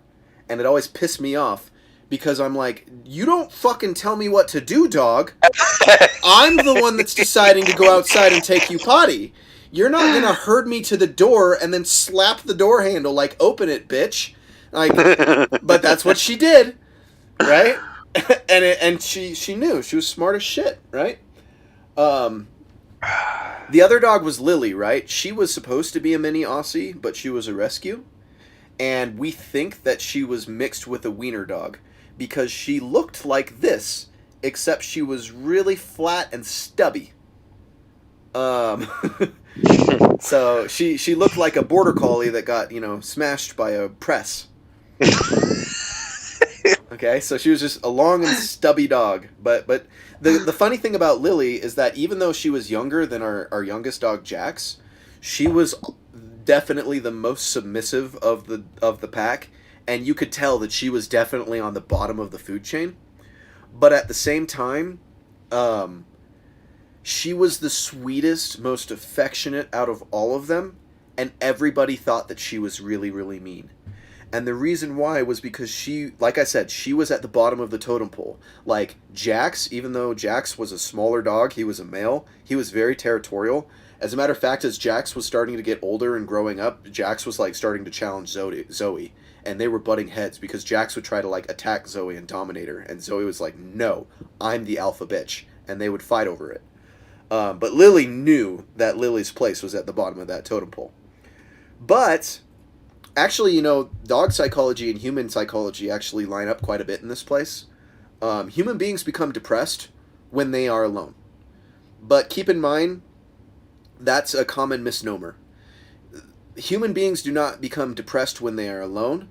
Human beings become depressed when they are not valued or acknowledged. Right? You can be in a concert of 100,000 people and feel depressed and alone because none of those people recognize and acknowledge your existence. They see you as a stranger in the crowd and they pay you no notice. Right? Yeah. You don't have to be the king of your world in order to not feel depressed.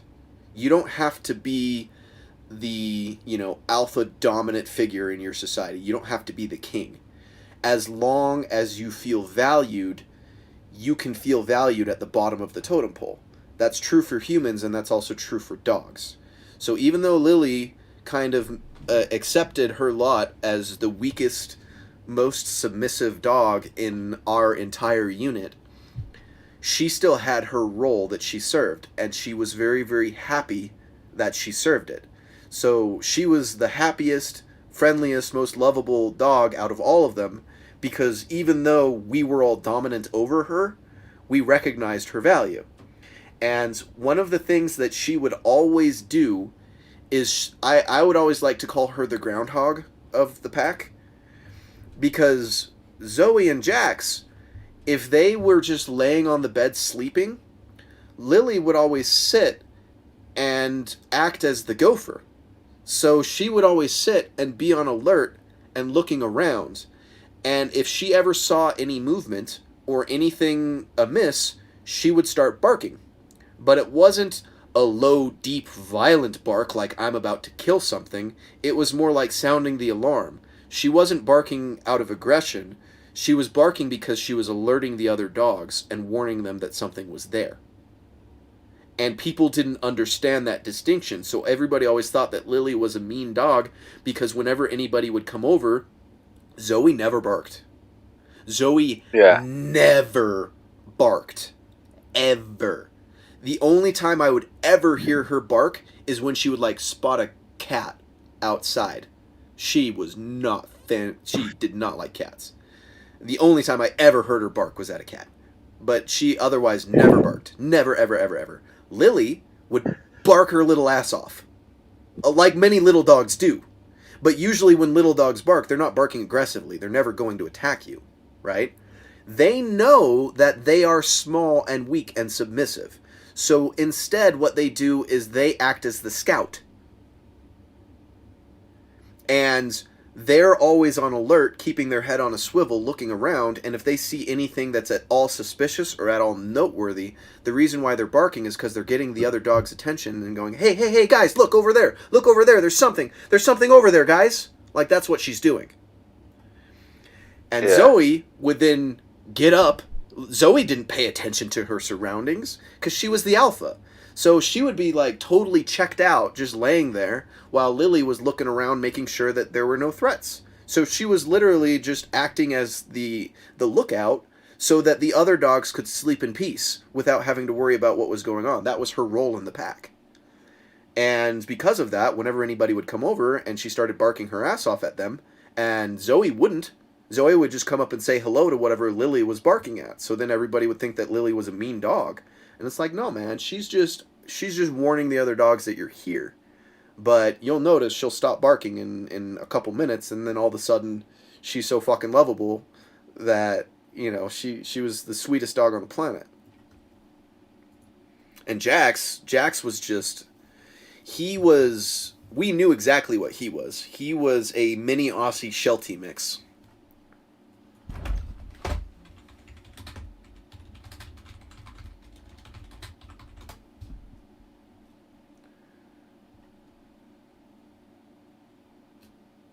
He looked Dude. almost exactly like this. Yo, you remember when you were talking about blue healers and red healers like 10 minutes ago? Uh-huh. I'm literally seeing it right now. Wow. Well, I've got to restart my shit. Not the phone, but like... yeah, I was literally showing you pictures of all of these different kinds of dogs the whole time. I'm literally seeing them right now. That's why I'm laughing so hard. Like, dude, holy shit, the lag I'm getting. It's so horrible. Well, in about 10 minutes, you're going to Holy see crap. an Aussie Sheltie mix, okay? I'm restarting it right now, trying to see if it catches up. Because I literally saw you just Google blue healer, red healer, and then border collie. I'm like, what? This was like 10 minutes ago. Holy shit! I thought I blinked and I missed it or something. Jesus. Yo. Let me just shut Twitch down completely and restart it. See if that helps. My internet's ass. Evidently.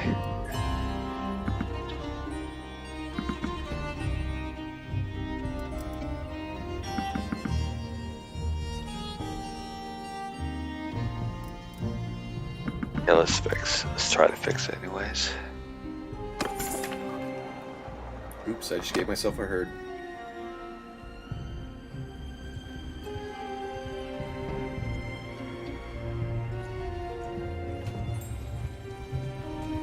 Dude, I need like one fame and I'm at the next level. I think that's a good stopping point.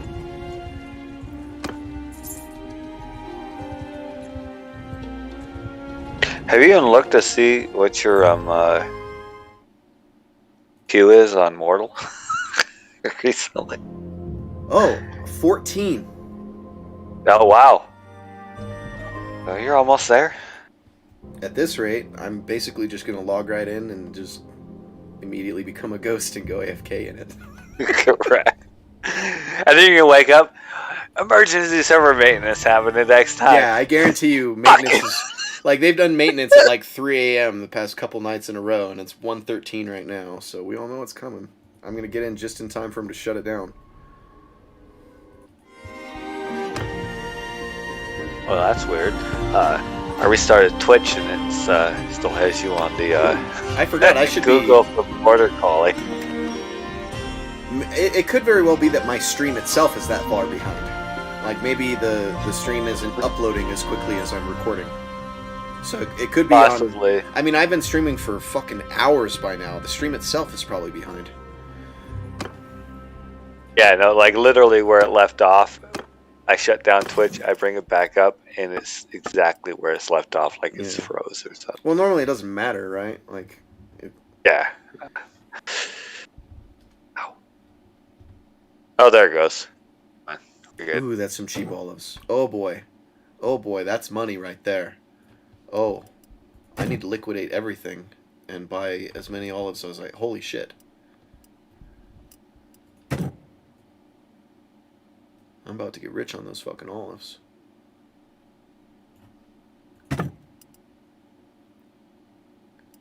Like, I almost want to buy these Sumpter horses, even though they're not a decent price, just so that I can carry more olives. Dude, okay, so what I'm looking at right now is your mini Aussie Sheltie mix. Yeah. I'm not gonna lie, it kind of looked like a fox. Sort of.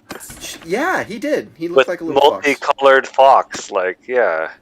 You know, they had such a funny dynamic because, like, Zoe and Lily both, we could never get them to fetch. Zoe would always run after the ball, and so would Lily, but neither of them would ever bring it back. but Jax just had that in his DNA, where even at 8 weeks old, he was already fetching and returning the ball. We didn't have to teach him, he just knew, right?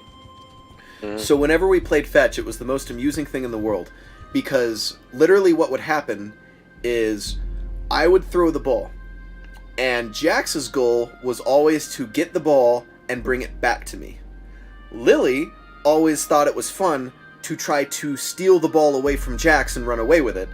And Zoe, since she was the border collie, like purebred cattle dog of them all, didn't have any interest in the ball at all, but would always try to herd the other two dogs back to us, but not go after the ball. And I swear to God, I would throw that ball, and those dogs would go crazy for 5 minutes straight, with like Lily taking the ball and running away with it, Jax running after Lily, and then Zoe trying to like cut Lily off, and eventually you give it enough time. It didn't matter if sometimes it was quick, sometimes it could take, several minutes, but sooner or later Jax would always come back with that fucking ball and drop it at your feet. Like, he was relentless. He would never give up until that ball was back at your feet. Funny. I used to play, my brother used to have balls for, like, his two wiener dogs, but he got rid of them, so... I would throw balls, like, I swear to God, the ball's probably bigger than Piper herself, into the yard. Just throwing the ball with her because she liked to chase the balls and stuff. But seeing her try to kick, because she would try to bring the ball back to me too, but when the ball's bigger than you, it's kind of hard to do, but she would still try to do the funniest thing ever. Friggin'. Dude. Jesus. Yeah, Jax was a smart little fucker too. One of the things that was particularly unique about Jax that I thought was hilarious was that Jax would watch TV, and the other dogs wouldn't. So, it made such a funny dynamic because Zoe didn't give a shit what was on TV, and Lily was too busy looking out the window and making sure that, like, a deer didn't walk by or something, right? But Jax would sit there and watch TV with us, like, intently staring at the TV screen. And if an animal ever popped onto the screen, he would flip the fuck out. Especially horses. So, like, if a horse popped up on a TV show, Jax would start barking his ass off at that horse. And since the other two dogs didn't pay any attention to the TV, it would confuse the shit out of them, and they wouldn't know what the fuck was going on. So, like, when Jax started barking like crazy, Zoe would, like, get up and start looking around, and then, like, would, like, run outside of the room, like, trying to, like, look down the hall, trying to figure out, like, what the fuck he was barking at. It was great. That's funny. Funny. Actually, I don't know where the cat went, but this cat's kind of like that, too. When I was on Mortal Online, like, the first time that I pulled the horse out of the stable, the cat just, like, got all wide-eyed and, like, was like, "What the fuck is that?" My brother said that she likes to watch TV, and it's true. He was right about that. He also said he was smart, and I don't buy that. You're 50 out of 50 right now. I gotta be careful, man. I stream on Facebook too, and I'm sure sooner or later my brother's gonna watch He's gonna be like, "Why are you bashing my cat?" He's a cool cat, all right. He's not that like, smart. More like, why are you bashing me? That way, you're like, I don't see that. There's no such thing as a smart, trainable cat. Like my sister, she had a cat, and she would, like, try to pretend like the cat knew tricks when the cat really didn't. And it was the dumbest thing in the world. And I just, like, I would just facepalm every time she would do it. Like, that cat lived to be 18 years old. It was old as shit. But you know what she would do? Is she would take a little treat, and she would say, "Go to the right leg," and then she would hold the treat over her right leg. And then the cat would just paw at her leg trying to get to the treat. And then she would say, "Go to the left leg," and hold the treat over her left leg. And she was, like, pretending like the cat knew which leg to go to based on the command. And I'm like, no, it's based off the she's tree. She's just pawing at the tree. That's not exactly. This cat doesn't know shit. If you said go to the right leg and put it on your left leg, what do you think the cat's gonna do? Exactly. Yeah. It's weird how that trick never works when there's not a treat in your hand. I taught my dogs to sit, and now when I tell them to sit, they'll sit even when there's not a treat present. Isn't that weird? Like, that's because it knows. It knows the trick, not the treat. Yeah. So stupid. No, I never thought cats were that smart, personally. But dogs are definitely smarter than cats. I think, anyways. Like cats, I'm not gonna lie, though, that there is a stigma because some dogs do some stupid shit sometimes, too. I would really stupid shit. Depending on the dog breed, clearly. Well, hey, I would argue that like cats are they definitely have sharper instincts and like probably stronger senses, but they're not smarter, no. And like it couldn't be more apparent. And you know what? Yeah, there's a wide range of dogs. There are some dogs out there that are really fucking dumb. Like yeah, but would you look where dogs come from, right? Wolves and shit like that. Like the day they run in pack, loyalties in their blood, kind of shit. Cats, they're except for lions, they're not really like that. Like you got tigers, right? Solitary hunters. They're very good, very sharp instincts, like you were just saying. But they don't have that same, you know. Where cats are bred from, it's not the same thing. It's different. Like. Well, and there's another thing to that too, and it's something that I don't think very many people know. You tell me if you know. I presume you don't.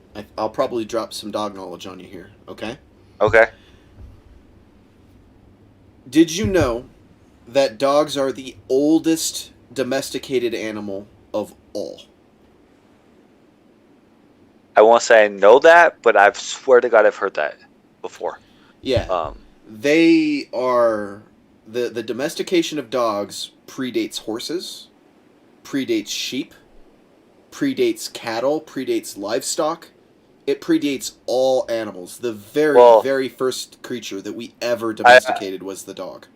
I would if I didn't know anything and somebody asked me based off what people have said, like just hearing word of mouth type shit, I would have to say the dog because you know the whole saying "dog's man's best friend." Yep. I feel like it comes from that. It does, and I'm not talking by a small margin either. It's not like cows were 6,000 years ago and dogs were 7,000 years ago. I'm talking like animal husbandry is about 6,000-ish years old. Like, I don't think you can go further back than Babylon, you know, like the just settling of man in general. Whereas dogs go all the way back to the last ice age. They go back to woolly fucking mammoths. That's how far back they go. Okay? And the reason why is because literally during the Ice Age, we were entirely nomadic. Obviously, we were not farming, and we were not raising cattle, because what would we feed it? Like, there was not vegetation readily available. Yeah, nothing could grow. Yeah, so we didn't have horses either. Like, we were basically on foot. And what we would do is we would follow migratory patterns nomadically. So we would literally follow woolly mammoths as they migrated seasonally. And wolves, what happened is they started to get... At first, they were just attracted to the camps that we left behind. So, you know, you would have a hunt during the day, you would get your kill, whether it was like, you know, a big giant elk or woolly mammoth, it would be some big furry mammal, right? The whole tribe would eat, they would harvest the meat, and they would typically leave the bones behind. They would probably try to keep the hides, even though, like, tanning wasn't necessarily a thing, but they probably made use of the fur in some way to keep themselves warm. Yeah. And they would leave behind, you know, just a trail bones of just camp remains, right? And at first, the wolves were basically following us in the same way. Like, while we were following woolly mammoths in a migratory manner, they were following us in a migratory manner, right? And just, like, picking up the scraps of everything we left behind.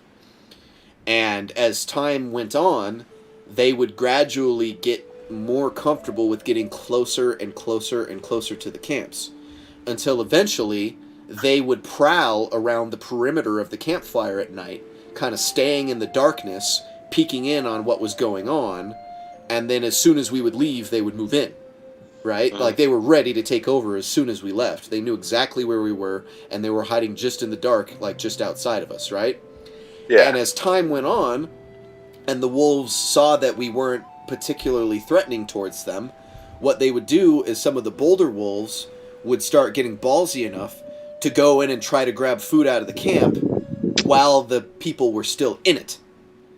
And the smarter, more intelligent dogs learned to fawn. So, you know, at first they would just probably dart in and steal a scrap of meat and run like hell, right?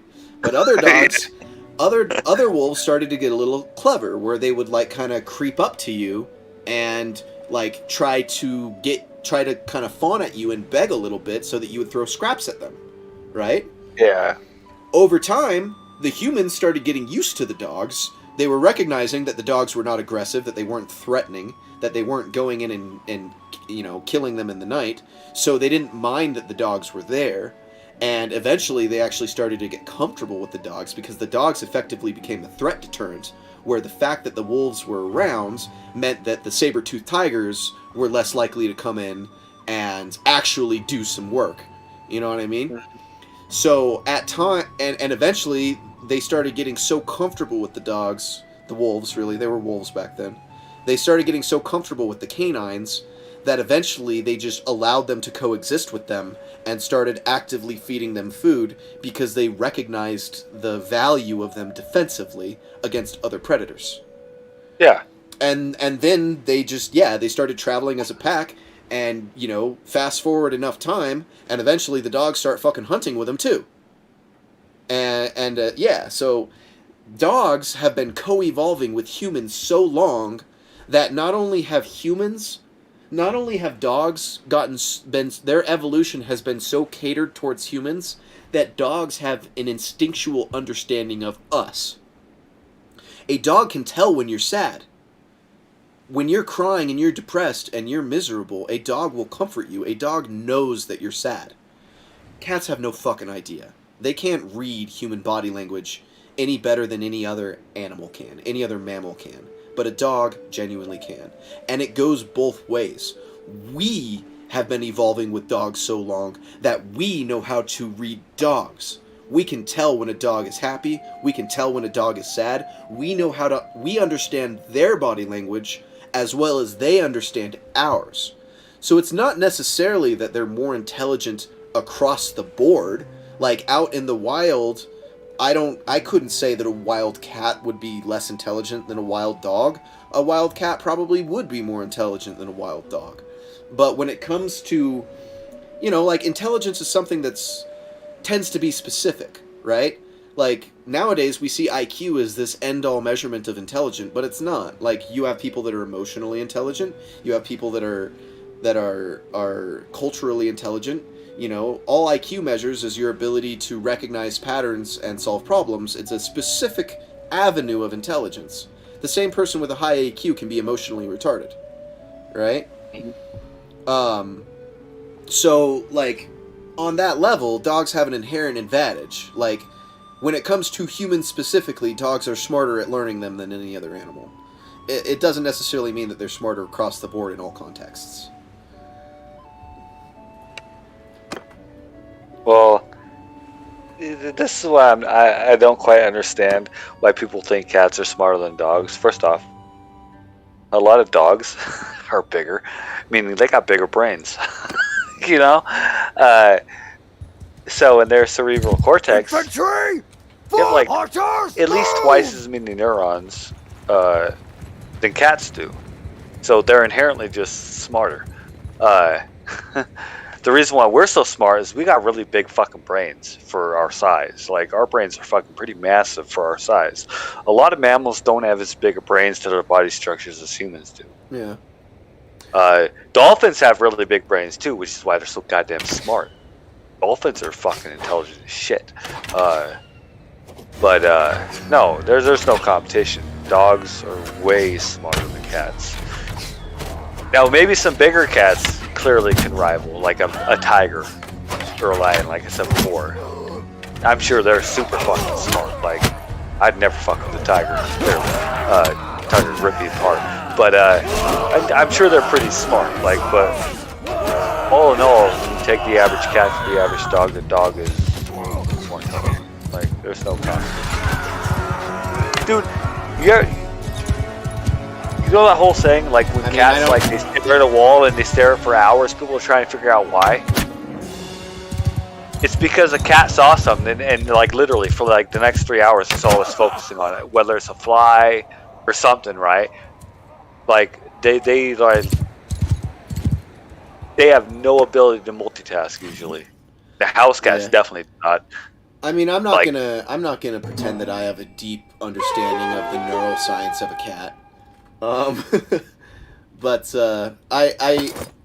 I do think that, like I said, there is a distinct time advantage, and to be frank, when it comes to animals that we have domesticated, with the exception of exotic pets, you know, like an emu or something, cats are probably one of the last species that we domesticated.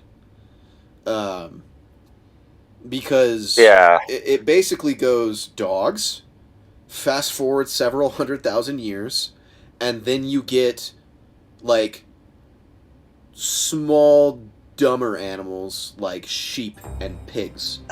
And then, you know, cows and oxen and stuff like that tend to get more domesticated once we learn agriculture and farming, and we have a need for them for plowing and stuff like that.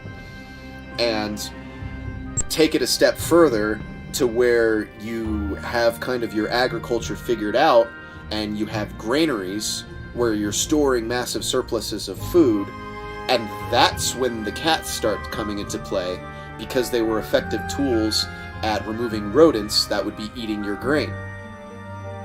So, you know, cats didn't really come into the picture until after all of the other beasts of burden and domesticated livestock do.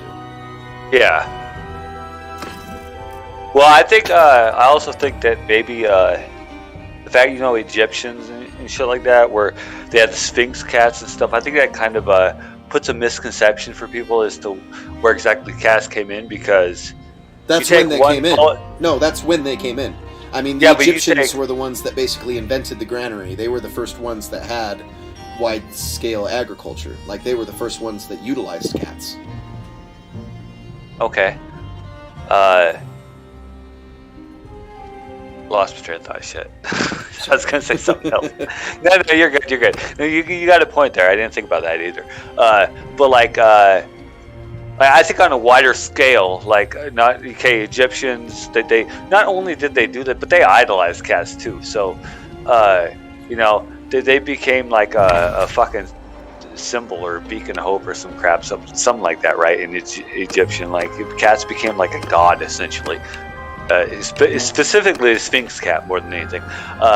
But like, I feel like dogs, and don't quote me on this. This is just me thinking out loud. Like, I feel like dogs are more universal, not just one culture. Like, I think that kind of benefits the dog too. Like, that's why they're universal, is because they go so far back. They predate civilization itself. No, what I mean is, like, more accepting too. Like, people universally were more accepting to letting dogs in over cats. Like, Egyptians clearly they favored cats there for a while, but like I don't think a lot of civilizations did. And I'm not gonna say like, oh, if they did, cats would be smarter. Well, they No, favored weren't both. Smarter. Anubis was a dog. Like they, Yeah. you know, they worship dogs and cats together.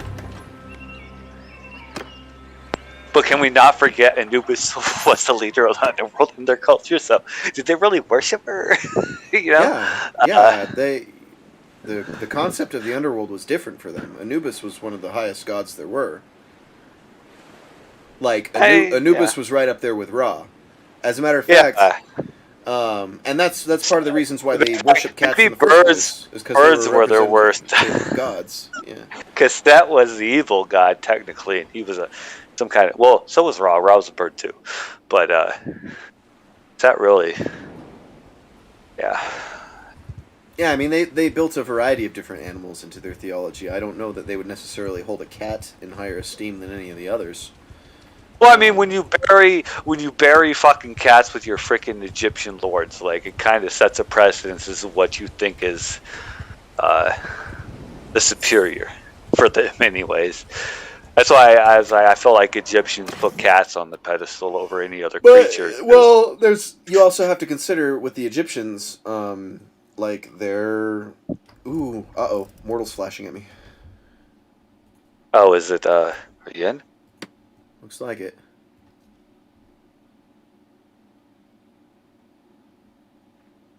But you know, if I'm not mistaken, the Egyptians actually invented the granary specifically, and if it wasn't the Egyptian, I'm pretty sure it was the Egyptians. And even if they weren't the ones that specifically invented it, they were a heavily agrarian society, and the reason why was because they,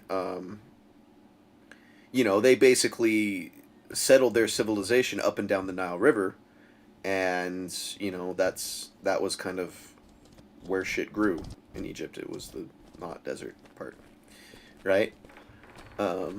So, agriculture and growing grains specifically was ideal in the Nile, and vermin was a particular problem for them. So, I mean, cats would have been a big deal. Cats protected their food supply.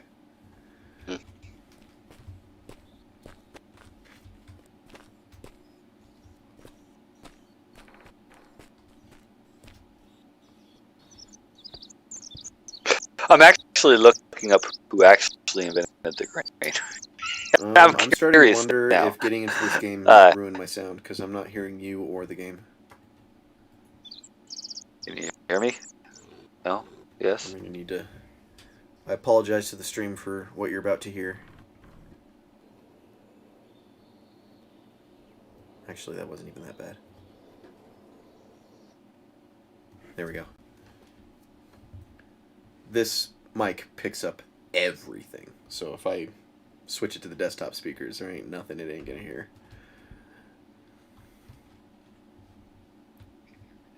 Yes. Yeah. I just had to unplug and replug in my headset. It diverted the sound away.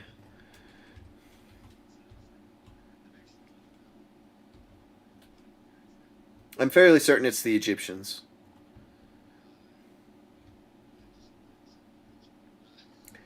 If not, it was a similar era for certain.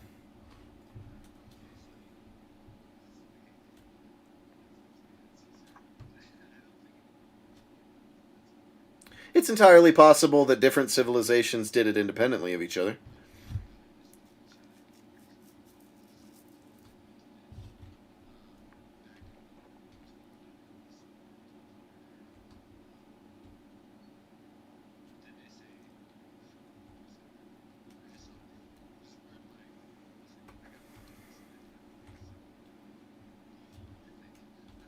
The Neolithic era, yeah.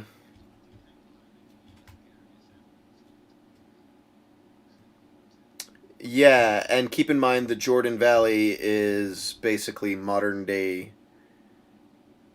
Well, it's not Israel specifically, but it's in that area. It's Middle East. But that's... You understand that, like, that's kind of the origin of the Bible, right? The whole idea was that... what's his name? Israel, Isaac, Jacob. Israel's a country that's